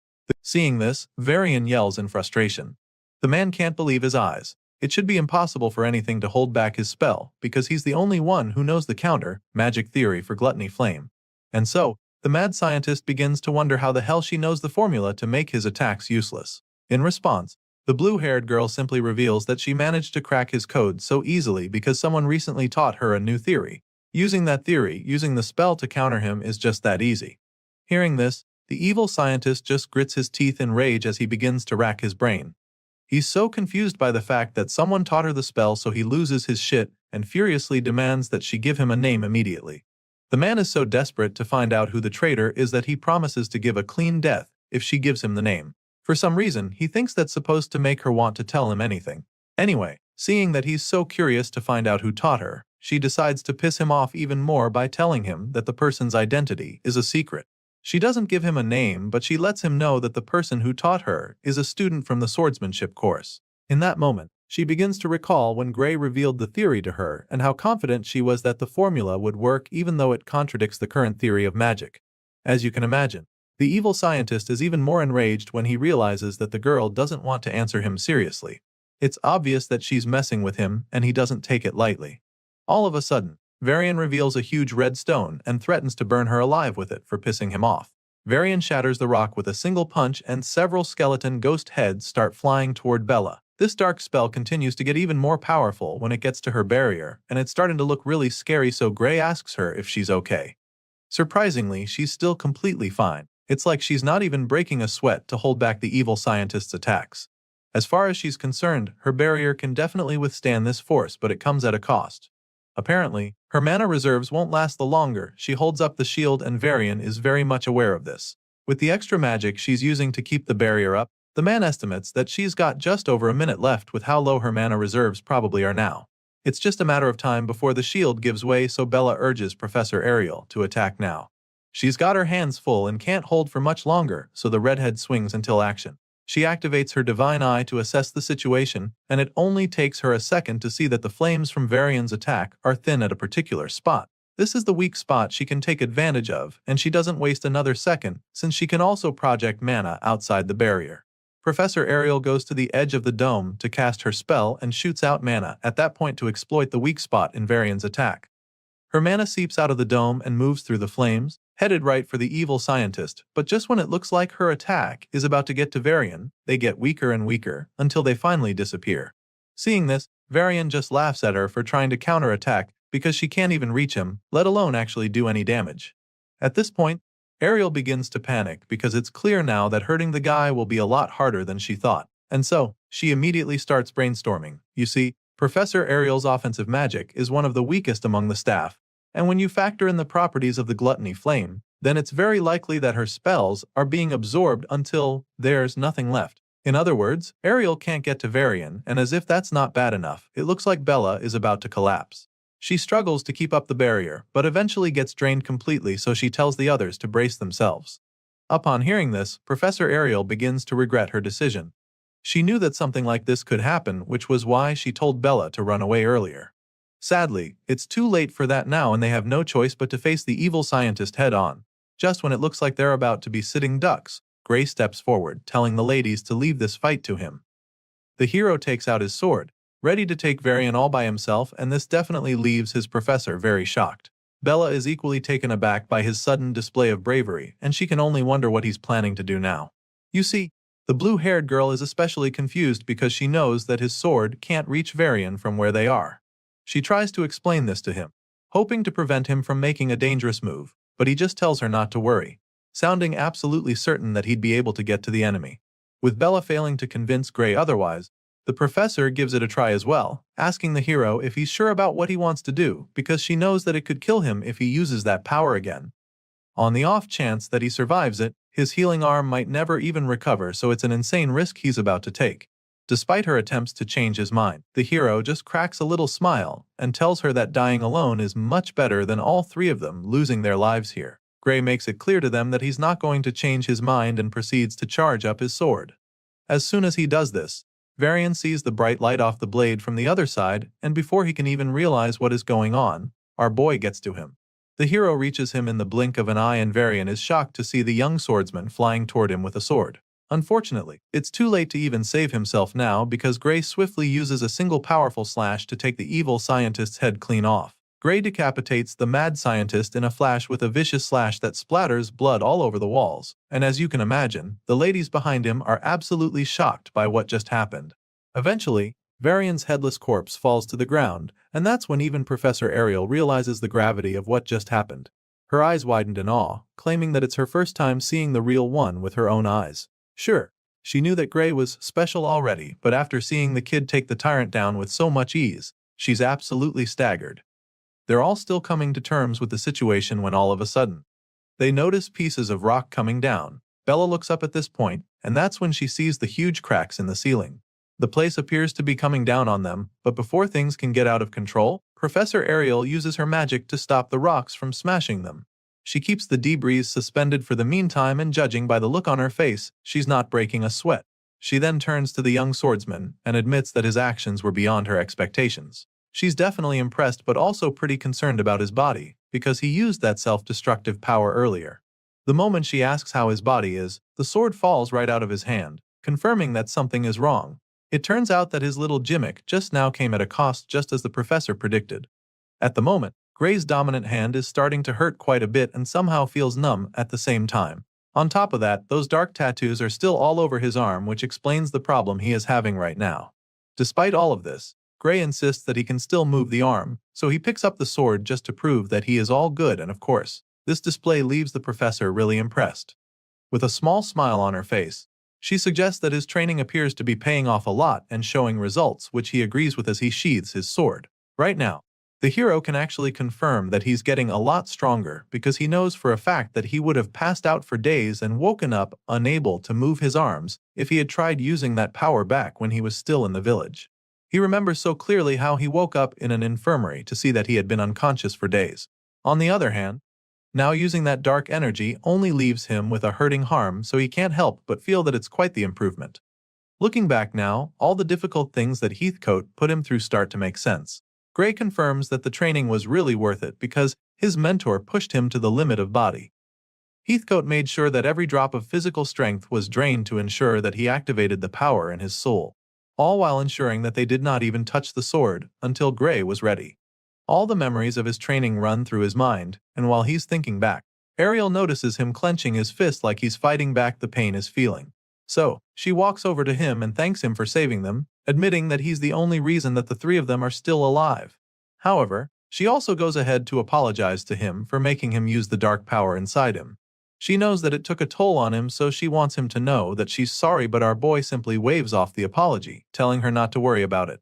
After all, he was the one who insisted that they had to stop Varian in the first place, so he didn't mind putting his life on the line if it meant that they could put an end to the mad scientist's reign of terror. Gray Lee makes her understand that he was happy to do it, so the red-haired professor simply thanks him once again. Even though she's grateful for the risk he just took, she also knows that he can't afford to use that dark power anytime soon. It might be too much for his body to handle, so she advises him to try not to tap into the power for a while, making him understand that the damage that will follow will be irreversible. The professor makes this very clear to him, with a pretty scary look on her face, which leaves the young hero quite worried. Gray's eyes widen in horror when she says this because he knows that she's right, so he doesn't bother saying anything else besides assuring her that he understands the situation. Right after this little exchange between the two, the timid student who came along finally chimes in. Bella calls out to Gray and nervously asks him if the energy he just used was magic. Apparently, the blue-haired girl is a little confused right now because she didn't sense any other at all when our boy was using the dark power. All this while they've been talking, she's been trying to figure out what that energy really was, but now she's come up with the conclusion that it's just impossible to even call that much power magical energy. It just doesn't make any sense to her, so she tries to get answers from the hero, but the professor cuts her off immediately.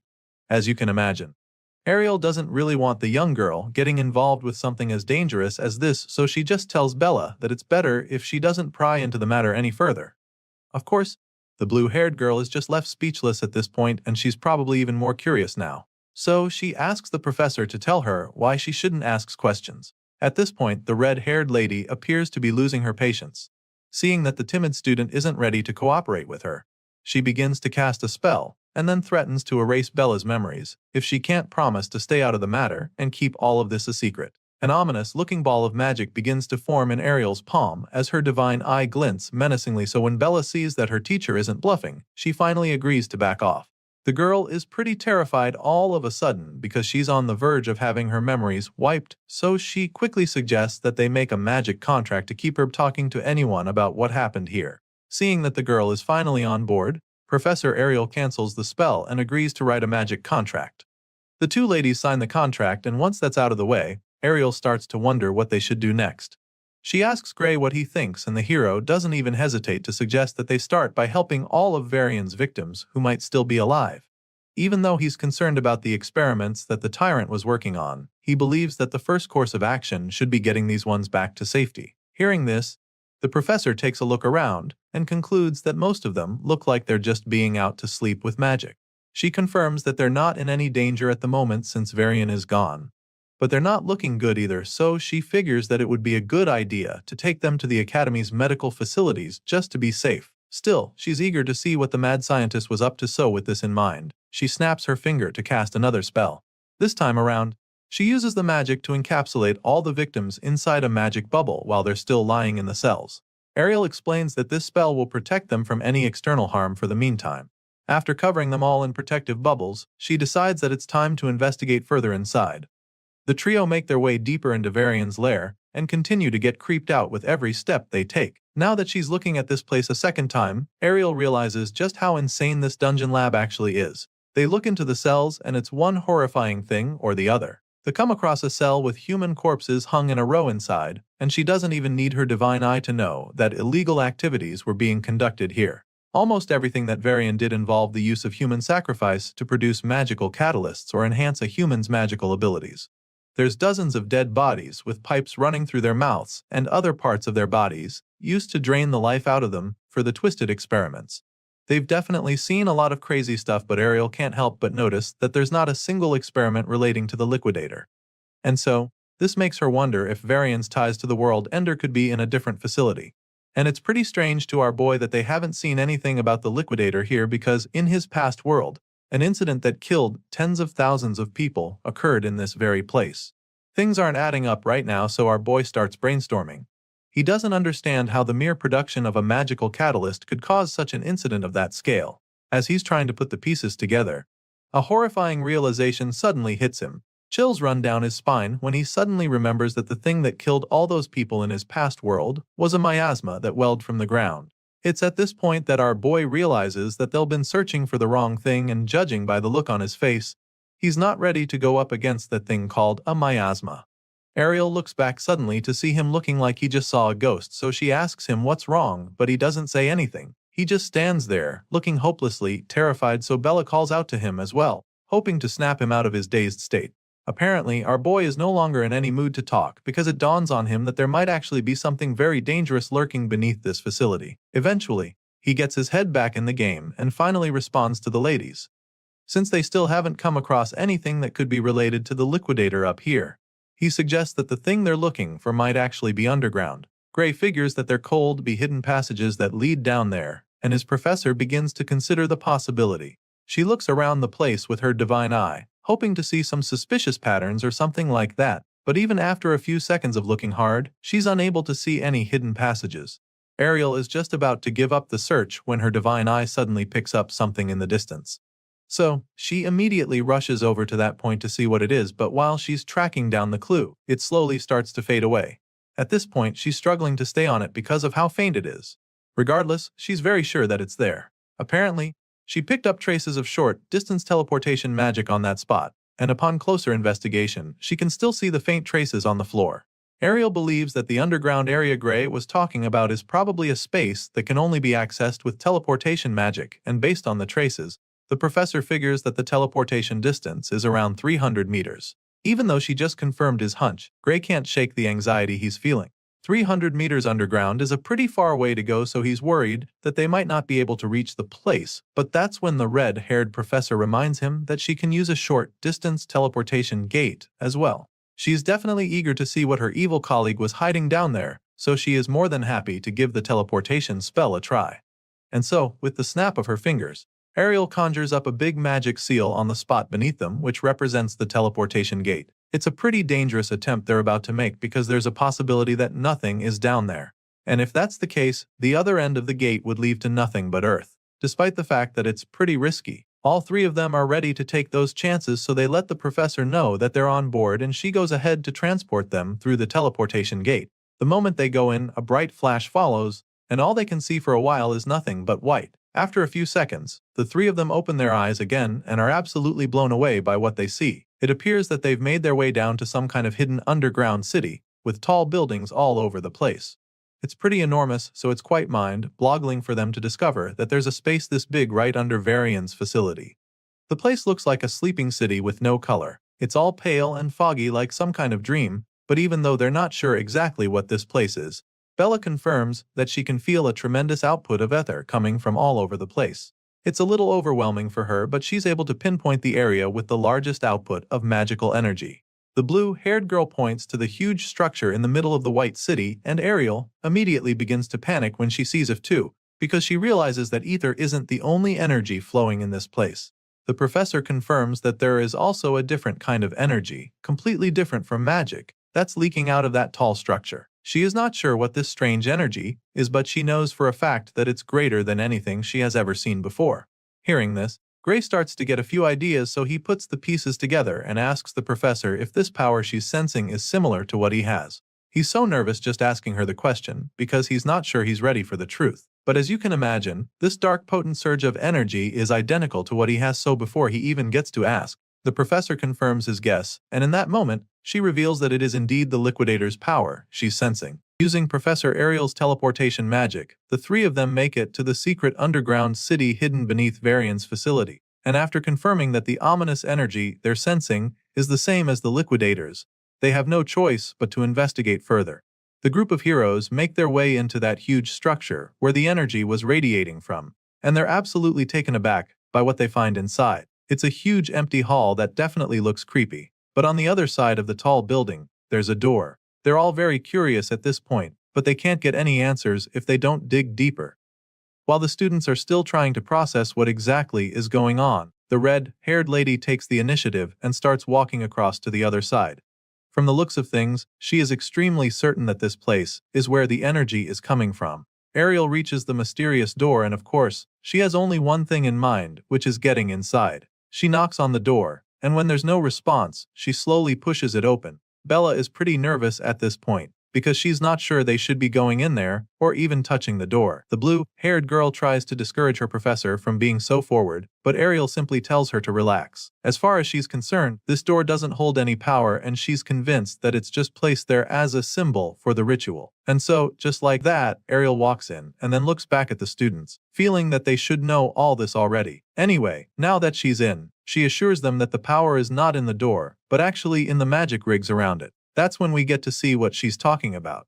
Inside the room she just entered, there are several glowing rigs lined up in a circle, and she walks right into the middle of it. The moment she does this, the rigs begin to explode in a huge surge of energy, and of course, Gray gets really worried. He shields his eyes as he struggles to see what's happening in front of him, and asks the professor if she's trying to summon the liquidator. The shockwaves from the magic rigs are so powerful that they almost send the two students flying like pieces of paper. Bella is particularly having a hard time staying on her feet. It's all really scary to her, and she feels that this kind of magic is too dangerous for them to handle, so she concludes that they have to shut it down right away, regardless of what Ariel says. The blue-haired girl isn't even done saying this when the professor stops her. Ariel warns them not to rush into the circle and then explains the situation to them.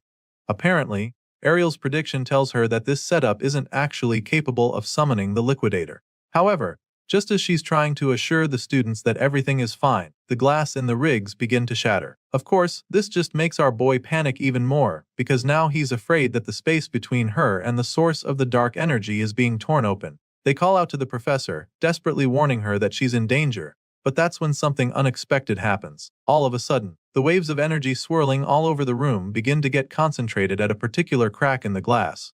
And when Gray sees this, all he can do is stare in confusion. While the students are still trying to wrap their heads around what the hell is going on, the professor starts talking about how her predictions were correct. Apparently, she was right to think that those devices weren't made to summon the liquidator. In fact, from the look of things, they were created to just pinch a tiny gap toward where the world ender exists, and then funnel the leaking power. Ariel looks up at the ceiling, where the waves of dark energy are still swirling around. They spiral around a strange object that's floating above them, which she figures must be the core. You see, the professor believes that this core, which is being used to crystallize the dark power, is made from human lives. Ariel is fairly certain about this, and she shares this theory with the perplexed students there with her. She has reason to believe that this particular core was created using about 10 souls, but she can't be sure that number is correct because the molding process may have taken more sacrifices. With this in mind, it all starts to make sense to her. She begins to understand why Varian had so many of his victims locked up in the facility. She's convinced that the majority of the people they saw upstairs were taken to be raw material for this very purpose. The evil scientist wasn't using his victims for any ordinary human sacrifice, but for something much more sinister. Hearing this, Bella still can't wrap her head around why anyone would do such a thing. She doesn't get why he would go that far just to gather power, and it just makes her wonder what such dark energy is even being used for. She expresses her confusion, but the professor is just surprised that the blue-haired girl still hasn't figured it out, and so she decides to break it all down to Bella. Ariel reminds the girl about the ominous black flame that Varian used against them during their fight. At first, this still doesn't explain anything, but then the professor reminds Bella of the crystal that Varian used to boost the power of the flames when he got mad. As far as Ariel is concerned, this core will look like those crystals by the time it's done being formed, and this time around, she has a feeling that this new catalyst won't be limited to just black flames by the time it's fully formed. The professor fears that such power can be used to do a lot of horrible things, and if they mass-produce the stuff, then there's no telling what they could actually do with it. Just as she finishes explaining all this to the students, the cracks begin to disappear without a trace. With everything that Ariel just said, our boy finally has a clearer picture of what's going on, so he realizes that maybe Varian wasn't even trying to summon the liquidator after all. However, Ariel isn't completely sure about that. Whether Varian tried to reach the liquidator or not, she doesn't know for sure, but what she can tell is that the space-opening magic rigs were pushed to the limit. Seeing this, she figures that maybe what they set up was all that they could manage, and then goes on to keep inspecting the mysterious contraption. While the professor is busy examining the whole thing, Bella just takes a look around and easily concludes that this apparatus is insanely valuable. It all looks so futuristic, and the components are things that she has never come across before. The blue-haired girl is pretty blown away by this underground lab because she's never seen spatial warp magic that is this precise and high output. As you can imagine, the professor confirms her assertions, boldly stating that making one of these setups would literally cost a nation's budget. That's definitely a bold statement, but the truth of the matter is that Ariel isn't even trying to exaggerate, which is why she's shook by the fact that there are practically 8 of the magic rigs in this secret laboratory. It's a mind-blowingly expensive project for sure, so there's only one organization that comes to her mind. Hearing this, Bella takes a quick guess, wondering if her professor is thinking about the Discar Empire, but Ariel explains that those aren't even the suspects she has in mind. Sure, everyone knows that the Discar Empire is the biggest country in their world, but for some reason, Ariel doesn't think they're the ones behind this. You see, the professor doesn't think that the Discar Empire has the magical research resources to build one of these. At this point, the blue-haired girl is left completely stumped because she has no idea who could be behind this if Ariel doesn't think her guess is right. Well, the professor is convinced that there has to be some kind of organization running the show, and this organization has to be one with magical research that's far greater than anything the Empire has. Ariel shares her thoughts with the students, hoping to get them on the same page with her, but Bella still looks pretty confused, so our boy is forced to spell it out and reveal that Ariel is talking about the World Union Academy. Gray is convinced that they are the ones behind this based on everything that the professor said, and when he asks if he's correct, the red-haired lady reveals that he's absolutely spot on. You see, as far as Shess concerned, no other research body can support this scale and budget, so she has very good reason to believe her instincts. Even after listening to everything, Bella still finds it pretty hard to believe that the Academy is behind something like this. It just doesn't make any sense because the World Union Academy is supposed to defend the world from threats and not be the ones threatening humanity. Seeing the horrified look on Bella's face, the professor can understand why she doesn't want to believe. It's not easy to come to terms with it, but Ariel tries to make the girl understand that there's no other group capable of pulling this off. Gray is equally shaken by the harsh reality of the situation, and even though it's a hard pill to swallow, he gets his head in the game. However, he still knows that this new discovery shouldn't mean that the whole academy is their enemy, because most of them could still be on their side. At the very least, before the reset, the Academy's top forces were the ones on the front lines during the battle against the Liquidator. Even beyond the subjugation sausage, they kept protecting civilians right until the very end. And so, after seeing that future, Gray can't just believe that everyone in the Academy is an enemy to humanity. Thankfully, the professor agrees with him completely, admitting that most of the Academy probably acts for humanity and wouldn't allow experiments that waste lives. However, she is also aware that the Academy has countless researchers, and she makes this known to our boy. The Academy has countless facilities as well, and hardly anyone in this world truly knows the whole picture. Besides, they still don't even know for sure who is behind Varian. All they know is that the person or persons has some serious backing. Ariel knows for a fact that her twisted colleague couldn't have arranged all of this with his authority alone, which means that he must have had some people in the Academy who were working with him. Hearing this, Bella becomes really nervous because it's starting to become pretty obvious that they can't fully trust the Academy either. She anxiously asks the professor if this is the case, and so Ariel goes on to reveal how she's been watching the academy from the inside for decades, and in that time, she's come to learn that it's not an organization that one can trust blindly. Even if she's not aware of any other details, this, she can tell the younger ones for sure. Ariel claims that most of the people inside must actually think that they're doing what's best for humanity, including the ones behind this experiment. As far as she's concerned, the ones responsible for all this have probably convinced themselves that it was for the greater good. The bottom line here is that the truth has been buried in the dark amongst many of the people in the academy. With everything the professor just explained, it's pretty clear that they can't sit around anymore, so Gray eagerly asks her if she has any idea how they could find the mastermind behind. Ariel looks around the place, trying to come up with something, but she notices that there are no communication devices in this secret facility. Not even the marker's magic residue is left in the rigs, so it's almost like nobody was ever here. The cover-up is so thorough that finding anything would be very difficult. She's still trying to explain the situation to the students when a huge explosion rocks right behind them. Unfortunately, that's just the first of several other booms that they hear all over the facility. Gray begins to panic, wondering what the hell is going on,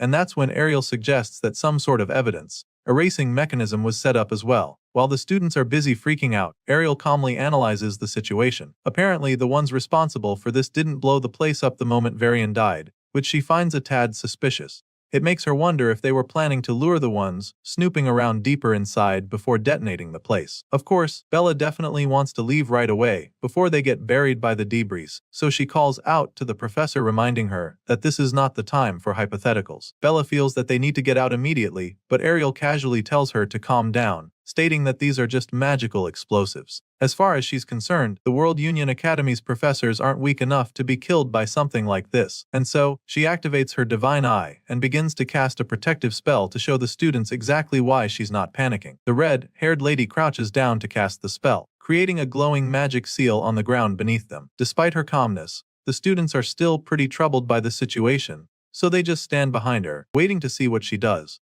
At this point, the entire place is coming down right on top of them, and Ariel sternly warns them not to step out of the magic circle she just created. She pumps in some more magic into the spell, and the rigs begin to glow with the same bright light from her magic circle. They keep getting brighter and brighter, until all we can see is a white flash of light. As soon as this light appears, everything goes blank, and the next thing we see is the trio reappearing back on the surface. Apparently, Professor Ariel was able to teleport them back to safety just in time, before the whole place could come down on top of them. Not just that, she also managed to save all of Varian's victims too. Remember those magic glowing bubbles she covered them in? Well, she was able to teleport the captives too despite being far away, and she's pretty glad to see that everyone made it out safely. Belle still hasn't gotten over the feeling of fear that consumed her a few seconds ago. The poor girl is still shivering, because she definitely thought she was going to die when everything got out of control. Even though Ariel saved them in the end, Gray can't help but feel a little worried because that was way too close for comfort. Hearing this, Ariel simply explains why her spell took so long to actually work.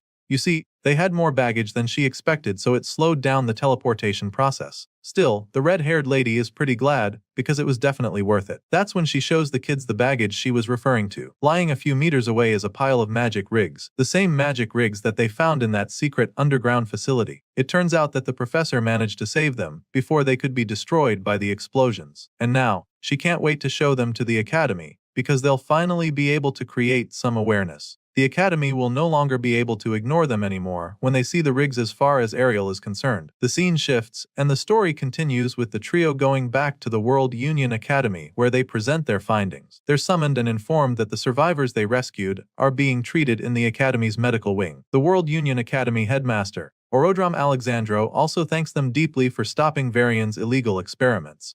Once that's out of the way, he goes ahead to talk about the magic engines that the twisted scientist was using. He examines the schematics of the rigs, and after taking a good look at them, he confirms what Ariel says earlier. Just as the professor predicted, each one of the rigs is worth more than a national budget. Of course, Ariel is glad you see that the headmaster is on the same page with her. She points out how there were 8 of those rigs, and insists that there's no way Varian could have gathered that kind of firepower all on his own. I mean, she can't even begin to imagine how he managed to obtain these components if he did it all alone. In that moment, the headmaster suddenly reveals that these parts she's talking about are stolen goods. Orodrom Alexandro states that they were hijacked mid-transport, adding that 78 transport agents were even wiped out during the heist. As you can imagine, This is pretty shocking news to the students, so they have a hard time processing it all, but Ariel just has a cold blank look on her face like she's not surprised to hear this. Apparently, she's heard of an incident like this before where 78 agents of the academy were killed, so she asks the headmaster if he's talking about the incident from 15 years ago. Ariel is actually hoping that it's not the same one, but the headmaster confirms that her guess is right, explaining that the stolen cargo back then carried these very engines. Hearing this, Ariel begins to think back, trying to recall details from that incident,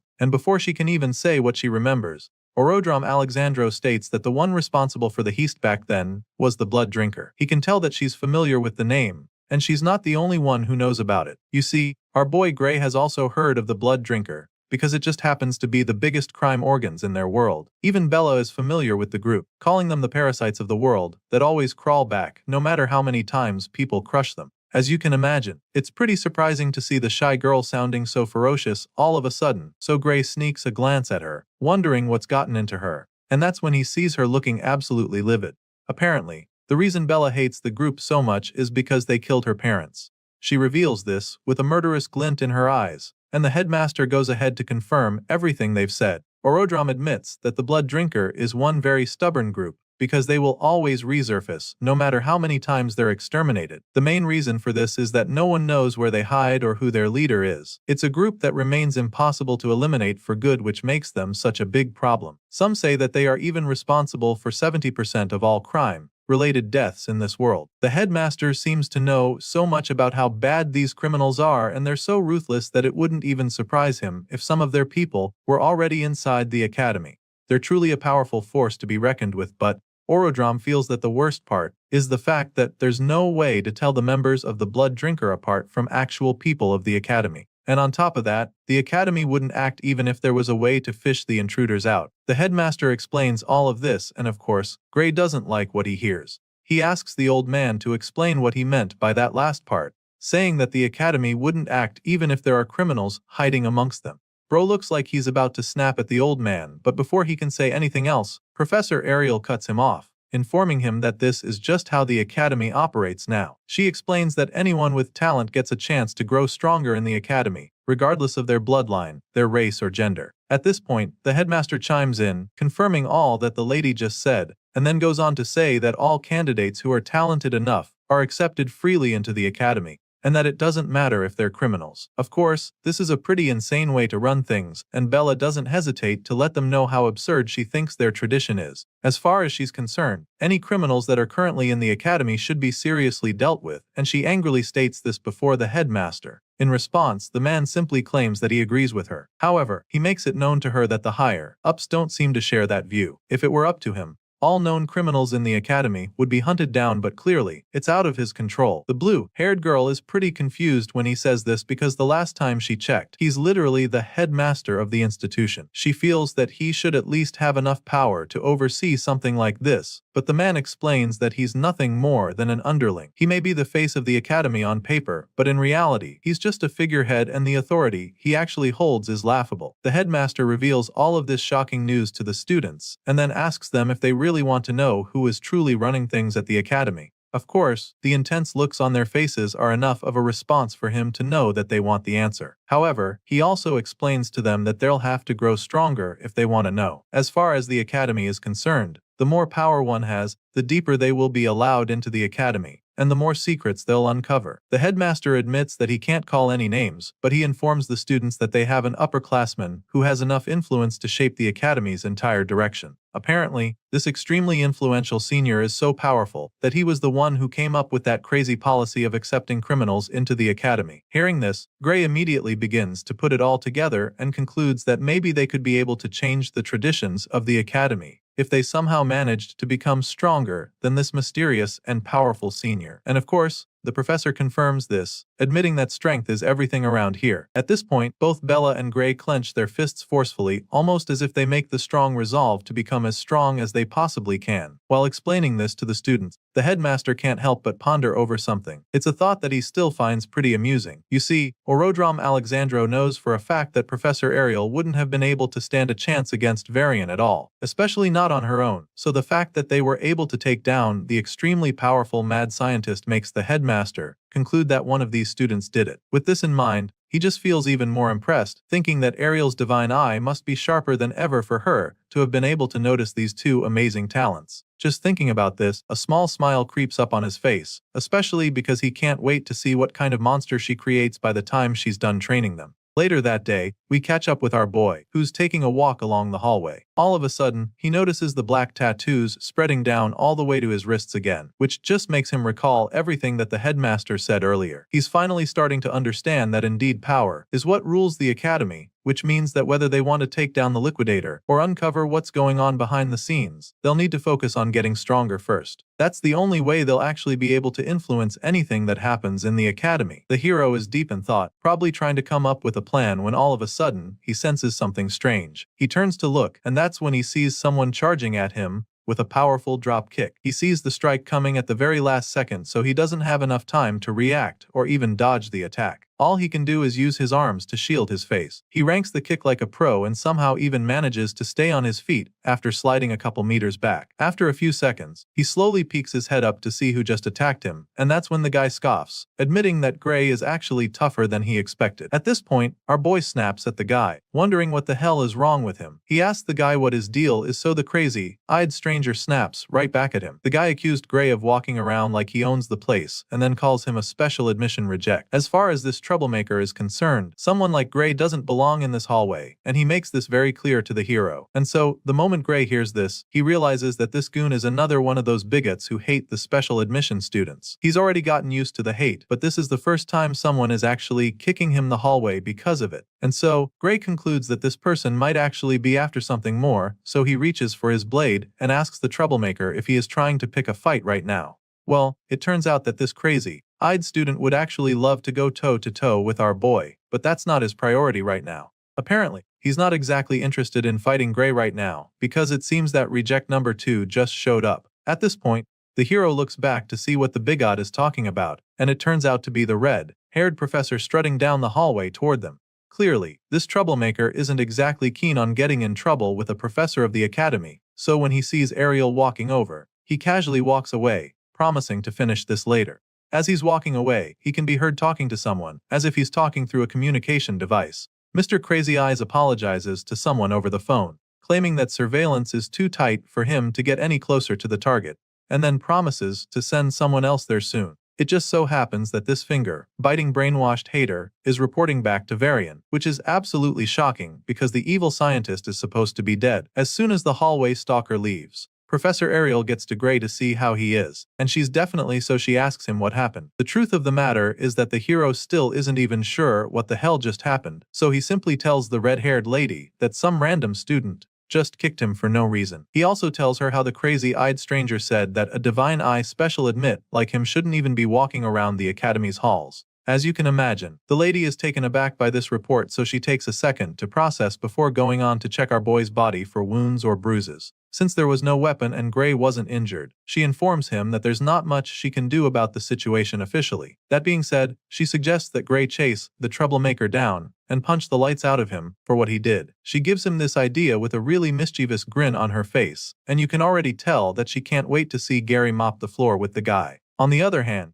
the hero is so shocked when he hears her telling him to go punch another student, because he didn't even think he was allowed to do something like that. Well, it's not like fighting in the hallway is allowed in the academy, so she can't technically permit it since she's his professor. But then again, she suddenly starts acting like her eyesight has been getting bad lately, suggesting that she might not even notice if something were to happen nearby. At this point, Gray completely understands her angle, but rather than taking the free pass to teach the goon a lesson, he decides to let it slide. As far as he's concerned, it would be way too suspicious, so he suggests that they just leave the guy alone. Gray really doesn't want to cause any more trouble, so he doesn't mind, but the professor is a little disappointed because she was really looking forward to a showdown. Even though it's the right thing to do, she's pretty surprised that Gray actually decided not to retaliate. Besides that, the fact that he could be attacked just like that makes her begin to wonder if the Divine Eye special admits are really that disliked at the academy. Seeing how concerned she is, the MC decides to finally open up, admitting that the haters make fun of them sometimes. But that's just mockery, and he had gotten used to it. So he was really shocked to see that things could actually get physical. For some reason, the red-haired lady had no idea that the Divine Eye special admits were being mocked by other students. She's shocked to hear what Gray just told her, and so she tells him how sorry she is.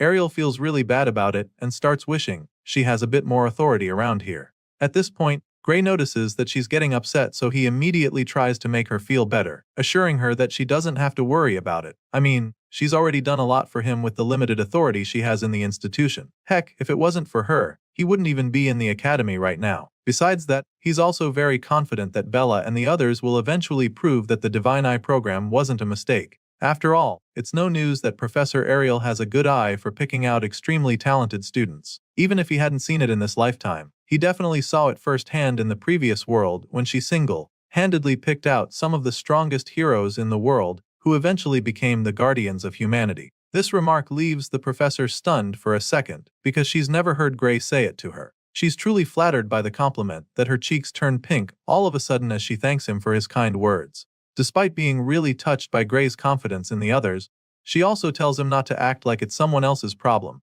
just in case he wasn't already aware. Ariel makes him understand that he's the one she expects the most out of everyone in the Divine Eye group. She hammers on this fact and starts calling some of the older students, like Amy White, Leek Muller, and Jacob Bloomfield. She's convinced that these guys will all become top tier just like the special admits before them. Ariel reveals that she definitely has faith in these students, but also admits that the first time she truly believed that someone could surpass humanity itself was when she met him. As you can imagine, the hero begins to feel a little under pressure when she starts talking like this. It's pretty rough on Gray for her to be comparing him to these guys, and it looks like she already knows that he's feeling the pressure. She keeps staring at him intently like she's trying to read his mind while he's fighting the feeling of nervousness. Eventually, Gray decides not to feel pressured because that kind of thinking is weak, and he can't afford to be weak because the mastermind behind Varian probably hasn't given up on summoning the Liquidator yet. He thinks back to that day on the battlefield and recalls how even the great heroes in the previous world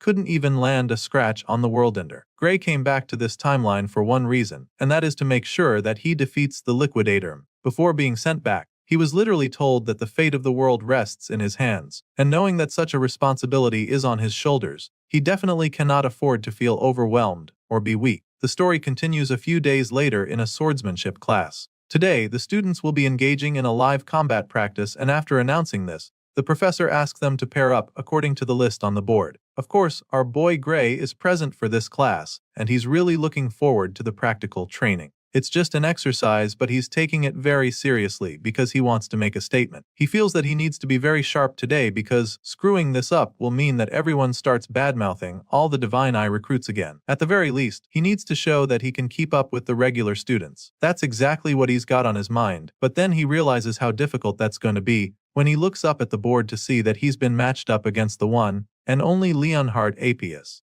At first, he doesn't even believe it because that's just as bad it would be for him. Well, there's no mix-up, and so Gray confirms that he'll be facing off with the top student of the Swordsman course. Basically, Leonhard Appius is the strongest first-year student, so it's usually a long day for anyone who's not on his side. The teacher claims that he matched the students of similar skill levels as best as he could, and so she urges them not to hold back. The nonchalant professor even goes on to tell them that they're expected to take this practical as a real fight. Of course, Gray doesn't believe that this matchup was made considering students of similar skills levels. It doesn't make any sense to him how he would end up fighting the top student in the entire course when he barely got in as a special admit, as if facing the strongest freshman isn't already tough enough. The same guy in question happens to be a member of the Haters Club who despise the Divine Eye students. Knowing this, Gray figures that Leonhardt is probably itching to beat him bloody after the last incident. Our boy is still thinking about the mess he's in when all of a sudden, he feels a hand tap him on the shoulder from behind. Chills run down his spine when he hears the familiar voice,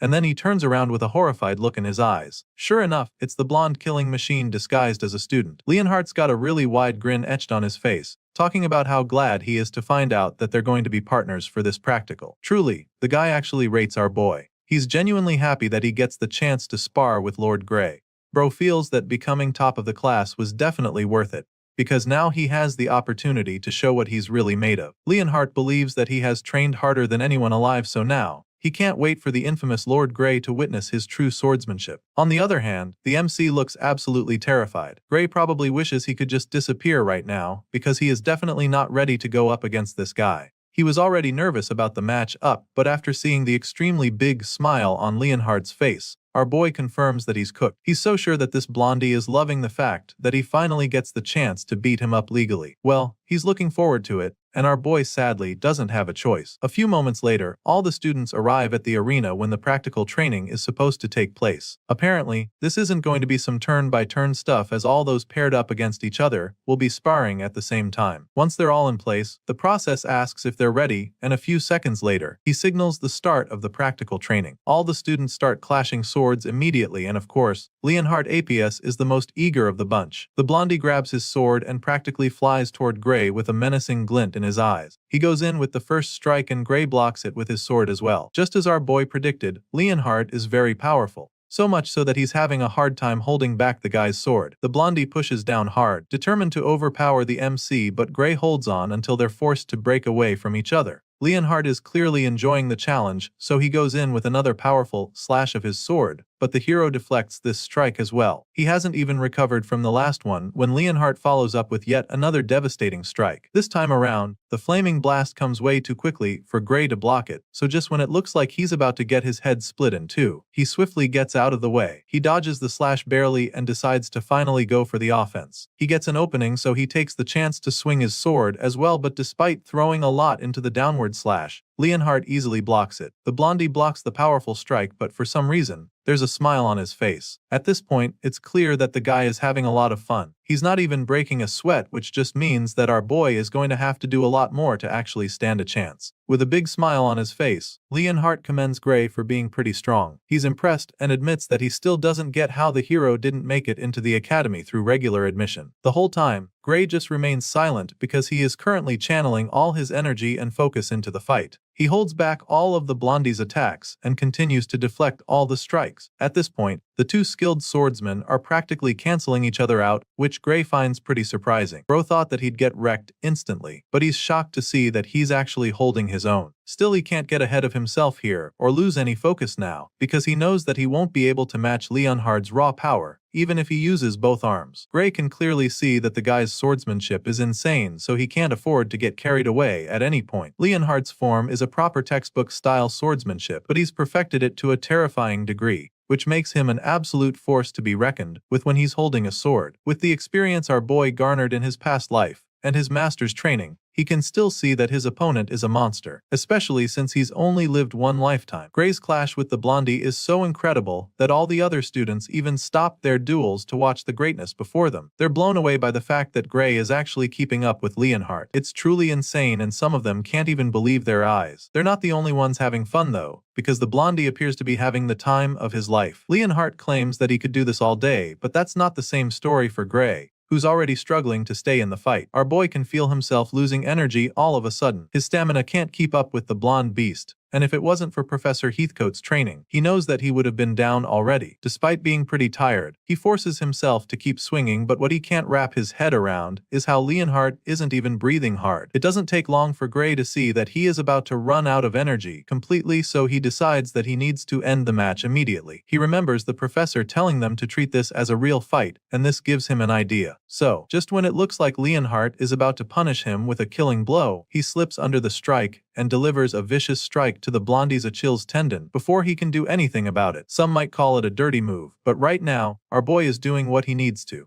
Gray slips under and dodges his opponent's brutal slash just in the nick of time. He lands a hit on the guy's leg, and at this point, Leonhardt's eyes widen in horror. He's shocked to see that Gray is actually taking this fight seriously, and now that it's clear that the freshman is no longer messing around, he decides to be even more brutal, because as far as he's concerned, he simply cannot afford to lose this fight.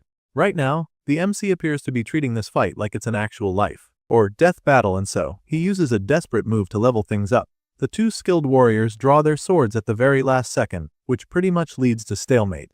By the end of the fight, it's a draw because even though Gray is on his feet with his sword at Leonhardt's throat, the senior equally has the tip of his blade inches away from Gray's neck. At this point, the both of them finally settle the match, with Gray stating that it's a draw. He gives the blondie a hand to help him up, feeling pretty relieved that the duel is now over. Gray helps Leonhardt back on his feet, but the senior doesn't really agree with the apparent result. The blondie admits that all he could do was swing his sword at the very end of their duel. He says this with a look of defeat laced all over his face because he knows that Gray truly had the upper hand toward the end. While he struggled to stay on his feet and swing his sword, the freshman could have pierced straight through his heart if he wanted to. Leonhardt knows this all too well and admits how helpless he was at the end of the battle. If this was an actual fight to the death, Leonhardt would probably be dead by now, but it's a mock battle, and so he knows that Gray forced himself to thrust the sword at his neck, instead of going for his heart. The blondie says all of this, and then waits for Gray to try and deny it. He bluntly asks our boy to tell him if he's wrong about this. Of course, Leonhardt is spot on and Gray knows this as well, so he just confirms everything. After all, the blondie has figured it out already. At this point, the MC smiles sheepishly before suggesting that it would just be messed up to drive his sword at someone's heart in a mock duel, especially when the whole thing was set up with several protective spells. Clearly, our boy had no intention of actually hurting Leonhardt, and the blondie can also see that now. But the bottom line of it all is that he still lost in the end. Leonhardt almost looks relieved while saying this, claiming that Gray has finally made him understand the difference between real combat and fencing practice. This senior suddenly starts walking away from the arena, but before he leaves, he makes sure to thank our boy for helping him see that fighting isn't just about sword skills. Hearing this, Gray nervously admits that his own style is a bit of a cheat move for a swordsmanship class. He tries to make Leonhardt feel better about it, but the blondie isn't cutting himself any slack. After all, the instructor made it very clear to them that they were supposed to treat the duel like real combat. As far as the guy is concerned, there's no such thing as cheating in a real fight, because the goal at the end of the day is to come out victorious no matter what it takes. That being said, Leonhardt turns to Gray one more time and points his sword at our boy as he asks him if he'd like to go for another round. Seeing the tip of the guy's blade barely inches away from his face, the MC starts to feel really nervous. He definitely didn't expect this guy to be asking for another fight so quickly, because the first battle they had wasn't exactly a walk in the park for him. Gray feels that he only won that round because he managed to catch Leonhardt off guard, so now that there's a sword in his face, he doesn't know what to do. In his mind, there's no way he'll be able to stand a chance if they go at it head on. Our boy feels that this isn't even a matter of technique anymore, because Leonhardt is simply on another level when it comes to strength. The guy's entire stamina practically leaves him graze in the dust, so he's desperately hoping he can get out of this sticky situation. Just when it looks like there's no escaping, someone in the crowd steps up. The guy with a sword on his shoulder struts over to the two fighters, telling the both of them to hold it right there. Hearing the voice, our boy is shocked, so he turns to see who it is, and that's when this man reminds them that this is still a sword class, regardless of real combat training. The confident man then informs them that nobody said they're allowed to use anything other than a sword. He then goes on to ask how the hell Gray Lee got paired with the top student, calling our boy a special admit loser. At this point, our boy starts to get a little offended, so he just stares at the guy with a confused look on his face. He's pretty irritated at this point, but the guy goes further to tell Gray that he shouldn't get cocky just because he's got some magic. All of this just leaves our boy quite frustrated, because this is literally the last place he wants to be right now. It's not like he asked for this particular matchup either, so he doesn't get why this troublemaker is trying to make a fuss about it. Still, he doesn't say anything to the guy, and that's when Leonhardt finally speaks up. The blondie hits back at her ducha bag, informing him that the professor decided that he's the only one worthy of fighting Gray. He then politely tells the troublemaker to butt out of this, hoping that it would be enough, and this just leaves Gray stunned because of how blunt the blondie is. Before things can get out of hand, the professor in question appears. The man walks over to the three young men and confirms what Leon just said, stating that he was the one who made the matchups. The professor further explains that he paired students with similar overall strengths, and after stating this, he concludes by informing all three of them that Gray is the only one who can take on Leon. The professor makes this very clear to the troublemaker, and gives him permission to try the freshman out himself if he is not satisfied with the decision. And just like that, he gives the annoying student the opportunity to be Leon's opponent, but only on the condition that he's able to defeat Gray. Sure enough, the cocky senior is very confident that he'll be able to take down our boy, so he happily accepts the challenge. Bro is so sure that the freshman will be no match for him, so he starts bragging about how he beat the examiner to get to this stage. That being said, he feels insulted that they would lump him in with those who barely scrapped a pass in a tie. He hates the fact that they would put him in the same category with someone who couldn't pass at all, and so he's determined to prove a point. Hearing this, Leonhardt starts pondering on the matter. The troublemaker is judging Gray by his admission category without even knowing his true strength, which he'll soon find out is a big mistake. Leon finds it amusing that he guy can be thinking this way, but he's not too surprised because it's just like looking at the old him. That's exactly how he used to think regarding the hero. But then again, He honestly feels that this whole thing is a good chance for the young hero. As far as he's concerned, our boy's power deserves recognition. But more importantly, he's very pissed that this guy just interrupted his time with Gray. All of a sudden, Leon's face starts to get really scary. The guy starts boiling in rage and a murderous look gets plastered on his face.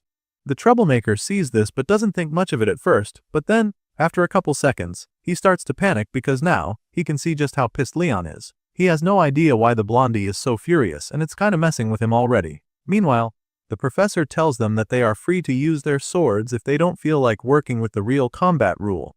The man lays down the rule and then asks Gray if that's okay with him. Hearing this, our boy just starts to feel the pressure, so he doesn't even have any clue how strong his opponent actually is. But if he got into the academy through regular exams, this won't be easy. Our boy takes another look on the guy's face and concludes that this opponent definitely got better stamina and strength than him. Even with Gray's master's brutal training, he still knows that he can't beat years of proper nourishment and conditioning. Our boy admits that he's not that confident in his skills, but then again, it's not like he will get expelled if he loses the battle, so it's a risk that he's willing to take. He asks the professor just to make sure that he's safe, and the man assures him that this is just a class practice. Even at that, the professor still tells the both of them not to go easy on each other. After hearing all the confirmation, our boy immediately gets his head in the game. He takes out his sword and gets into battle mode just like his cocky opponent, who is equally ready for the duel. Once both students are armed and ready to clash blades, the professor signals the start of their duel, and the challenger doesn't hesitate to charge at our boy. He dashes over to the hero with a murderous look in his eyes. He feels that it's finally time for him to put the special admit in his place, so he yells at our boy, telling him to know his damn role. Sure enough, Gray blocks the hit with his own sword, and that marks the start of an intense sword fight. After scraping their blades together for a couple of seconds, our boy notices something that leaves him confused for a second. He suddenly notices that he's slowly overpowering his opponent, and so he takes advantage of it, knowing that he has the upper hand. With one sweeping move, Gray is able to send the guy flying. He shoves him into the air in the blink of an eye, and this leaves his opponent absolutely shocked. On the other hand, Gray can now see that his opponent hits light, so he concludes that his power is nothing special. Despite being tossed back like a piece of paper just now, the guy remains determined to win the fight, so he comes in again with another powerful swing. Gray sees it coming from the start and casually delivers a mean slash of his own. He takes the swing, feeling that his opponent might just be holding back and not actually throwing everything he's got, but this idea immediately vanishes from his mind when he sees blood splashing all over the place. Apparently, Gray's casual strike managed to cut open the cocky senior and send him falling to the ground in that instant. Our boy watches in horror as the guy goes down, desperately hoping that he didn't just cause him major harm. Once the cocky senior is down, the professor immediately announces that the match is over, because he can probably also see that he won't easily recover from that. Anyway, the MC rushes over to check on his fallen opponent, anxiously asking him if he's okay. Gray apologizes to her guy, and starts to explain how he was actually aiming for his sword instead. Unfortunately, he missed the target and ended up slashing the senior. It all happened so fast, but the MC actually expected the guy to be able to dodge it in time. Well, I guess the guy is all talk and no show. Well, we're about to find out for sure, because just when it looks like the fight is done and over, the injured guy slowly reaches for his sword again. He gradually gets back up, claiming that all they just witnessed was a fluke, and that Gray only brought him down because he caught him off guard. And so, with blood all over his face and tears running down his cheeks, the resolute senior challenges our boy to one more duel. Clearly, this guy has no intention of giving up, and it appears that a broken nose and other facial injuries are not even slightly going to deter him. Seeing just how desperate the guy is to prove himself, the disappointed professor doesn't even bother trying to talk him out of it. The man simply gives him permission to keep going at it until he's had enough. At the same time, other students at the back are starting to get worried about the challenger, because he looks like he's in a great deal of pain.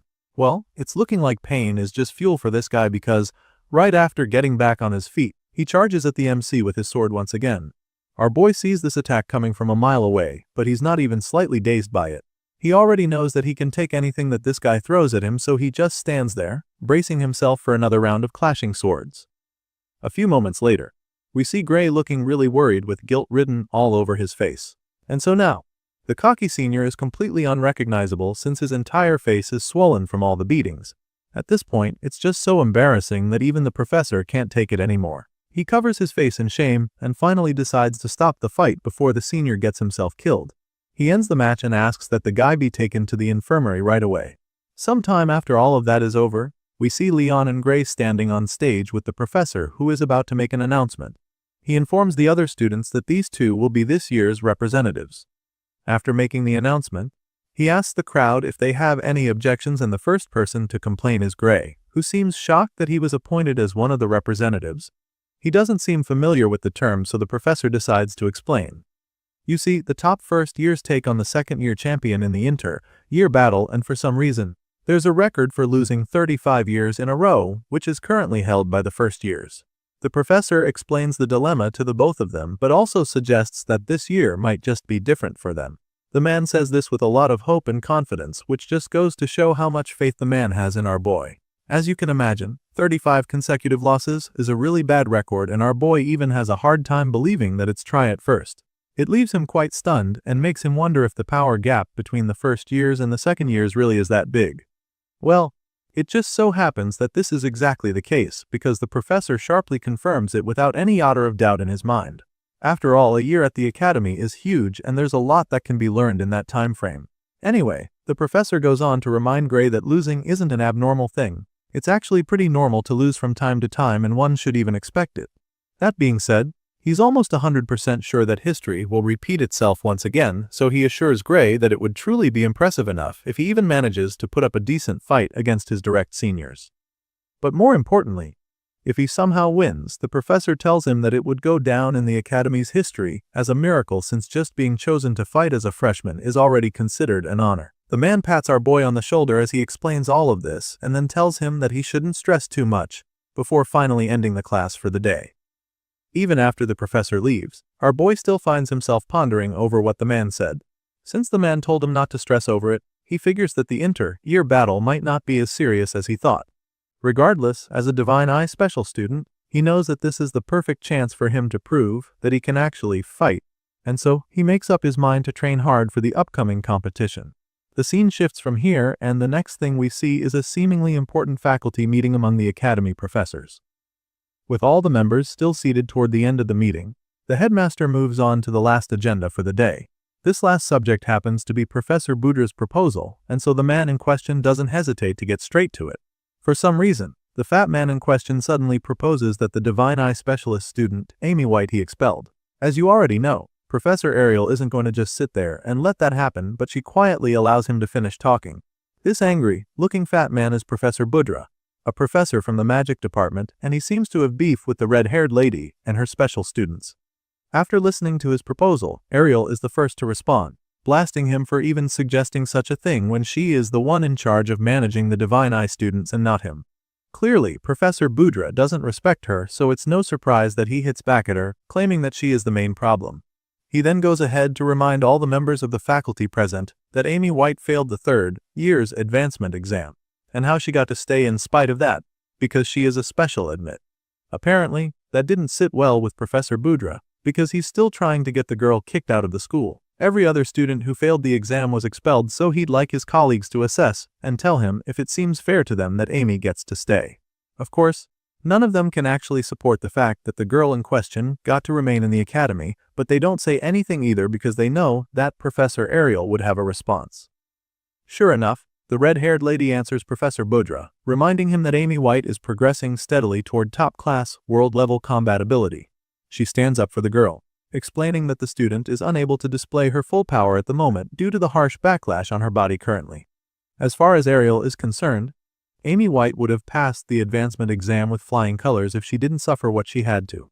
The red-haired lady makes this very clear to the board, insisting that the girl needs to stay, but of course, Budra refuses to buy this. In his mind, Professor Ariel is just making excuses for the girl again, and he's truly had enough of it. But he's not even the only one, because another member of the board suddenly chimes in to discredit Ariel even more. He mocks her statement and accuses her of making a useless student look like some hidden prodigy. This bearded man doesn't look like he's even slightly moved by Ariel's statements, so he suggests that she stop spouting that fantasy of any White having secret powers. He clearly doesn't believe it, and neither does half of the board, but the red-haired lady insists that it's the truth. Professor Ariel can already sense that she's losing support very fast, so he tells her colleagues that Amy White has improved so much that she could gain full control of her powers any day now. Still, she tries to make them understand that pushing the girl too soon might make her lose the chance forever. Despite her best attempts to sway the faculty board, this bearded man is bent on thwarting her efforts. He's not hearing any of it, and even sounds even more pissed when she says this because she's already used this same excuse before. From the look of things, he concludes that Professor Ariel is planning to leg someone who can't meet the Academy's standard to just stay here indefinitely. He throws the allegation her way, but she immediately hits back, reminding him that the Academy exists to nurture exceptional talents. As far as she's concerned, kicking out someone gifted just because they don't fit neatly into a system defeats the whole purpose. Professor Budra just smiles mischievously when he hears her talking about talent. He seems to find it pretty amusing that she thinks Amy White actually has talent. Maybe the special admits were impressive in the old days, but right now, Budra is convinced that the current batch is just full of failures. Amy White, Bella Albright, Jacob Bloomfield, and the rest call into this category, and so Budra feels that Ariel might be the real problem. To him, it's starting to look like the Great Divine Eye is losing its keenness, because of how much the special admits are struggling these days. Of course, the bearded man right next to Budra agrees, suggesting that it might be time to consider abolishing the Divine Eye program entirely. They both burst into laughter after this, but Ariel is completely shocked at their suggestion. She can't believe that they would actually want to abolish the program, so she snaps at them, wondering what the hell they're thinking. Sadly, these men mean every word of it and are determined to convince the board that it should be scrapped. Budra points out how the program was established ages ago by the Academy's Founders Council and explains that it can be abolished the same way if over half the faculty agree to the idea. Apparently, this is the rule, and the fat man doesn't hesitate to remind the red-haired lady how things work. She's still trying to tackle Budra when she gets attacked by another member of the board. The man with the mustache chimes in, suggesting that the current Divine Eye students don't impress him either, and even though he's heard that Bella Albright has improved, he still doesn't think that it's a major achievement. Besides, her mana capacity is also very questionable, so he's not exactly keen on letting someone like her remain in the Academy. At this point, it becomes clear to Ariel that she'll have to work a lot harder if she wants to win the board over. Despite being cornered, the lady still tries to protest, but before she can even get a word in, a much older professor cuts her off. This old man isn't on her side either, since he feels that the recent batch of special admits are below the standard. The geezer has been around long enough to know how impressive the Divine Eye students of old were, so he really doesn't fancy the new generation, and neither does the bearded man sitting next to him. As far as they're concerned, the Divine Eye students just don't have the impact that they used to. Thankfully, not all the professors in the room agree with this, and so just like that, the boardroom becomes divided. Sadly, Ariel can clearly see that the voices against her are more than she expected. So, she's afraid that the program might really get shut down if things proceed at this rate. If she wants to win this debate, she'll have to do so much to win them over, and Professor Budra is more than ready to make this even more difficult. The fat man goes on to state that the program has been outdated for a very long time, and then finally suggests that it's time for them to move on from the old tradition. He can tell that he's winning, so he starts to get cocky. Before Ariel can even say anything, he tells her not to bother trying to claim that she can judge talent better than the rest of them, because all of her special picks have been struggling at the Academy. Budra discredits her capacity, even more than before, as his mocking laughter fills the room, but Ariel knows better than to let this get under her skin. She wishes she could bluntly say that she still sees much better than all of them, but she can't because it would just provoke the board members, who already dislike her. Right now, her priority is to win them over, and she's determined to do that even if it means she has to swallow Budra's insults. Even though it looks like they are on Budra's side, many professors still care about whether the program benefits the Academy, and so she will have to be very careful what she says moving forward if she wants them on her side. Professor Ariel doesn't respond to anything that the fat man said, and this just makes him even more cocky, cause now he's thinking that he's finally shut her up for good. Well, he definitely is enjoying himself, and he's glad to see that she knows that she's way past her prime already. The bearded man from earlier chimes in again to support Budra in mocking Ariel. He admits that she had great achievements in the past, but then suggests that maybe it's time for her to retire before she ruins her legacy. For some reason, these guys are all hating on the red-haired lady, and they're not even being subtle about it. One of them even tells her to go start her own school, if she's thinking of raising her favorite students however she likes. To them, each insult thrown at Ariel is funnier than the last, and so they can't even control themselves anymore. It's almost like they're drunk on the hatred, and they're so convinced that Ariel is nothing more than a washed-up Divine Eye. Of course, it's a really annoying sight on display, but the red-haired lady still does let them get under her skin. She remains calm and collected because she knows for a fact that she can still recognize real talent. Unfortunately, She can't prove that to these geezers right now, and that's very bad because she knows that her kids still need more time to grow. There's no doubt in her mind that they'll prove themselves soon enough, but she just needs to stop themselves from getting expelled before they get the chance. Right now, she's desperate to keep her students in the school, and she's ready to do almost anything that it takes to achieve this.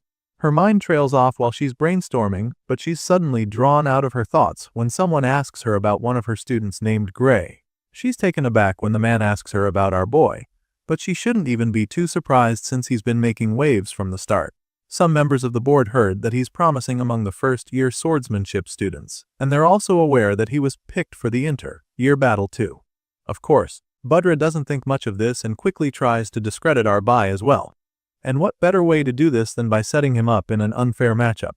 With this in mind, Budra suggests that the promising student should prove his stuff in the competition so that they can decide the future of the Divine Eye program after seeing the results.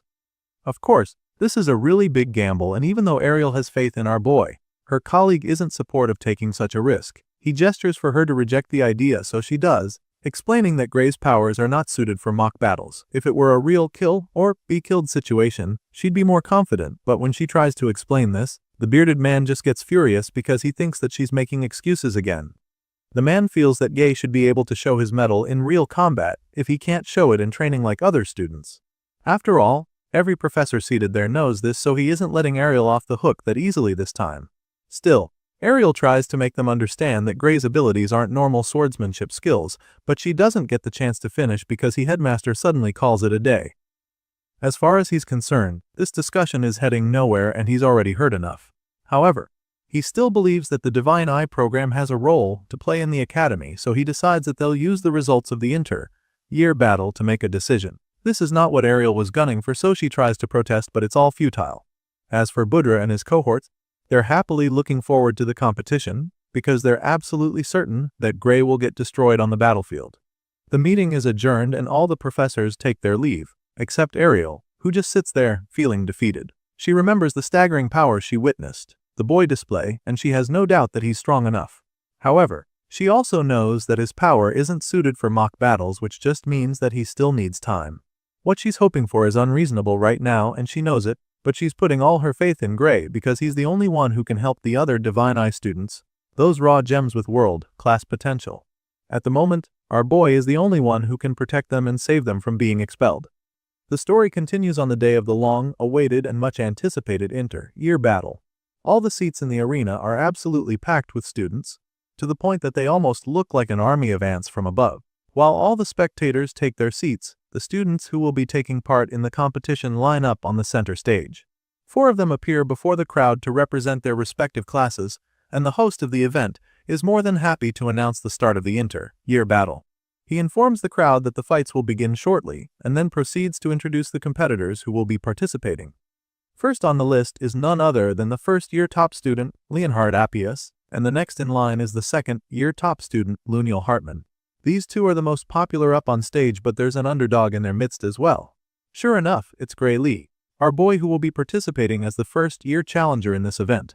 Of course, he's not the only new cat in the mix because another student named Deeble Redardle is introduced as the second-year challenger. As soon as Deeble is introduced, our boy realizes that the crazy-looking guy with a sick appearance is the same one who jumped him out of nowhere in the hallway some days back.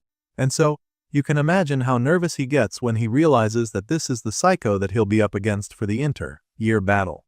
Gray is still trying to wrap his head around what the hell is going on when the announcer starts talking again. The man assures the crowd that they are about to witness what these warriors are truly capable of, and this definitely gets them excited. But the most excited person in the stands right now is Professor Budra, who can't wait to see Gray's downfall. Leon takes a look at the stands and is truly overwhelmed by how many professors came around to observe the showdown. And so, this makes Blondie wonder if this is always how the inter-year battle is. He expresses his confusion to Luniel, the second-year top student, and the dark-haired guy admits that the competition hasn't always been this anticipated by the teachers. Apparently, this is a first because before now, only 3 fencing professors bothered to even show up. That being said, the second-year student can't help but wonder why there are so many professors present this time. In that moment, a wave of realization suddenly hits Leon. The blondie figures that the teachers probably came around in numbers because they're curious about Gray Lee. It makes perfect sense, since the guy has been making waves since he arrived at the academy. A small smile creeps up on his face as the thought lingers in his mind, and it just makes him conclude that the old geezers certainly have excellent taste. Meanwhile, Luniel notices the blondie freshman smiling to himself, which makes him wonder if Leon has always been this weird. Anyway, it appears that Professor Budra heard what Leon just said about their reason for coming, and the fat man loudly confirms his guess. Budra speaks for many other professors there, admitting that they came to witness the final battle of the Divine Eye Special admits. This comes as a shock to the students in the stands since they obviously aren't up to date with the politics among their teachers. Anyway, the thing that really gets our boy's attention is the fact that Budrata said this would be the final battle of the special admits. He doesn't get what the man means by that, so he expresses his confusion, asking Budra what he means by that. At this point, the chubby professor gets even more excited because clearly nobody told Gray the stakes involved with this competition. And so, he happily informs the young hero that the Divine Eye program is being abolished. Of course, this comes as a shock to the MC, and he doesn't even pretend like he's not horrified by the news. Right now, he's absolutely desperate to be told otherwise, so he turns to Professor Ariel to hear from her. He asks the red-haired lady if what Budra says is true, but she's reluctant to answer him. She just stays quiet with a look of helplessness laced all over her face. She knows that telling Gray the truth would make him want to push himself to the limit. And if that happens, there's a chance that he'll use that dark, mysterious power within him that she's been trying so hard to hide from everyone. Right now, that's the last thing she wants for him, because if he uses that power in his current state, it could actually kill him. So, with all of this in mind, Professor Ariel finally decides what to tell him. She takes a deep breath to calm herself, and then without mincing words, she tells Gray that Budra is lying to him. She tells our boy that the fat man is just trying to mess with his focus, and then encourages him to keep his head in the game. She tells our boy to just fight and not let their words get to him, which leaves him and the other contestants pretty puzzled. Gray is stunned for a second when he hears this, but it's also quite a relief for him. Gray believes her and takes a moment to process her words before immediately regaining complete focus. From the look on his face, you can tell just how determined he is, and even though Ariel's little stunt seems to be working, Budra refuses to be moved by her gimmick. The man simply scoffs, feeling confident that Gray still won't win, so he tells them to do whatever. After all, he believes that they're just going to embarrass themselves at the end of the day. As far as he's concerned, Gray is definitely going to lose, and once that happens, other professors will finally realize that the Divine Eye Ariel's sight isn't as keen as it used to be. And so, just like that, Professor Ariel once again puts the future of the Divine Eye program in Gray's hands without telling him what he's up against. Thankfully, our boy is feeling more motivated than ever because he's definitely not going to let Budra's insults slide. He makes this very clear to the fat man, who is taken aback by his audacity. Gray doesn't really care if the man insults him or makes fun of the students, but what he will not take lightly is Budra talking down on Professor Ariel's judgment. The freshman boldly hits back at the annoying professor, and even Ariel is shocked at how fearless he is right now. As you can imagine, Budra isn't as patient as the red-haired lady, so he is immediately offended by Gray's tone. It makes him wonder what kind of strength Ariel's eye must have picked up in him to make him so bold. Anyway, Budra is still convinced that the freshman will fail woefully once the battle starts, so he tells Gray to get ready to lose. Budra and several others are convinced that he doesn't stand a chance, but all of this is just fuel for our boy, who relishes the challenge presented to him. The red-eyed hero hits back at the professor one more time, telling him and his cohorts to watch him prove them wrong. Of course, such a slick response quickly gets under Budra's skin, and he instantly loses his cool. The fat man is absolutely furious at how arrogant the boy is and almost charges at Gray by himself, but his bearded colleague holds him back in time, urging him to calm down. Once all that drama is over, the moderator of the inter-year battle calls on the contestants to take their positions. He tells them to split up and go with their teammates, so they do just that. Gray did talk big just now, and he sounded really confident, but Ariel still can't help but feel worried for him. She definitely appreciates his trust in her, but she's really anxious because she has no idea what he's planning to do. She feels that it would even be better if he was fighting the top student Luniel, because his practical swordsmanship might give him a slim chance, but that's not the case. You see, the reason the red-haired lady is panicking so much right now is because our boy has been matched with a terrible opponent, Deeble Redardle. Apparently, this psycho looking is just as bad as he looks, if not worse. Bradley rewired his brain surgically, boosting his reflexes to inhuman levels, so now the twisted fighter is practically a living weapon just waiting to be unleashed. As far as Ariel is concerned, Deeble is the worst possible matchup for Gray's ambush tactics, which is why she's extremely nervous. Right now, She's desperately hoping that the MC isn't planning to use that ability against Deeble during the fight, because it's definitely not going to work. Just before the battle is about to commence, she calls out to Gray from the stands, and when he turns around, she tells him not to worry about her. She also begs him not to push himself too hard for the fight, and upon hearing this, he just flashes a small smile at her before telling her that he knows all this. After putting the fighters in their positions, the moderator informs the crowd that they will be starting with the top student match. So, he calls on the representatives to step forward. Once they're in the middle of the ring, facing each other, he gives them a few instructions, explaining that the arena is surrounded with protective magic to prevent fatal wounds, and so, this means that triggering their opponent's safeguard will count as a victory. After explaining this, the man tells them to fight as if this is real combat because that's the only way to win. Luniel understands the rules already, so he looks ready to begin, but Leon is a little hung up on the fact that they're expected to fight like it's real combat. Unfortunately, there's no time for him to dwell on that thought because the instructor immediately calls for the start of their battle. Both students take out their swords and neither of them hesitates to engage. Leon is the first to strike and Luniel is so excited to see him charging like a runaway train because he can wait to see what the blondie is capable of. The two ferocious swordsmen engage in a truly intense duel with sparks and flames flying all over the arena as they clash blades over and over.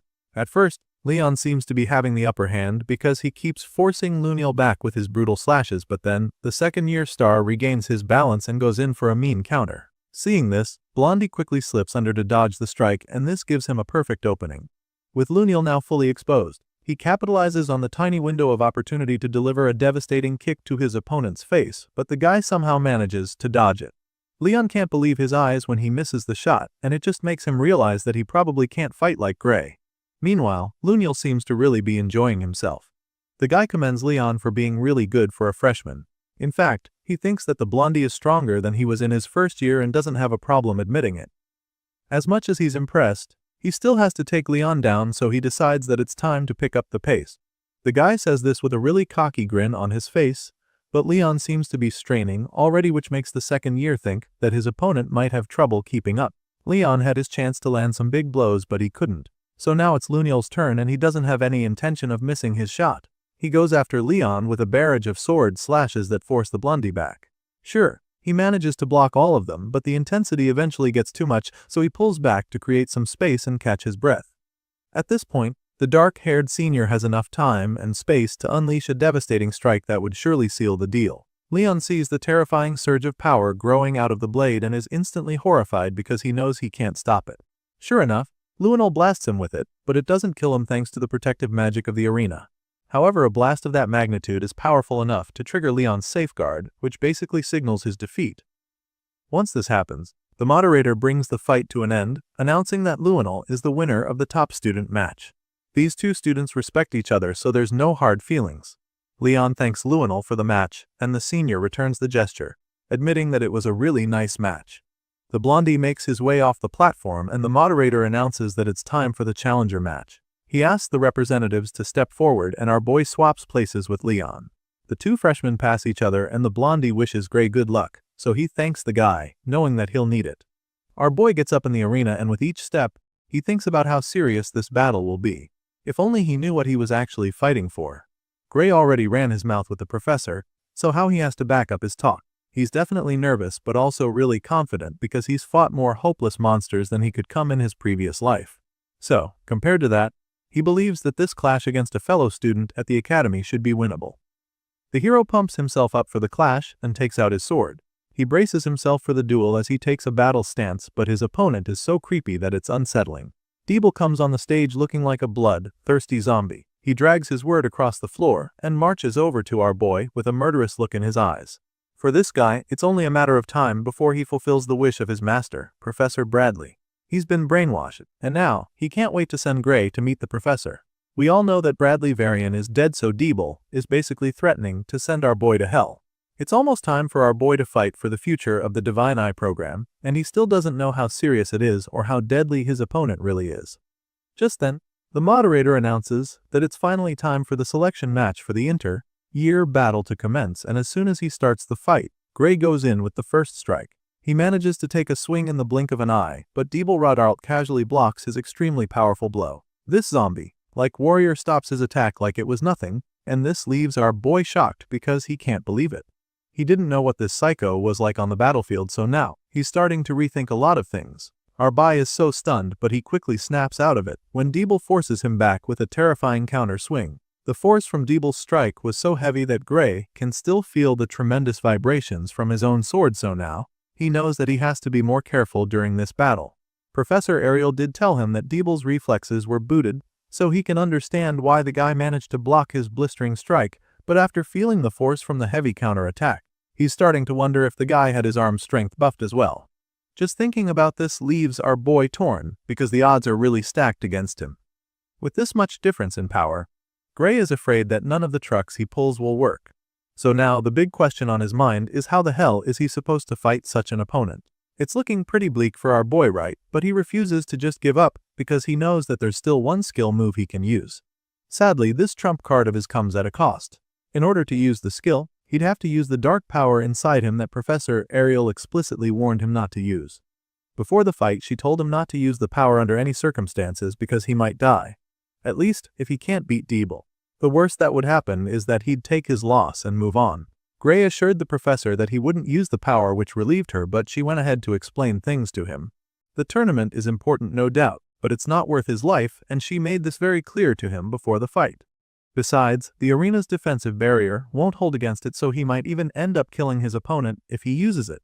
There's just way too much risk involved in using that dark power, so our boy ultimately decides to keep his word and not use it. While he's pondering on all this, Deeble lunges at him to finish him off. You see, the truth is that Gray is actually willing to risk his life if it means that the Divine Eye program is on the line, but what he can't risk is the possibility of killing someone at a school tournament. With this in mind, our boy gets his head back in the game and decides to take Deeble on with all the combat skills in his arsenal. The psycho delivers several strikes, but Gray blocks all of them and begins to make some attacks of his own. Of course, Deeble's reflexes are sharper than ever, so he's able to counter Gray's strikes with ease. Seeing this, our boy is a little intrigued. He's noticed that Deeble's movements are weirdly simple, which is unexpected from someone with his physical stats and reflexes. On paper, this zombie psycho shouldn't even have to break a sweat to take Gray down, but for some reason, he's not doing anything spectacular. It's almost as if he no longer wants to win the fight just yet, and Gray can sense that something is off. Obviously, Deeble isn't lacking in technique, so our boy concludes that the guy is holding back for some reason. Deeble hasn't really made our boy struggle, so he can't help but wonder what the guy is planning right now. He's still trying to process what game the psycho is actually playing, but before he can come up with an idea, the guy sneaks up on him with a terrifying ambush. The hero doesn't see the attack on time, and by the time he realizes it, Deeble is already too close to him. He tries to move back in order to create some distance between them, but he trips due to the pressure, and Deeble immediately closes the gap between them. By this time, Gray is already falling on his back, but the swift psycho is also thrusting his sword at his face. Our boy sees the tip of the blade coming at him. It's inches away from his face, so he already knows that he won't be able to dodge it. Still, he doesn't give up completely, so he somehow manages to block Deeble's thrust with his own sword. Gray is absolutely stunned when he opens his eyes to see that he blocked the strike, because he feels that he definitely shouldn't have made it in time. Now that he's bought himself some time, he takes a big swing of his own that forces his opponent back a few steps. Gray still doesn't understand how he was able to block the last attack, and it makes him wonder if Deeble weakened his attack on purpose. The staggering student stops moving forward a second after Gray pushes him back, and that's when Professor Ariel notices something off with her divine eye. She senses an ominous energy coming out of Deeble's body, and after taking a closer look, she sees a dark purple flame burning where his heart is supposed to be. The sight sends chills down her spine because now, she's afraid that this fight might be too one-sided. She expresses her concerns to the other professors, but Budra is the first to snarl at her. None of them seem to think that the matchup is too unfair for Gray. Rather, they feel that the second years this year have quite nasty personalities. They can all see that Deeble is the stronger of the two, so they're surprised that the guy keeps dragging the fight out even though he could end it whenever he wants. Budra and his bearded friend agree with this too, but they're not bothered about that since they're enjoying the show. As far as they're concerned, the Divine Eye student has his hands full just trying to block Deeble's attacks, and yet he won't surrender. That being said, they feel that it just proves Gray is not strong enough to compete. Budra chimes in at this point, suggesting that Gray already knows that the Divine Eye program is about to be abolished, and is just trying to make the decision easier for them.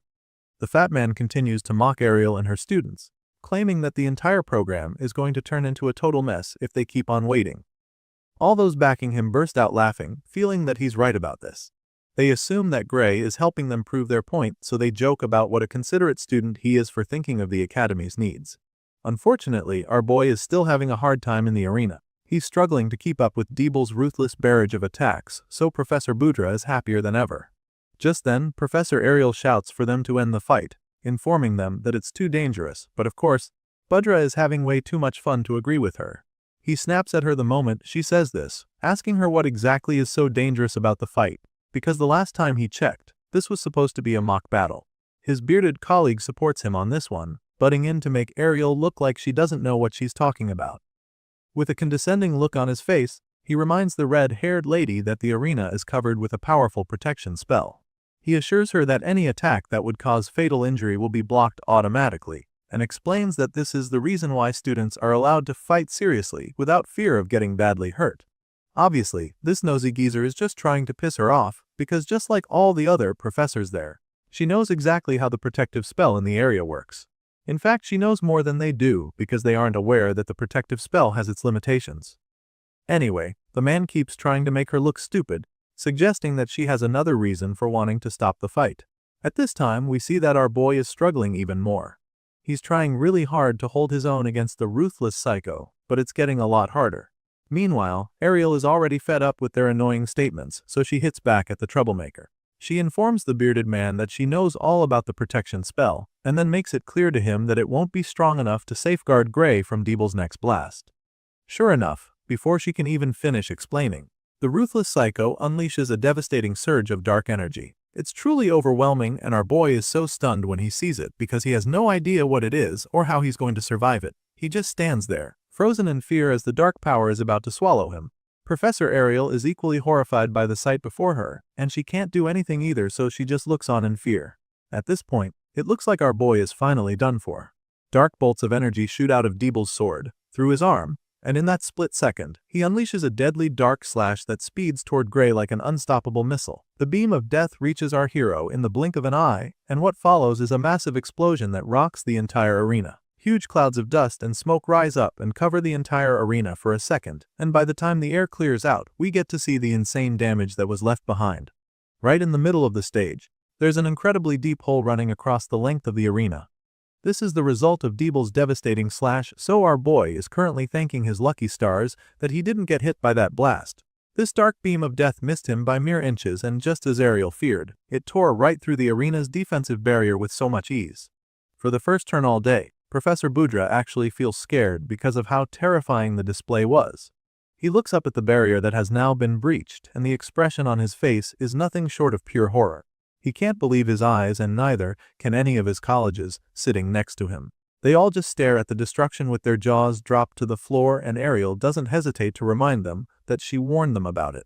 Right now, the broken barrier isn't even her biggest concern. I mean, the deed has been done already. Her main fear now is what kind of damage Deeble might cause next. She curses Bradley for experimenting on the poor kid, and she can't even believe that the twisted scientist actually planted something that dangerous in a student. It's just way too sinister for her to stomach. Anyway, while the other professors are busy gasping and staring at the damage, she takes the initiative and attempts to fix the shield. Ariel pumps in a lot of magic, hoping to repair the dome, but the barrier is just way too strong for her, and she's unable to use her binding magic on it. You see, this harsh reality is actually a very serious situation, but none of the other professors seem to know just how dire it is yet. Ariel raises the alarm as soon as she realizes what's coming, urging them to disable the barrier immediately because this is an emergency. She shouts for the tournament to be cancelled right away, explaining that this is no longer just a swordsmanship test anymore. Unfortunately, her colleagues are still too stunned to actually react, so while they're still trembling like leaves, she calls out to Gray and tells him to run for his life. She knows that stopping the fight from the outside is going to take a while, so she urges him to try to buy himself some time. As far as Ariel is concerned, this is the best course of action in this emergency situation, but the hero doesn't seem to understand why she would tell him to run. There's a lot tied to this fight, and he doesn't really think running away like a coward will do any good. Well, that's until he almost gets his head blown off by another death beam. At this point, he's dodging everything that Deeble is hurling at him, but he knows that he can't keep this up. Even though he wants to get away from the psycho killer right now, He knows that he can't really run away because if he turns his back on Deeble, he'll be killed almost immediately. While our boy is trying to survive on the battlefield, we see that the students and professors in the stands are also starting to feel the heat. You see, with the protective barrier now broken, Deeble's dark energy is now seeping out through the crack and hurting the audience. They groan in pain as the excruciating waves hit them, and Heathcote also notices this. For some reason, he's not really affected by it, but he's still pretty concerned about the others. The professors finally cast a spell to sort this out, but he knows that it will take at least 30 seconds before it reaches the guys in the stands. As far as he's concerned, that's way too slow, so he decides to take a drastic decision. It's still pretty early to try that move, but he believes that Gray should be able to pull it off regardless. With this in mind, he calls out to his student, telling him to think of his body as the sword. He tells Gray not to swing his sword, but to move his body with that power within him. Meanwhile, the boy in question is still jumping all over the arena to avoid getting blown to bits, so he's pretty confused when Heathcote suddenly tells him to think of his body as a sword. It's definitely not going to be easy, but if his professor says he can do it, then he has no choice but to believe it. With this in mind, Gray assumes the place of the single blade. He focuses everything into the sword, and all of a sudden, we see the power flowing into the blade. On the other side of the ring, Deeble charges up with another terrifying blast, but Gray remains unfazed. He unleashes the blast, but our boy dodges it in the blink of an eye. Seeing how easy that was, Gray initially begins to wonder if Deeble was always this slow, but then, he suddenly realizes that he's the one who's now way faster. And so, just like that, our boy decides that it's time to blow some shit up too. Gray infuses the dark energy into his sword, and the blade immediately starts glowing with ominous red flames. He points the sword at Deeble, and with a stern look in his eyes, he unleashes the blast.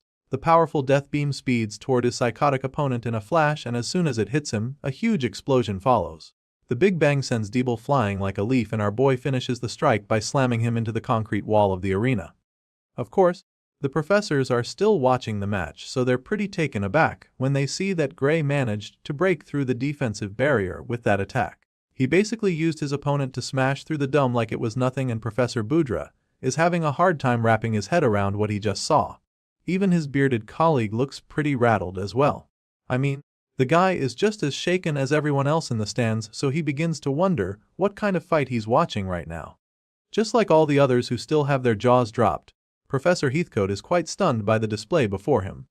There's a gaping hole in the thick wall of the arena, which just goes to show how insane the impact was. As such, the man is pretty worried, wondering if the other student is even okay after taking such a hit. Sure, Deeble is one tough nut to crack, but after seeing him take such a hit, they're almost certain that he is badly hurt. All those around start to scamper, desperately calling for the med team to come around ASAP. But while they're rallying and panicking, the psycho student in question suddenly comes out of the rubble.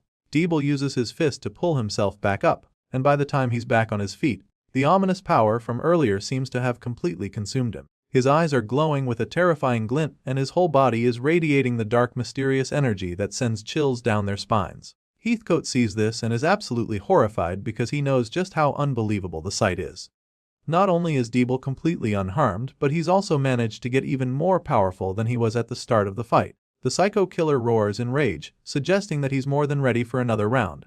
By this time, our boy can already see that he has a lot more to do. Thankfully, he's finally activated the power that would level the playing field for him.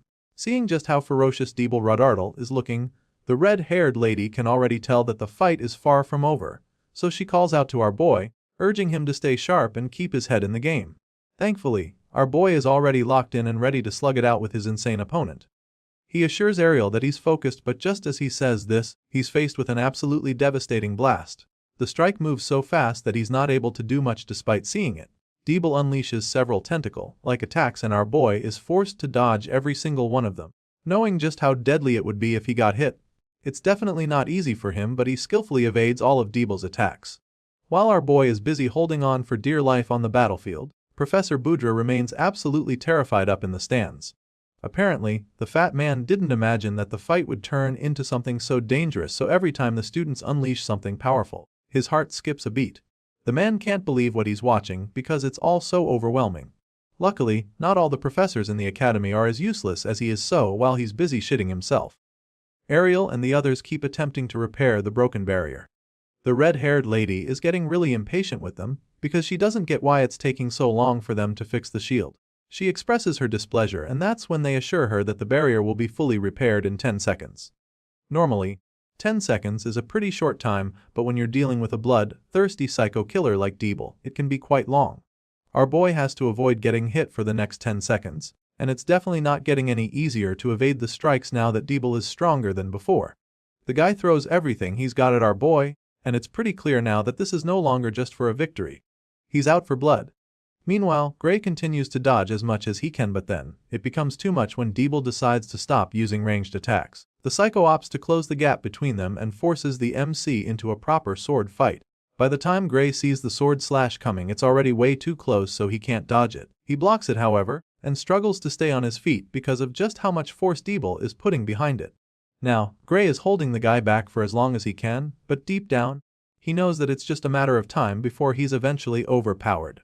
As he desperately holds back his ferocious opponent, he gets to see the soulless look in Deeble's eyes. It's almost like the guy has been completely possessed, and with the speed and strength he has, our boy is almost completely certain that the guy is not human anymore. Deeble looks like a mindless killer at this point, and it's starting to look like our boy will break any time now. Just when it looks like the psycho is finally about to overpower Gray, he reminds himself that he's got something special within him as well. Deeble might not be human anymore, but then again, it's not like Gray is completely normal either. With this thought, he decides to shake off all the fear inside him and takes advantage of the mysterious power he possesses. The psycho attempts to force him down, but in the blink of an eye, he shoots into the air like a rocket and lands safely behind his opponent. At this point, Gray's entire body is brimming with that mysterious energy and his confidence is clearly back. Once he's created some space for himself, he tightens the grip on his sword, assesses his opponent's current position, and prepares to go back in with a more powerful strike.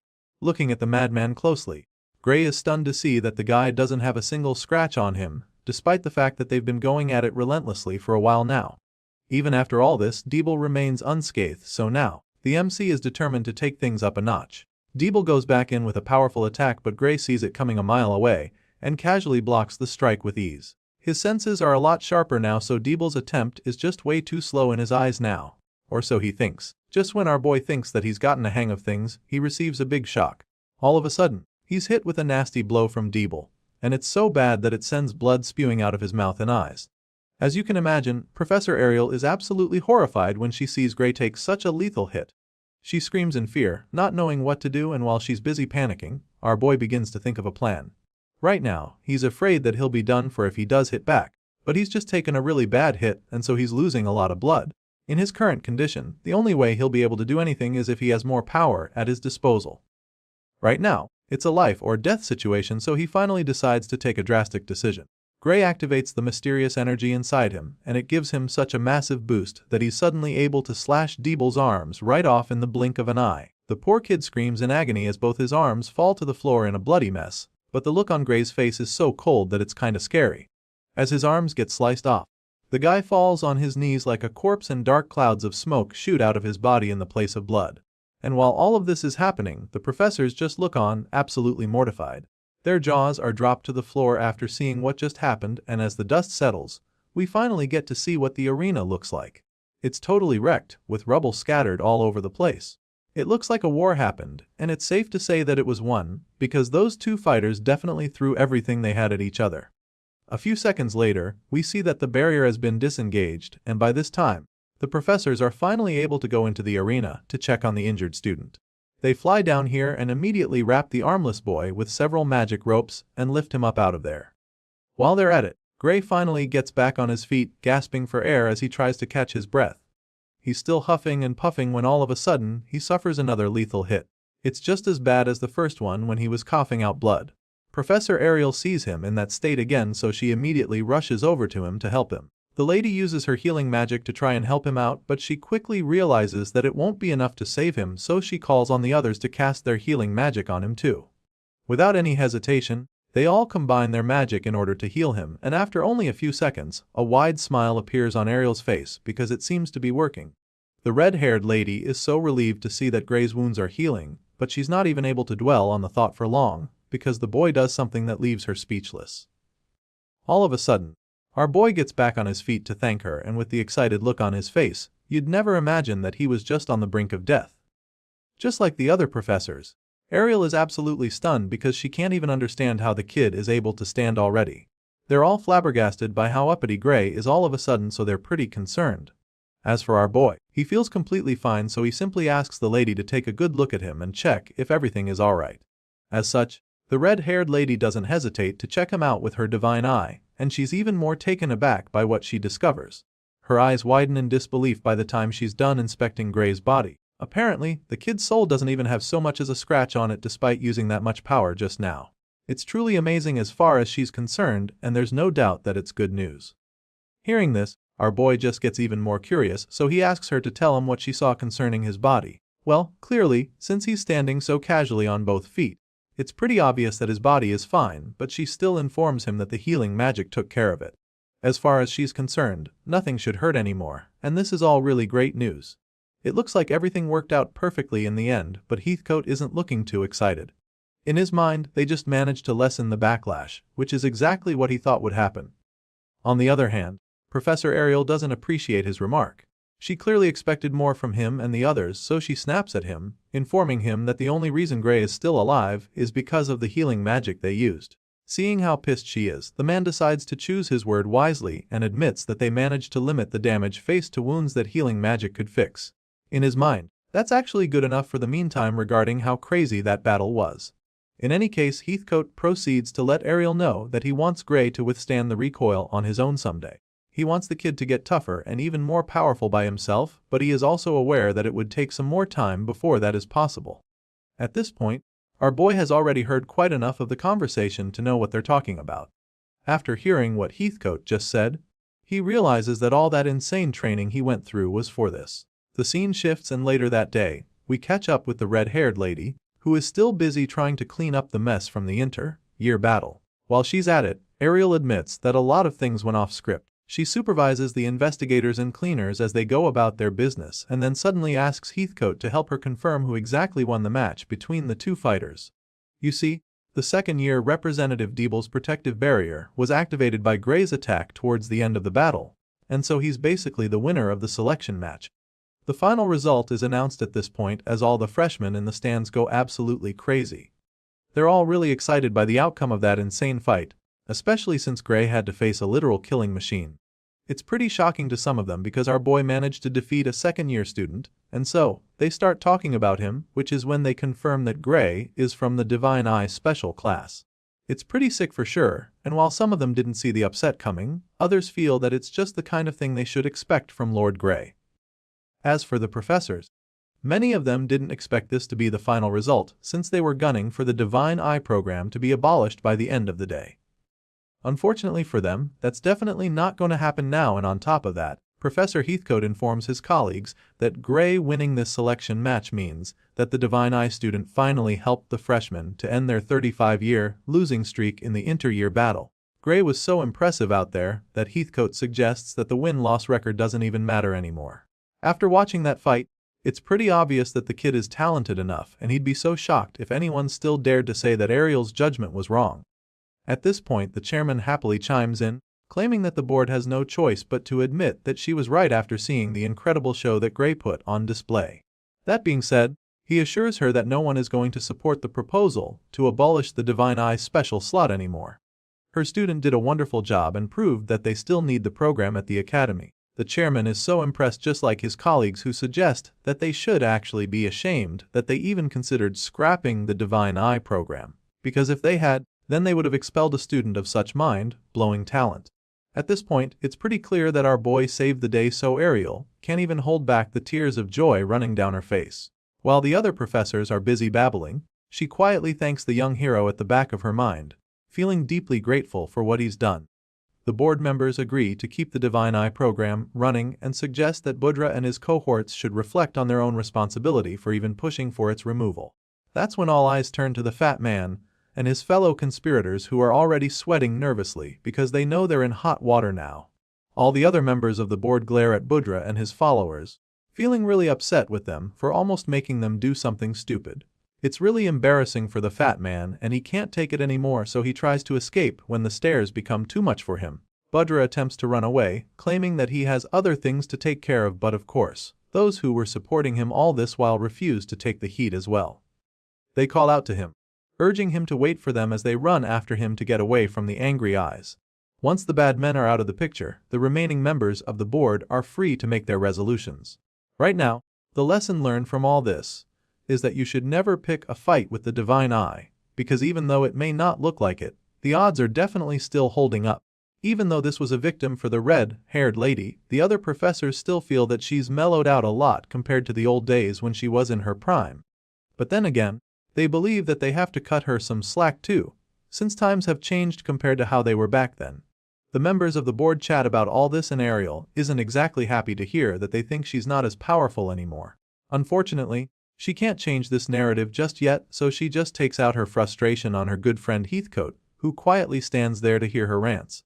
Seeing everything going on and how the others speak of Professor Ariel, even after he just helped protect her pride, our boy can't help but think that something might have happened to her in the past. He feels that she must have gone through something that changed her noticeably in the eyes of her colleagues, but the MC isn't able to sit with this thought because someone suddenly calls out to him. It's none other than the chairman, who would like to have a word with him now that all the distractions have gone. The man wants to discuss a few things that concern him with Gray, and the moment he says this, the expression on his face gets all stern. As you can imagine, this makes our boy pretty nervous, so he curiously asks the man what he'd like to talk about. Hearing this, the chairman bluntly points out how Debel Radarl clearly had some unnatural power forced into his body, because many of them were able to see it during that fight just now. The chairman of the board explains that he and his colleagues are going to investigate it. However, the fact remains that this mock battle that should have been completely safe ended up putting a student's life at risk. That being said, the man admits that the academy is fully responsible for not detecting the anomaly beforehand. And so, he takes a bow before our boy, apologizing firsthand to Gray for letting that happen. Of course, this is an awkward position for the freshman, so he tells the chairman that this gesture isn't necessary at all, especially since nothing horrible happened in the end. In response, the chairman thanks him and proceeds to the next topic he'd like to discuss. You see, after Debel went berserk, Gray also unleashed something, and this didn't go unnoticed. The chairman informs our boy that he saw it and suggests that it wasn't even magic.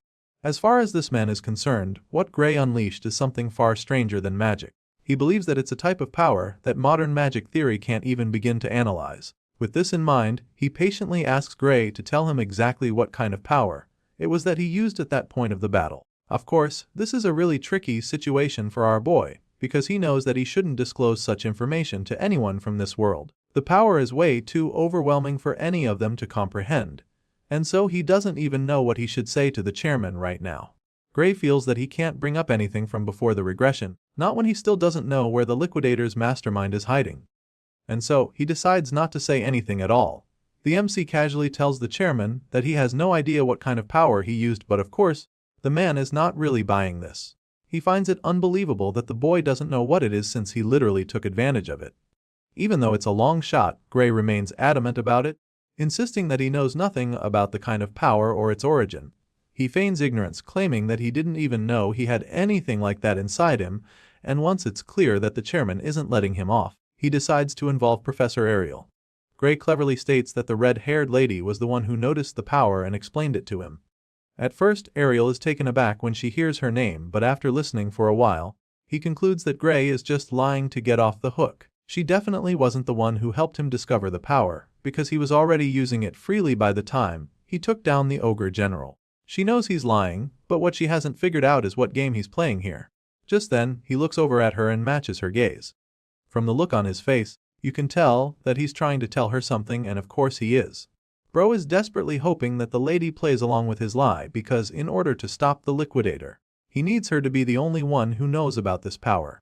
If anyone else finds out, it's just a matter of time before the entire academy gets involved, and by then, everything will get out of hand. It's almost like she can read his mind through his eyes, because she immediately understands exactly what he wants from her, and she's amazed that this is the angle he's coming from. The fact that he managed to think that far just now is really impressive, and she starts to think that he's way too clever for his age. I mean, he doesn't even act like someone who's living life for the first time. Anyway, she's more than happy to help him get out of this sticky situation, because if he trusts her this much, then she has no choice but to step up for him. With this in mind, the red-haired lady immediately chimes in to take over the conversation with the headmaster. She assures the man that his guess is correct, claiming that Gray's power truly can't be analyzed through magic theory. That being said, she explains that she's the only one who can see it clearly thanks to her divine eyes. Ariel reveals that she asked Professor Heathcote to hold Gray out after observing his power because the man has a good affinity with such energy. She also claims that the training he got is the reason why he was able to manage that level of control during the fight. She admits that she's still researching how to draw the power out properly, but also asks the headmaster to leave everything regarding Gray's power to her. This is exactly what our boy wants, and right now, this woman is playing all the cards perfectly, making it very hard for the chairman to refuse her request. The headmaster takes a moment to process everything she just said so that he can come up with a response. He starts by admitting that he can't flat out refuse her, especially after seeing that fight. With this in mind, the man finally makes up his mind to let her handle it. He tells Ariel that Gray Lee and the entire Divine Eye Special Group are under her supervision and command. He gives her full control over the situation, but also tells her to say the word if there's anything the Academy can do to assist her. This is exactly what Gray and his professor were gunning for, but they're pretty taken aback by how easy it was. Seeing this, the professor immediately thanks the headmaster for his kindness, and just like that, their secret remains safe. Once that's out of the way, the headmaster decides that he and the others will be heading out. They've already strapped Deeble Redardal on a stretcher to be carried down to the special underground medical ward to examine his condition. That being said, the chairman asks Ariel to come with them because he'll need her eyes down there to see what none of them can. Of course, the red-haired seer is more than happy to go along with them for this investigation. Later that day, we catch up with Gray and his professor in her office. She takes a sip of tea to relax before going ahead to tell him what they discovered in the underground medical ward. According to the analysis results, power that was used on Deeble was nearly identical to the Liquidators. She lets Gray in on this piece of information, knowing how important it would be in their own investigation. As far as she's concerned, there's no doubt that the same crystals from the research facility were used on Deeble, so when she reveals this, our boy just gets even more curious. Right now, he's unsettled and really anxious to find out exactly what happened to the second-year psycho. Seeing the look on his face, the lady breaks the bad news to him immediately, ripping the band-aid right off as she tells him that Deeble didn't make it. As you can imagine, this is not easy for Gray to take, especially when he feels like he is responsible for it. He just stands there, frozen in shock, and tries to ask if it was because of what he did, but Ariel quickly assures him that it wasn't his fault. She tells him that Deeble stopped being himself from the very moment that the dark power inside him got activated. In fact, she has a feeling that the poor kid was already gone when the power was implanted into him for the first time. The lady insists that Gray doesn't have to feel guilty, assuring him that he's not responsible. However, she also has a feeling that this whole saga was aimed at our boy. Without a shadow of doubt, Professor Ariel thinks that the fight against Deeble was nothing more than retaliation for killing Varian Bradley. Our boy tries his best not to get thrown off by all of this, but it's getting really hard not to break down. Despite what the professor says, there's definitely still some guilt tugging at his conscience. What really leaves him feeling sick right now is the thought that some tampered with Deeble even after Varian's death. If someone was able to perform sick experiments even after Varian was gone, it means that there's a third party involved, and so Ariel believes that there's definitely a bigger fish behind all of this. It makes her think that maybe Varian wasn't even the mastermind behind it, so she's determined to keep digging till she can get some answers. The lady decides to keep looking into the connections, but admits that it's going to take some time before they actually find something. Still, her intuition tells her that the deeper parts of the Academy are involved in this. She has a very strong feeling that these operations have already eaten deep into the institution, which basically means that getting intel or taking them down will be extremely difficult. Our boy understands this as well, but he's ready to do whatever it takes to bring the inhuman activities to an end for good. So, he asks the professor to let him know if there's anything he can do to help. Hearing this, the lady just puts up a hand to thank him. Apparently, she'd like to handle this part of the investigation by herself, so for the meantime, she doesn't have any instructions for him. What she does have to say to him is that she's noticed how good he's become with that power of his. It looks like he's finally learned how to use it without damaging his own soul, and she's really impressed by that. Hearing this, our boy gets all flustered. He acts modest about it while admitting that he's gotten a lot better with the power.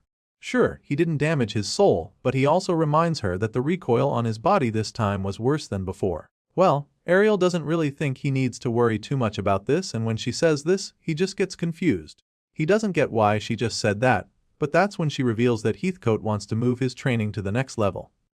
Gray's face lights up the moment he hears this. He can't even hide the excitement and wonders if she's actually serious about it. Well, she is because she feels that it's time for him to learn how to control that power way better than he can right now. The story continues with a scene of the hero standing in the middle of the training ground outside, but clearly, this isn't any regular training session. For some reason, the arena is filled with armored dummies on poles arranged in a circular motion, and Gray Lee is right in the center of it. He stands in the middle of the training ground with his sword in hand, and while he's still taking it all in, the professor calls out to him from afar.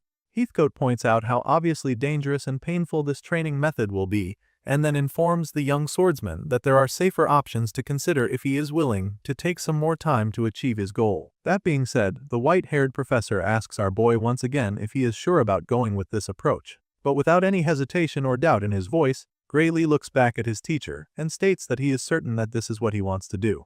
Upon hearing this, and after seeing how resolute the young swordsman is, Heathcote has no choice but to let Gray proceed. He tells our guy to get started with his training session, and so just like that, the hero braces himself for what's to come. Gray closes his eyes and takes a deep breath as he prepares to start, reminding himself that he is a single blade. He needs to do this to tap into that power, and so he reminds himself of that sensation from back then.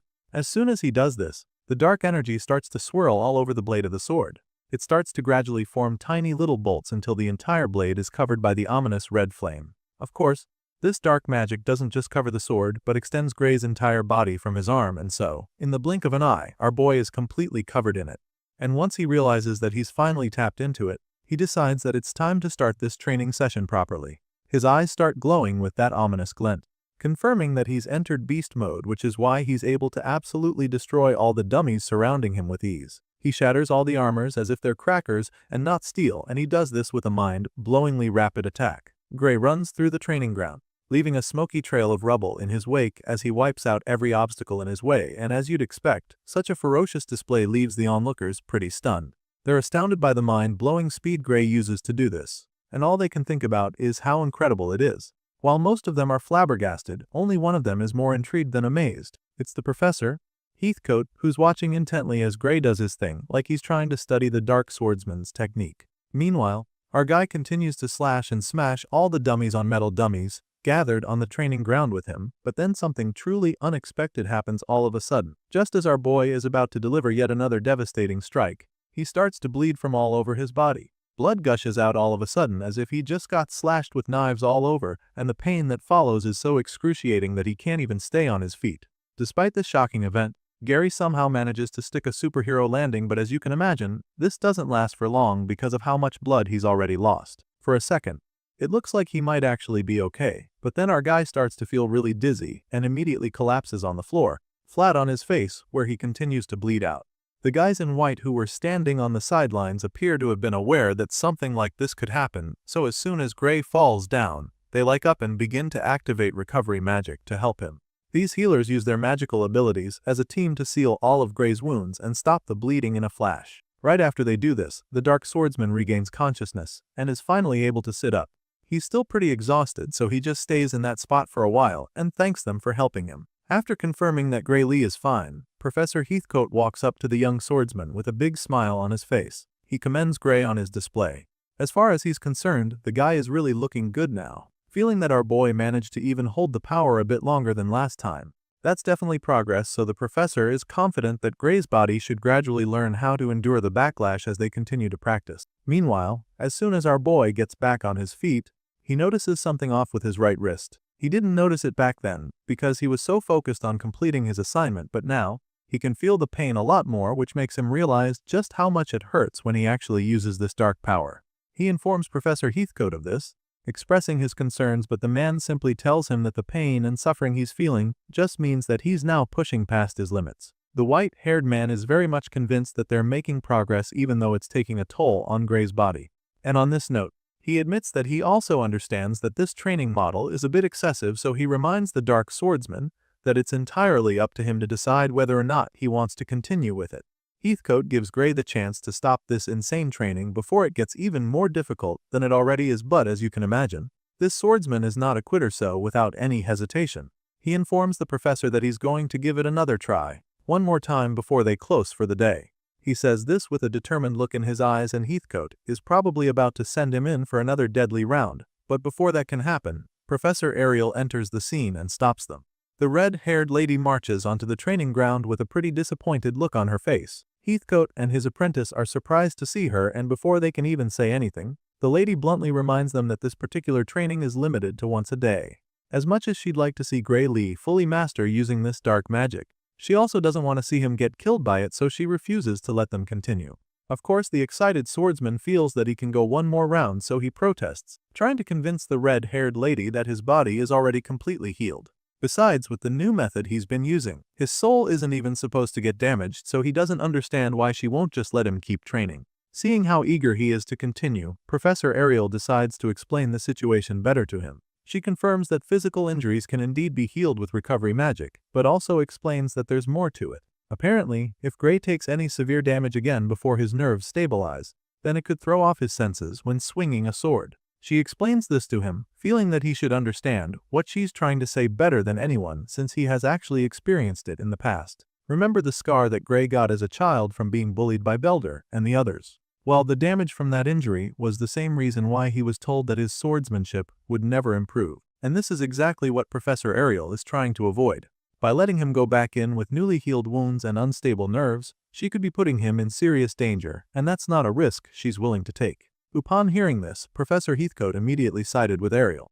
The white-haired man is pretty relieved that she won't let Gray continue, because even he isn't sure that he'd want to repeat this kind of training multiple times a day. At this point, our guy realizes that it's 2 versus 1 in this debate, and so he just stops protesting.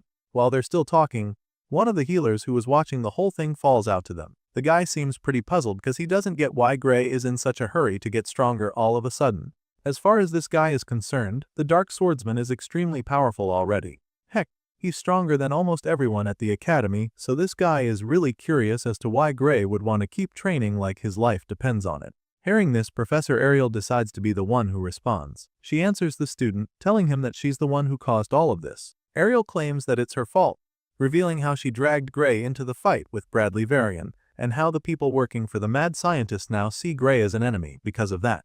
The red-haired lady admits all of this, and then goes on to reveal that the incident with Deeble was only just the beginning. Apparently, there are people operating in the Academy's shadows, and as a result, she fears that the criminal group, Blood Drinker, that stole magic catalysts for Bradley might also come after Gray Lee. In other words, this young swordsman is already in a lot of danger, because he practically has a bounty on his head now. And so, the professor knows that it won't be enough even if they isolate him somewhere heavily guarded. It would just be a matter of time before the enemies find a way to get to him in order to enact their revenge, and so she's not even sure that they can fully protect the young swordsman. That being said, she concludes that the only way to guarantee his survival is for him to get stronger. It's a really tough one, but it's also the only thing that can be done to keep Gray alive. This is all pretty scary to hear, and knowing that your life is in danger, and that all kinds of powerful enemies are coming for you. But this doesn't really faze Gray. He simply tells the professor not to worry about it, reminding her that he was the one who chose to help stop the liquidator experiment. He believes that he knew what he was getting into back then, and he still believes that he is up to the task, so even though Professor Ariel just talked about how his life is in danger, he remains determined to stop the liquidator no matter what happens to him. The red-haired lady just smiles at him when he says this because of how impressed she is. She's really intrigued by him, claiming that he's just too exceptional of a student. Ariel is glad to know that he's determined to stop the bad people, but at the same time, she tells him that all she can really do for him is help him make the most of the power he's been given. Hearing this, Heathcote teases Ariel because the way she just said that makes her sound like she's got something in mind for Gray. Apparently, the lady has an idea for our boy to master his power without risking his life, and she's actually mentioned it before. Right now, Gray has no idea what she's talking about, so he just stands there, staring at her and her colleague. Even Heathcote isn't sure what she's trying to say until she reminds him that it's the quickest and safest way for a swordsman to get stronger. At this point, the white-haired professor finally gets the hint. A small smile creeps up on his face when he realizes that Ariel is suggesting that Gray changes his sword. Apparently, this is the fastest way for him to improve, but this comes as a shock to our guy. Upon hearing this, he lets go of the sword he was holding even though he's still very confused. As far as he knows, the Academy-issued sword is supposed to be a top-tier custom weapon, so he can't really imagine that there are much better swords for him at this level. Sure enough, Professor Ariel agrees that the sword he's using right now is more than good enough for a first-year student like him. However, Gray isn't any ordinary freshman at the Academy, and so this sword can't withstand the power within him. Ariel explains this to him, and when he takes another look at the blade, it's very easy to see her point. The blade is ridden with cracks and chips at so many points, and it's pretty clear that it can't stay in one piece much longer in his hands. So, he agrees with the professor, knowing that no ordinary weapon could handle the kind of force he uses when he fights. That being said, Ariel offers to take the young swordsman to her vault, flashing the shiny key at him to get him all excited. Well, it works because Gray can't believe that he'll get access to her treasury. He's not the only one who is shocked though, because even Heathcote is shocked that the red-haired lady actually wants to give the boy one of the weapons in there. Even though the man sees it as a really big deal, Ariel really doesn't see anything wrong with it since Gray is still her student after all. With this in mind, she proceeds to turn the key, and this instantly unlocks her vault. The hidden safe sudden begins to appear out of thin air, which leaves our boy in awe. Ariel believes that Gray has earned the right to have access to her vault, and so, just as the gates of this hidden storage open up, she encourages the young swordsman to follow her. Gray Lee makes his way into the professor's private vault, and the moment he enters the place, he is absolutely blown away by what he sees. His eyes widen in shock and his face literally lights up from all the gold scattered in Professor Ariel's secret vault. The place is flooded with more treasure than Gray has ever seen in his life, and on top of that, it's also very massive, which just goes to show how much gold this red-haired lady has in her possession. As you can imagine, it takes him a while to process what he's looking at, but the professors seem to be familiar with stuff like this. Apparently, it's one of the perks of being a professor at this academy. Anyway, our boy quietly follows the teachers as the secret entrance suddenly disappears, and after walking down the massive hall for a while, the red-haired lady starts trying to remember where the sword section of her vault is. She recalls almost immediately, but you can't even fault her for not remembering because this place is just so massive. Once she's able to remember where it is, she tells the others to follow her, and while Heathcote marches quietly behind her, Gray keeps staring all over the place in disbelief. Soon enough, they arrive at the destination, and once they're there, she shows our boy all the swords in her collection and informs him that the idea here is for him to find a sword that would suit him. Once again, even the sword section of Professor Ariel's vault is mind-blowing. It's literally a long hallway with shelves on each side, filled with all kinds of swords. It's definitely the biggest sword showroom that this freshman has ever seen in any of the lives he's lived, and so, he's pretty overwhelmed at first. Besides the fact that this place is just too big, Gray also notices that there are so many dangerous-looking swords. It's a lot for him to take in, and so he doesn't even know where to start from. Professor Heathcote immediately agrees with him on this, sounding pretty confident that there is not a single collection of swords as extensive as this one anywhere in the world. That's a pretty bold statement, and for good reason, because this place is pretty much knife heaven. The red-haired lady listens to everything they have to say and admits that it must be really hard for Gray to decide on a single sword with this many to choose from. Ideally, she would like him to test each one of these swords with his full strength to see which one is the best fit.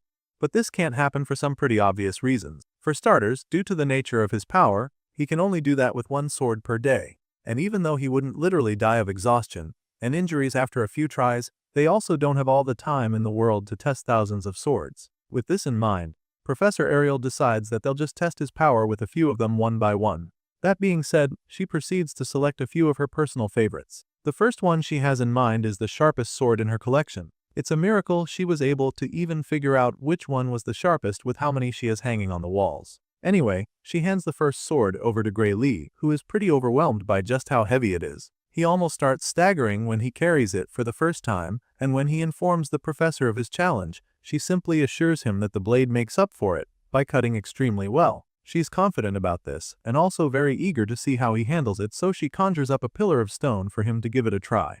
As soon as Gray sets his eyes on the target, his focus shoots up in a flash. He locks in on it and assumes a battle stance to allow him to take a big swing. With laser focus, Gray Lee delivers a powerful strike that splits the stone pillar in two instantly. The sword goes through the hard rock like butter, and as soon as Gray realizes what just happened, he is so blown away. His eyes light up with amazement laced all over his face, and the red-haired lady can definitely see this. At this point, she chimes in, stating that the sword is certainly powerful but admits that it is probably a little too heavy for him to use in actual combat. Professor Heathcote feels the same way, so he doesn't hesitate to air his opinion. As far as he's concerned, no matter how sharp a sword is, it's pointless if the user can't use it to hit anything. This definitely makes sense since the best swordsmen are quick with light swords to aid agility. But then again, Heathcote also feels that it wouldn't hurt for Gray to have a sword like this regardless. After all, against sturdy, large, lumbering opponents like divine beasts or structures, such a sharp and heavy sword might be useful. Professor Ariel doesn't have any problems with this idea, so she agrees to let Gray keep the heavy sword. and then also promises to give him a magic storage pouch so he wouldn't have to carry it around. That way, it won't get in the way as long as he puts it inside the magic storage pouch. After the professors are done saying all of this, our boy just goes ahead to express his confusion. He's surprised by everything they just said about him keeping the sword because he knows for a fact that this isn't a blade that you can just lend to someone just like that. It's so massive and incredibly sharp, so he knows that it's definitely a treasure that wouldn't be given to any other student. Well, he's right and Ariel confirms this, but she doesn't mind letting him keep it because it's way better than allowing the sword to keep collecting dust on the wall like all the others. To her, it's better for it to be in the hands of someone who can actually use it. Besides, she believes that it will definitely come in handy when he's finally facing the villain behind everything that Varian did. This is the same enemy who is behind the summoning of the Liquidator, so she's pretty sure that he won't regret having the sword when fighting a force that powerful. As soon as she says this, our boy begins to have flashbacks from his past life. The terrifying memories of scenes from the battlefield where they lost to the Liquidator run through his mind in a flash, making him remember just how hopeless they were against the Liquidator.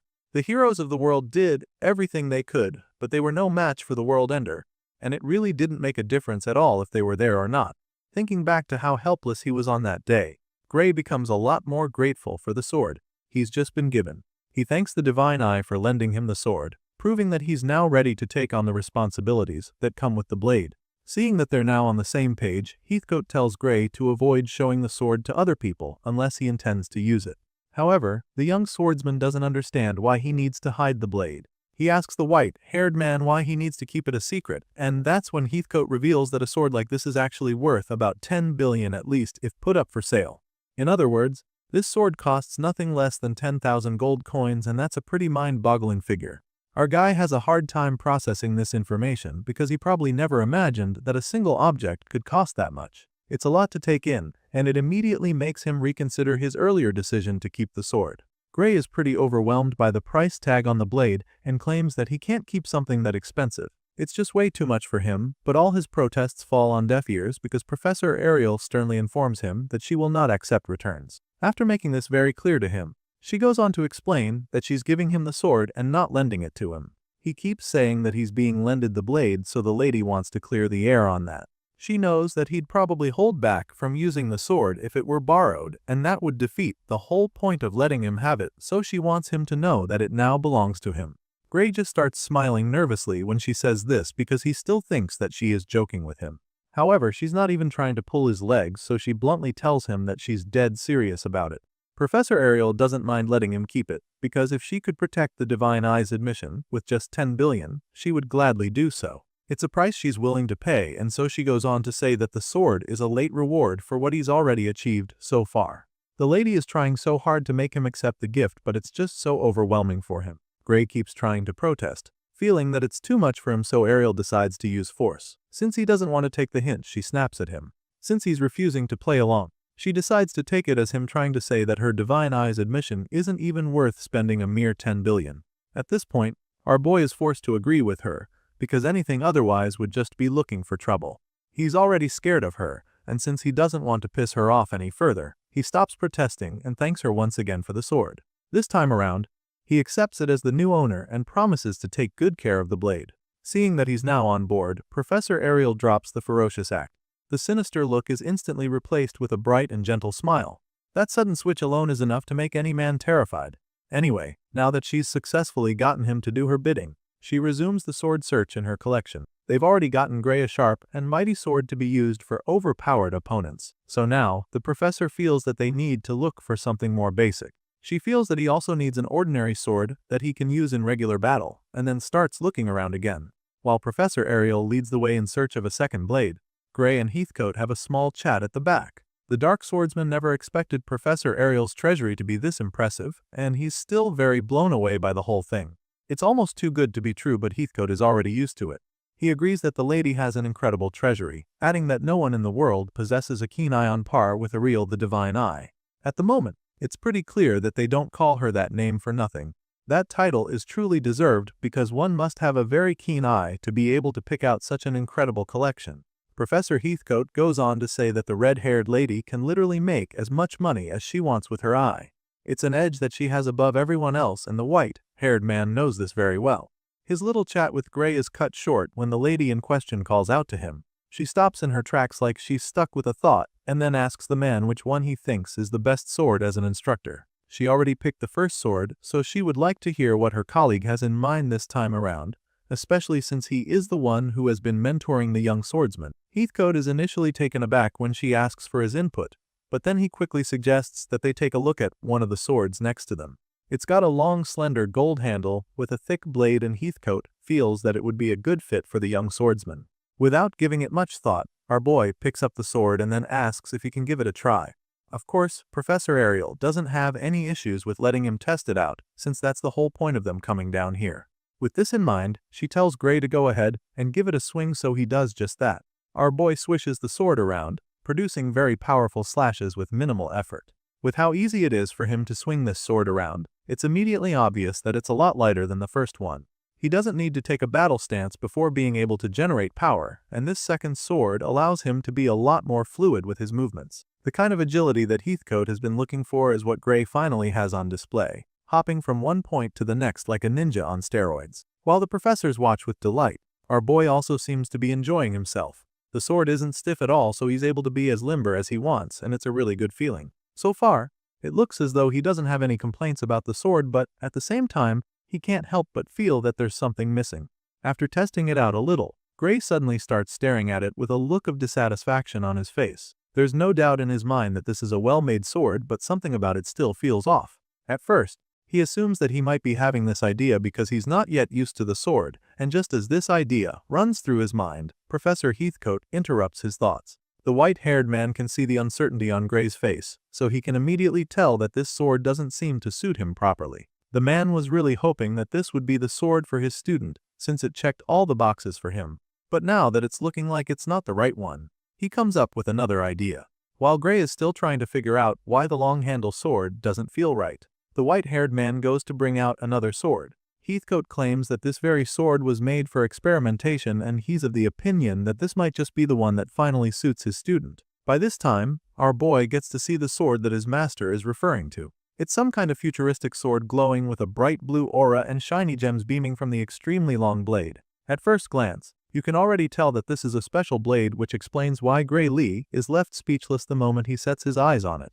Gray Lee stares at the futuristic sword in awe as it glows continuously on the wall. It looks so cool that our boy can't even take his eyes off it. He keeps staring, wondering what kind of sword it even is, and that's when Professor Heathcote figures that this might be something the student would want to explore some more. Seeing how intrigued Gray is by the sword, he tells the boy to try holding it to see how it feels in his hands. Of course, the student does just that. Gray reaches out to pick up the sword, and what happens next truly leaves him even more surprised. The lights on the sword begin to glow even brighter, giving off tiny bolts of electricity the longer he holds it. The boy is a little overwhelmed by it, but he keeps his fingers tightly wrapped around the handle regardless. After a while, he finally feels comfortable holding the sword, so he does a light inspection, and that's when he notices that the sword doesn't have an edge. Gray runs his thumb along the sides of the blade and notices how blunt they are. It almost feels like a big ruler and not something created to do any damage. That's when the white-haired professor explains that this sword was designed for experimentation with new technology, not for actual combat. Apparently, even though this sword looks like it might just be an unsharpened slab of steel, it's extremely durable. And for this reason, the professor suggests that it might actually be a good match for our boy Gray. At this point, the young student is a little taken aback by what the teacher is telling him. It's looking like the professor is telling him that he doesn't need a sword with an edge to be a good swordsman because of the dark power he already possesses. Well, that's exactly what Heathcote is trying to say. The professor says this very plainly, doubtful that there's actually any sword out there that could withstand Gray's power. He doesn't think that there's a sword out there that can survive the power that this bow possesses, and as far as he's concerned, if Gray keeps growing stronger, then even the swords here in Ariel's collection will do nothing but slow him down. With this in mind, the professor suggests that Gray should be looking ahead to a future where he would no longer need to rely on the edge of a sword during a fight. The man explains this and then goes on to tell the student how a sword like this might just be perfect for him. Just as he says this, he takes the blade from Gray and demonstrates just how powerful it actually is, even though it doesn't have sharp edges. The man takes a big swing at one of the pillars in the room and slices through it like it's a piece of cake. As you'd expect, our boy is pretty blown away when he sees this because he would never have imagined this glowing sword to pack that much of a punch. While Gray finds the whole display absolutely amazing, Professor Ariel doesn't seem to be a fan of it. She just stands next to him with a bored expression on her face, suggesting that she finds it pretty unnecessary. The lady goes on to tell the two boys that she personally thinks Gray is better off continuing to wield an actual sword. She feels that Heathcote probably just wants to show off, but then again, she also admits that there might not be any harm in giving this new thing a try. In other words, the red-haired professor is partially on board, but she also asks Gray if there are any other weapons he'd like to test out. She even offers to show him other stuff in the other sections if he wants to try something other than a sword. As you can imagine, our boy is pretty glad to hear her say this. Sure, the blunt sword already seems like a good choice, but since she's offering, he doesn't mind checking out the remaining swords in her collection. He's obviously not interested in any other kind of weapon, so he takes a look around and eventually spots something that catches his eye again. This next sword looks absolutely amazing with a bright crimson blade.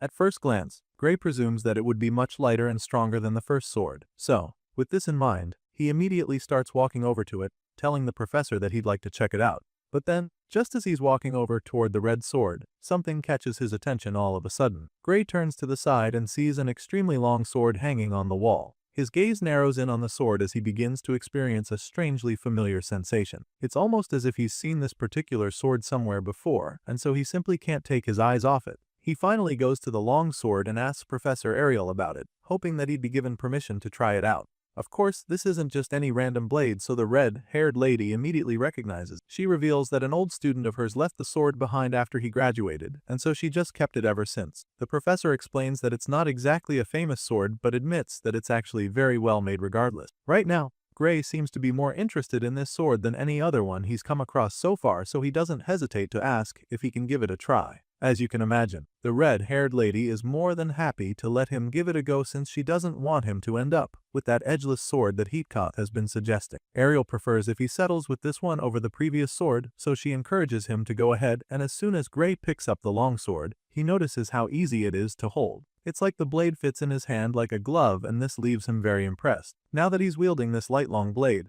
he can't wait to test it out, so he quietly walks up to one of the many wooden dummies in the room to try it out. Of course, the fact that the sword was in Ariel's collection obviously means that it would be good, but the two professors have no idea just how impressive Gray's demonstration is about to be. The dark-haired student takes a mighty swing and slashes the dummy in two on the first try. Both Ariel and Heathcote are blown away when they witness the sheer power behind Gray's strike, and while they're still trying to process what they just watched, the boy falls even more in love with this new sword. He's equally very amazed by how good the sword is, but what's more interesting is how well it fits him. The chemistry he has with this blade is unbelievable, because he uses it as if he's been practicing with the sword since he was born. It's just that good, and Ariel can probably see at this point that Gray would like to settle with this sword. She doesn't mind at all, so she asks him if he likes it that much, and he assures her that he does, claiming that he has never had a sword this easy to wield in his entire life. It's as if this long blade was made specifically for him, and he's already looking forward to using it a lot more. Seeing how excited he is about the new sword, she decides to let him test it out properly in order to find out if it's compatible with his power or not. As much as he'd love to keep this weapon, Gray is also a little reluctant because he remembers that this same blade belonged to her student. With this in mind, he's actually hesitant to go ahead and take it because he's afraid that he might end up breaking the sword or something. In response, the red-haired lady simply tells him that he doesn't have to worry about anything. As far as she's concerned, the sword would be happier if he used it instead of just leaving it stored away in her arsenal. At first, Gray doesn't even know what to say to her. He just stands there, still feeling a little uncertain about the whole thing, but then after pondering on it for a while, he finally accepts that she's right about it. He stares at his reflection on the blade for a few seconds, and finally accepts that this is the sword he's going to use. With this in mind, he curiously asks the red-haired professor what the name of the alumnus is who made the sword. That is when the lady tells him that the name of the person is Metalum Norum. Hearing this, Gray's eyes pops out as the wave of shock hits him. It turns out that this man named Metalum Norum happens to be the world's greatest magic swordsman. The fact that this long sword was made by that man leaves the hero truly amazed, but this makes him even more eager to test it out. The scene shifts to the arena on the outside where Gray and his teachers prepare to help him test out the sword. The purpose of this session is to test both the sword's durability. Professor Ariel tells him that they're here to test both its strength and durability, because she wants him to take the sword to its absolute limits. The hero understands this and is also on board with this idea, so he tells them that he's ready. Even though they already talked about the long sword being the most perfect fit for him, Professor Ariel suddenly feels that he should try out some other options too. The first one she brings is the edgeless futuristic sword that Heatkoth really liked. She takes it to Gray and tells him that it's the one they'll be starting with since it's Thenkoth's unusual sword. The reason for this is to see how his power affects the sword, so Gray takes the glowing sword from her and prepares his mind for the test ahead. The boy makes us way to the middle of the arena, where he's surrounded by many dummies. He closes his eyes, takes a deep breath, and quietly activates the dark energy within him. At this point, we can see that his entire body is being covered with the dark force coming inside him. It looks like he's about to put on an incredible display at this point, but then all of a sudden, there's a disconnection between him and the power source. Strangely, Gray is unable to stay in this state where the paper is activate, and it's like all the power dissipates from his body at first. This experience is obviously confusing to the hero, and he's unable to make sense of it at first, but he doesn't have time to dwell on it, so he quickly moves past it, assuring the teachers that he'll try again and get down to business. Our boy then lifts up the sword and begins to slowly pump the dark energy into the blade a second time. This time around, he's actually able to imbue the sword with the dark force, while reciting his little mantra to help him focus. Gray tells himself that he's but a single sword, so that he can become one with the blade. He speaks to the power within him to pour into the blade, and it finally starts to look like he's done it. Unfortunately, just when his hopes are up to the ceiling, there's another shocking disconnection. The power stops flowing into the sword and everything goes back up normal. At this point, Gray begins to panic a little, because now it's clear that his power is not longer working. He's unable to activate it, which gets him really nervous, so he informs his teachers what's going on. He tells Professor Ariel, and she comes over to him, hoping to help out. The lady calmly asks him if he feels any difference in his usual physical condition, feeling that the problem might be coming from there. But he tells her that he can't feel anything different. There's not difference, which is why he's extremely confused right now. Hearing this, the red-haired professor figures that the sword he's using now might be the reason for this. I mean, this glowing sword looks very strange and doesn't even have an edge, so she's not so surprised that there's something peculiar about it. Regardless, they still need to help Gray picks out a sword. And since this isn't the only sword left in her collection, she decides that it would be better if they put this sword aside for now and try a different one. She presumes that this edgeless blade just isn't compatible with Gray's special powers. That's the only logical explanation for now, and so she decides that it's time for them to try his power with the most ordinary sword of the bunch. With this in mind, she whips out her little storage device and takes out another sword, telling Gray to give it a try. After being given the second blade, the hero decides to try activating the dark power once again. He starts with his usual mantra, telling himself how he is a single blade, determined to become one with the sword. Gray imbues the dark energy available to him into the sword, and as the power starts flowing all through his body, he can already feel himself getting stronger. And then finally, for the first time since he came into the arena, he successfully activates the dark energy. His entire body is literally radiating with the power from within him, and then all of a sudden, he hears a voice telling him that there's time.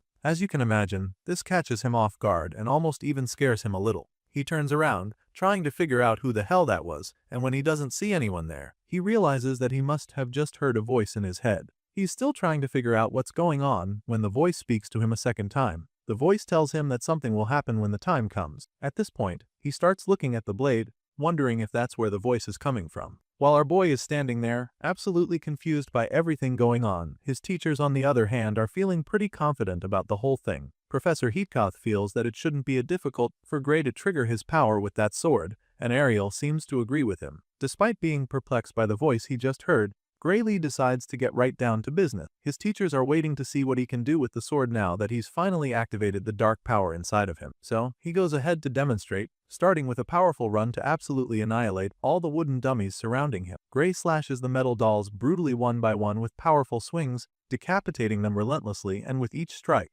he quickly realizes something. The hero can tell that the output is the same as before, but there's one major difference now that he's using this sword, and that's how insanely smooth all of his swings are all of a sudden. The young swordsman slices through all the puppets like butter, and with every passing second, he enjoys using the sword even more. His body feels lighter than ever, allowing him to quite literally move like the wind. Gray uses blistering speed to destroy all the dummies in his sight, and just keeps going till all those watching from the sidelines begin to get a little worried. They've probably never witnessed a display like this, especially not from Gray. The boy is just way too quick today that they can't even wrap their heads around it. They knew that the kid was fast before now, but this performance is just far beyond what they could have expected from him, because it's just way too different from the last time. While they're all standing there, watching with their jaws dropped, the young hero in question continues to blow everyone's minds, including his. The power available to him, almost even too much to handle right now, so he just keeps unleashing it on the poor puppets scattered around him. He feels like he's flying right now because of how light his body is, and this motivates him to keep going. Gray strikes every single one of the targets around at an unbelievable pace, and then all of a sudden, reality dawns on him. After decapitating the last dummy in the arena, Gray lifts his own head to look around, and that's when he realizes that there are no more targets. There were probably hundreds of them set up around him when he started, but he somehow managed to destroy all of them in the blink of an eye. The young hero looks around, baffled at what he has just done. As it turns out, the number of targets he just wiped out was the same as the last time, but back then, he was only able to cut down half of that number. This time around though, that's not the case because he clearly destroyed all of them, and very easily too. The hero stands in the middle of the sea of puppets that he just destroyed, soaking it all in, and then Professor Ariel suddenly calls out to him. The red-haired lady draws him out of his thoughts to talk to him, because she's very curious as to how he's still standing there. At first, you'd think she's just trying to commend him, because of how impressed he is by what he accomplished, but we quickly learn that she's actually trying to warn him. She shouted him to drop the sword immediately, but by the time she says this, it's already too late. The sword falls out of Gray's grip immediately and the boy goes down on his knees right after. He clutches his belly, wincing in pain, and suddenly begins coughing out blood. At this point, the professor's fears are confirmed, so she races down over to the boy to try and help him. While running to Gray, she instructs the other mages there to cast healing magic on the boy immediately, and they do just that without any hesitation. The power of the healing magic rests on our boy right away, and it helps him get back on his feet even before his teachers can get to him. He struggles to keep his balance and stand upright, but even the healing magic isn't enough at first. The damage his body suffered is a lot, and the pain overwhelms him till he falls right back down on his knees. By this time, he can feel all the strength inside of him getting drained out like it's being sucked with a giant straw. He's still struggling when Heatkoth finally gets to him to help him up. The white-haired professor tells him not to push himself too much and then slowly lofts him up. But as you can imagine, our boy just feels bad that this is how his training session ended up. When they first got here, he was determined to prove himself to them by showing that he can handle the power within him and master his swordsman. Unfortunately, now he's being helped out of the arena because his body couldn't take the brunt of activating the dark power. Feeling disappointed, he just apologizes to his teachers, knowing that he's probably blown his shot at the whole thing. However, these two are more concerned about his well-being right now, and their priority is getting him some much-needed treatment. While Heathcote helps him back on his feet, Professor Ariel assesses his condition with her divine eye. She knows for a fact that losing that much blood will drain his stamina, even with the healing magic that has been casted on him. That being said, she advises him to just rest for a while and let the healing spell do its thing. Heatkoth can see that the boy feels pretty sad about how things turned out, so he tries to cheer him up a bit.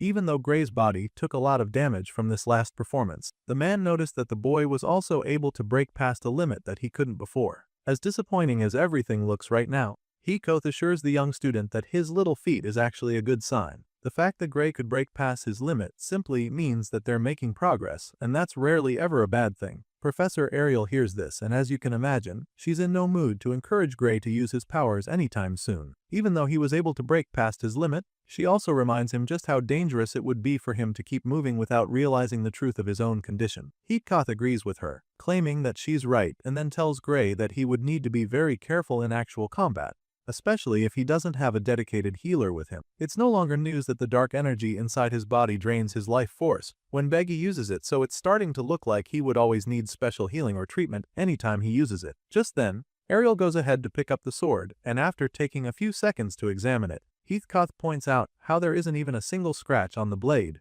even after all it went through in Gray's hands. The boy viciously cut down over 100 targets with this very sword, each strike laced with a powerful punch, and even at that, he can't find a single mark or crack on the blade. That's some really impressive stuff, which leads the white-haired professor to conclude once again that it's actually an incredible sword. Hearing this remark, our boy is just left speechless for a few seconds. He doesn't know what to say or how to react yet. Professor Ariel is equally uncertain of what's going on as she keeps studying the blade, trying to figure out what it's all about. The reflection of light from the blade is suddenly very bright to her, so she begins to wonder if the glow got stronger after Gray uses it. She can't be sure if that's the case though, so she assumes that it might also just be her imagination trying to get the best of her. She keeps staring at the reflections on the blade until she sees the academy building being reflected, and this startles her a bit. She finally puts the sword then, and then swiftly turns around as if she just saw a ghost. With the way she turned, Gray and the white-haired professor are equally startled. They ask her what wrong, because she looks like she just saw something terrifying, but before she can even say anything,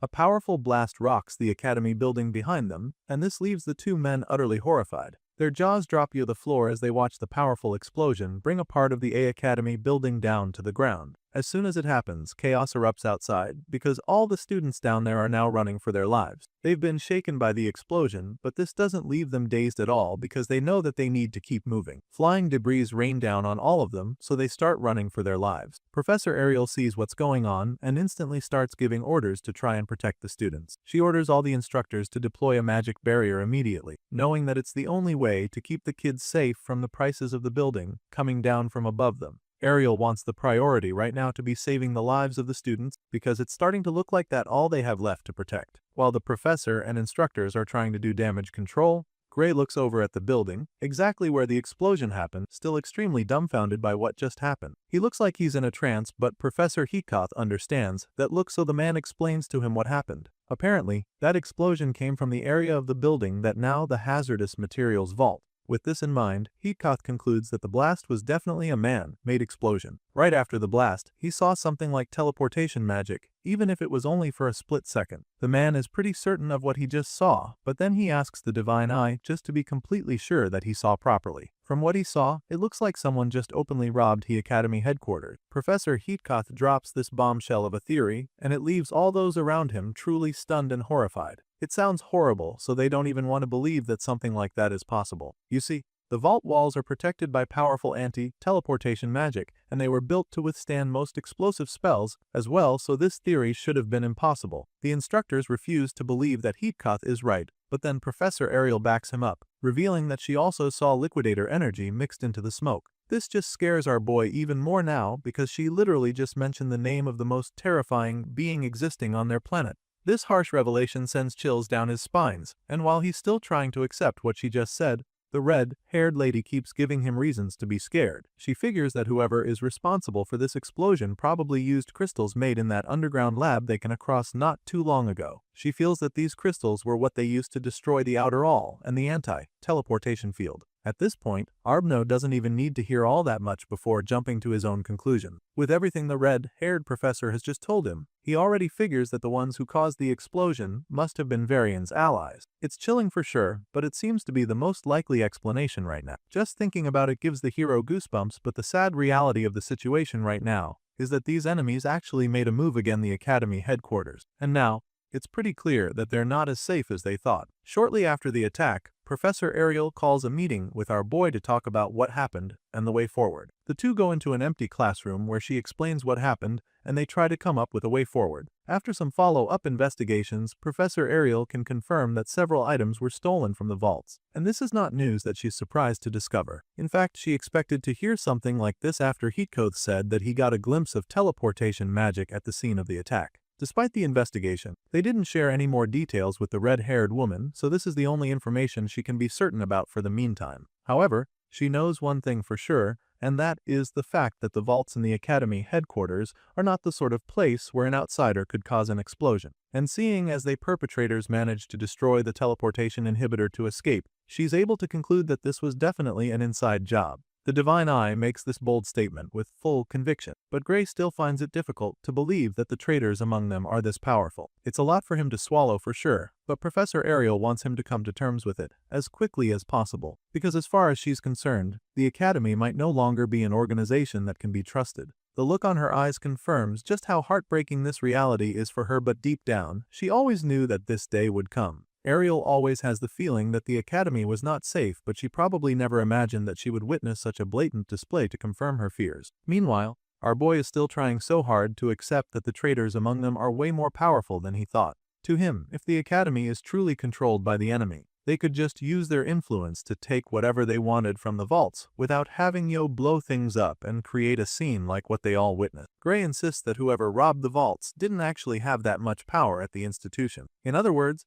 the hero believes that the reason they went through the trouble of blowing up the vaults was because they had no legal way to get a hold of whatever it was that they stole. As far as he's concerned, those involved in this crime aren't as high-ranking as Ariel feels, which means that the traitors are definitely still a minority. After listening to his little theory, the Divine Eye admits that he has a point. She knows that he's probably right, but they can't be too sure either ways. Judging by the way everything went down, even though she's not sure what the top brass are thinking about the matter, Professor Ariel has a good feeling that the main culprits behind the robbery are the blood drinker. To her, those vermin have also somehow infiltrated the academy as well, and Gray doesn't even doubt this one too much. It just makes him a little nervous because he remembers that this was the same group responsible for the murder of his friend's parents. They're obviously a dangerous sect, and Ariel knows that they need to be careful with people like that now sneaking around the academy. She feels that Gray might as well become their target since he was the one who killed Varian, and after telling him this, she just advises him to keep his guard up at all times. They're obviously under attack from enemies that they don't even know yet, so they have to be very careful,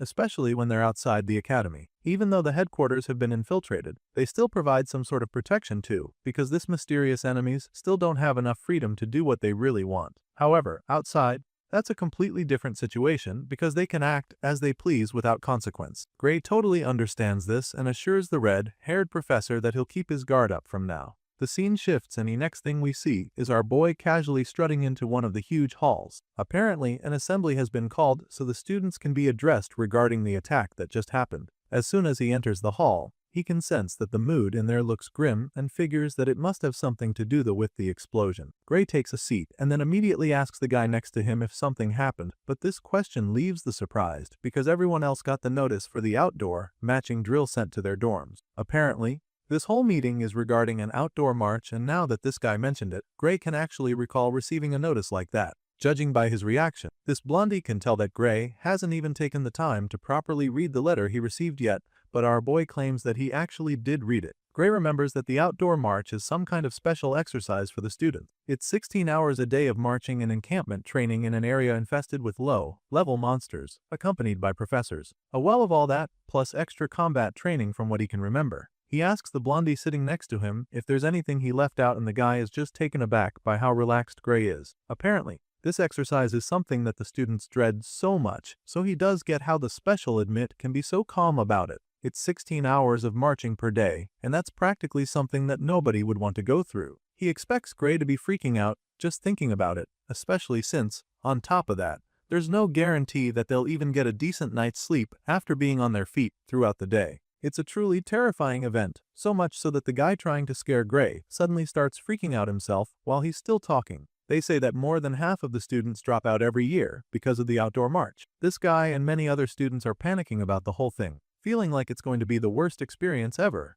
But our boy doesn't even get why they're complaining. In his previous life, he was a soldier, so marching was pretty much part of his life, so it all seems normal to him. In fact, back then, on actual matches for battle, they never knew when an enemy might attack, so the fact that there's even a set time limit for the exercise now makes him feel that the academy is even being generous to them. Gray Lee is used to much worse, and so this outdoor march is already looking like it's going to be a walk in the park for him. The hero thinks back to his previous life, when he was undergoing training for the Liquidator Subjugation Squad. Back then, there was no time limit as their superiors just threw them into the mountains for no reason. Gray and his comrades were made to march through the forest infested with monsters for a week, not caring what happened to them. The experience was so hellish that some of them were almost dead at the end of the week, because besides being absolutely exhausted, they were also attacked by monsters during the training. But now, things are actually different because they even have professors accompanying them. Gray is confident that they shouldn't suffer the way he did in his previous life, thanks to the conditions of this outdoor march. With all of this in mind, our boy insists that the academy is being generous to them. After seeing how unbothered Gray is, the blondie next to him finally understands that our boy is just different from them. At first,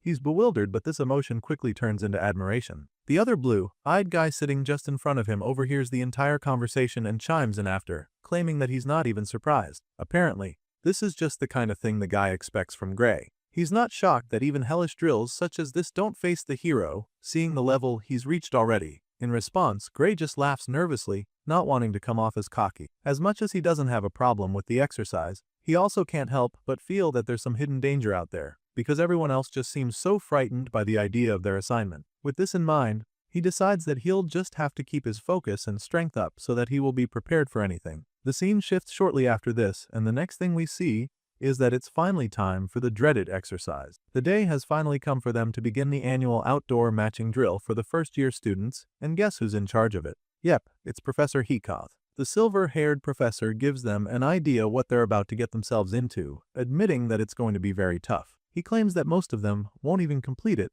which would mean that they end up not making it to their second year. It's a truly harsh system, but it's just the way things have been around here, so he encourages each and every one of them to try their best to persevere so that they can avoid that fate. Gray, who's got his backpack just like all the rest of his classmates, looks out to the horizon and notices something on the other side of the water. The hero realizes that he's looking at the edge of the Wintle continent, and from what he can remember, the place was almost uninhabited. The place is familiar because he came across it in his previous life, and up until now, he still doesn't know why no one lives there. It's been a mystery to him in 2 different lives, but I guess that's about to change very soon because he'll probably discover the answer on this next assignment. After briefing them on what to do, and encouraging them to do their best to finish in one piece, Professor Hikath finally starts the march, leading the way for the first-year students to follow. One of the things that probably makes this exercise even more difficult is the fact that professors like Hikath are the ones setting the pace. The man is most likely not going to slow down at any point, which means that those who are weak or too slow are pretty much going to get left behind.